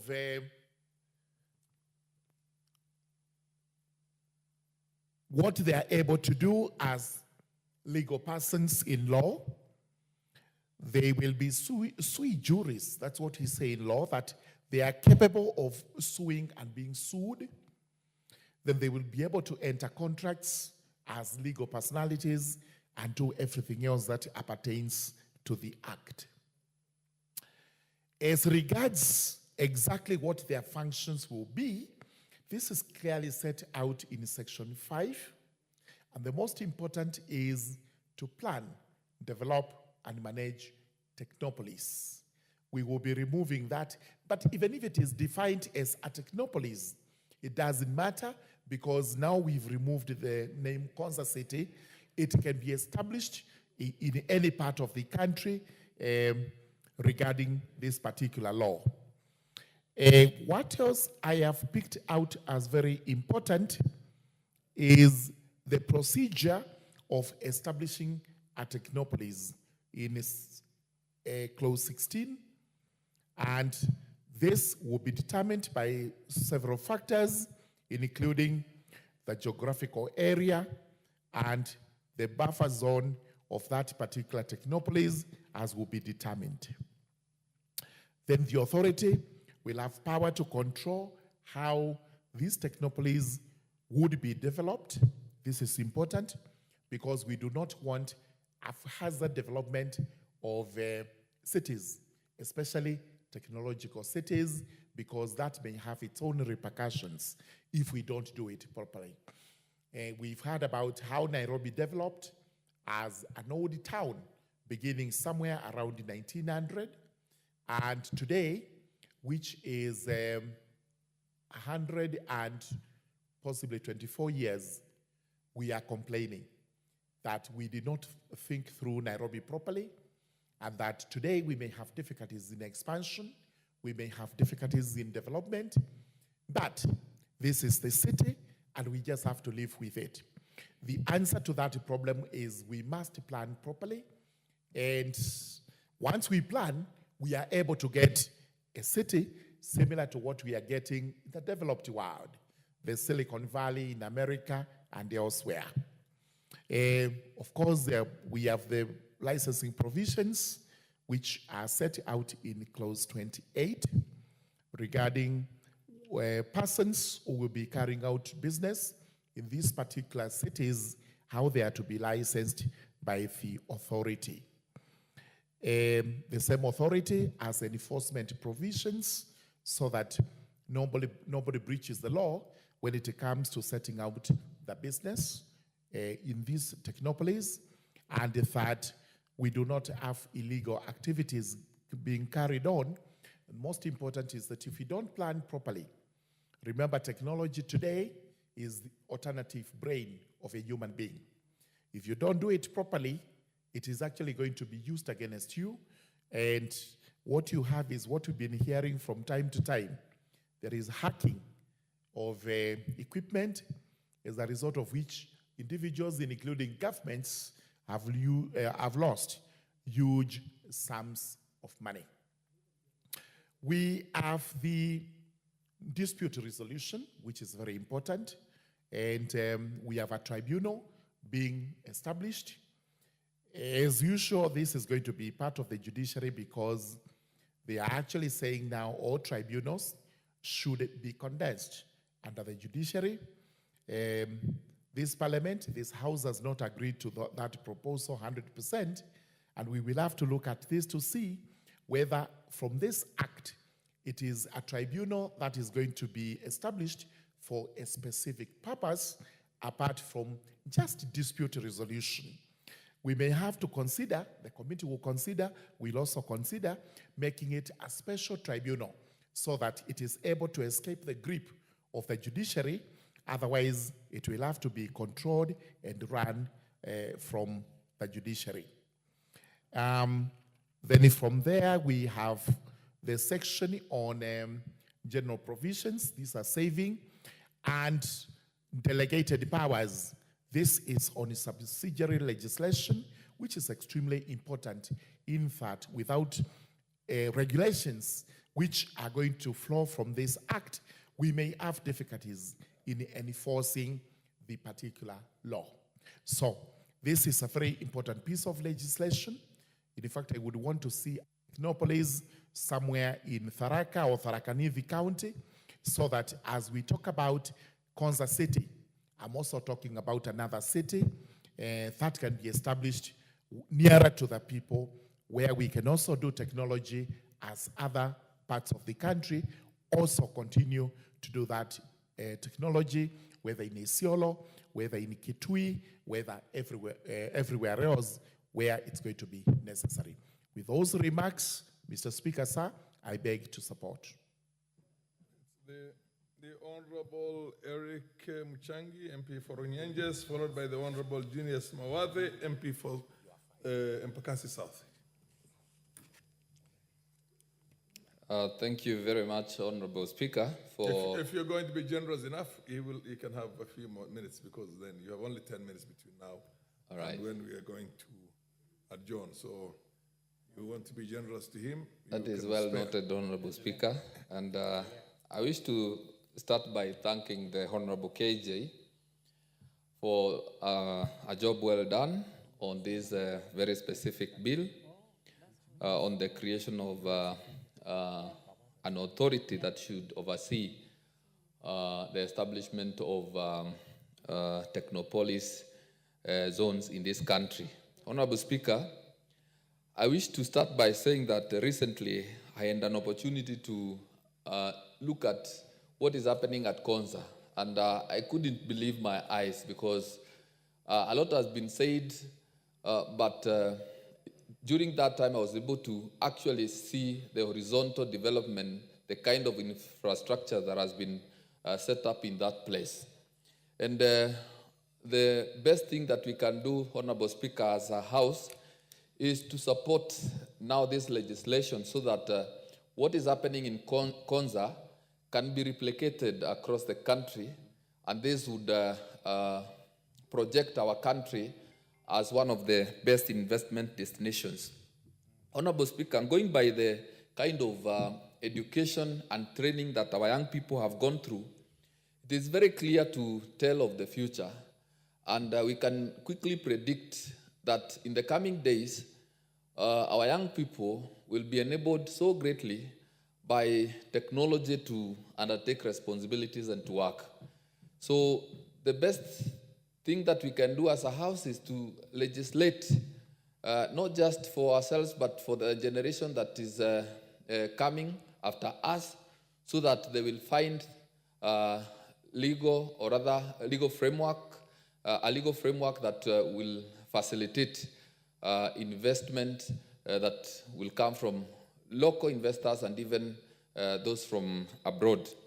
Honorable Speaker, I wish to mention that in some place around Thika Road also, a place called Tatu, there is an investment similar to Konza.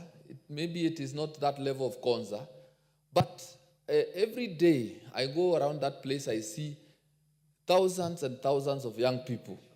Innovation hubs, something called CCI.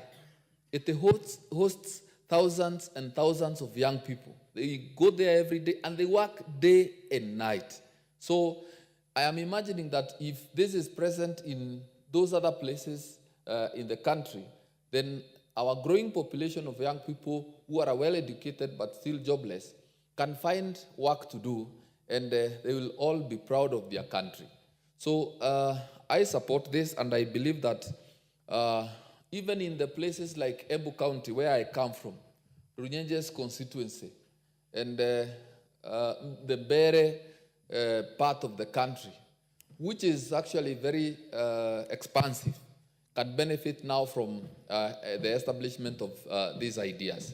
So, Honorable Speakers, since you indicated that I be generous to my colleague here, and I want to keep my word, yes, from a county that hosts Konza, I wish to rest my case, and I support. Thank you, Honorable Speaker. He's actually from Nairobi, unless you want to insinuate where his ethnic background is. But proceed, Honorable Mawati. Thank you, Mr. Speaker. I thank you for giving me this opportunity to contribute to this very important bill. First, I want to congratulate my brother, Honorable KJ, for the wonderful job he's done with this bill. This bill is long overdue, and coming from an IT background, in other parts of the world, you will find that there is always, as they said, the technopolis. It's about time we had an authority that's able to guide us and give direction on as we continue to expand technology-wise. The first one, as you said, is Konza, Technopolis. Then there is the one in Tatu. And we need to grow a few more in the country. If every county can start with one, every constituency can start with one, let's create this. Let this authority assist us with also the setting up of the ICT hubs, and that we will be able to have our youth who are idle in the constituency. For starters, in the next this financial year, 2024-2025, we are putting up 3 ICT hubs in my constituency in Bakassi South so that our youth can be able to benefit from them. So technology-wise, we tend to think that we are ahead, but we are not supporting the infrastructure to be able, or the authority, or the policies to be able to have a good IT, to be leaders in IT in East and Central Africa or in Africa. So there is AI that is coming up that's very, very strong, that with such authority, they'll be able to give guidance and sometimes give direction on what should and should not happen. So with that, I stand to support and looking forward to.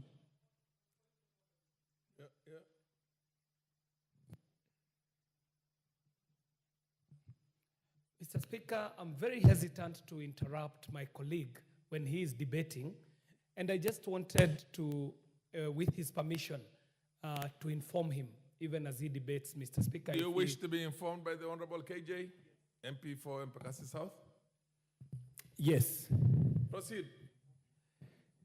Mr. Speaker, the information I'd wish to give to the Honorable Member for Embakasi South has to do with the scale of a technopolis. A technopolis in itself is a city. And that is why I am so keen on inviting members to visit Konza Technopolis, to see the scale of a technopolis, that a technopolis in its grandeur cannot fit in a constituency. So we can have digital innovation hubs in the constituencies. We can have economic zones in counties. We can even have centers, innovation hubs like the one in Tatu. But a technopolis, by its definition, is actually a city. Mr. Speaker, I thought it would help him with his debating. Now, for the interest Thank you. For the interest of Thank the you, chair, Mr. Speaker. For the interest of the chair, when you say, the bill here says the establishment of technopolises, so it means cities. Mr. Speaker, If you say a constituency is too small to have that city itself, then where would you have those cities in addition to Konza? Mr. Speaker, that's why I was wanting to draw the mental picture for individuals to see that we are not talking about a development that would fit in a geographical area as small as a constituency. We are talking about expansive developments that would even cover what geographically would be several constituencies. So, Mr. Speaker, I wanted just to point that. You're looking at counties or something close to counties, yeah? We're looking at, yes, it can sit in a county, but you see, for example... All the cities, because you have 5 cities in the country. Yes, we have 5 cities in the country, and a city like Nairobi might not even be able to accommodate a technopolis in the state that it is, as overpopulated as it is. Proceed, Mawade, Honorable Madat. Can you please switch Clerk, off? yes, there was, switch this one off. Yeah, proceed. Just Thank you. Now that I have the voice. I think my brother totally misunderstood me. I talked about ICT hubs in the constituency, 3 ICT hubs.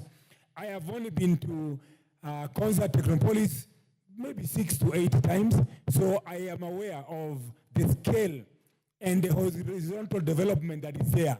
And the intention to host the likes of the Boeing company and many other big, IBM was also looking to be able to come on board. So I am fully aware, and it's a good idea. We need to have a few more cities like Konza, Technopolis City, and a city cannot fit in my constituency. Thank you. Honorable Mwade, we have come. Honorable members, the time being 7 p.m., this House stands adjourned until Wednesday, the 25th of September, 2024, at 9:30 a.m.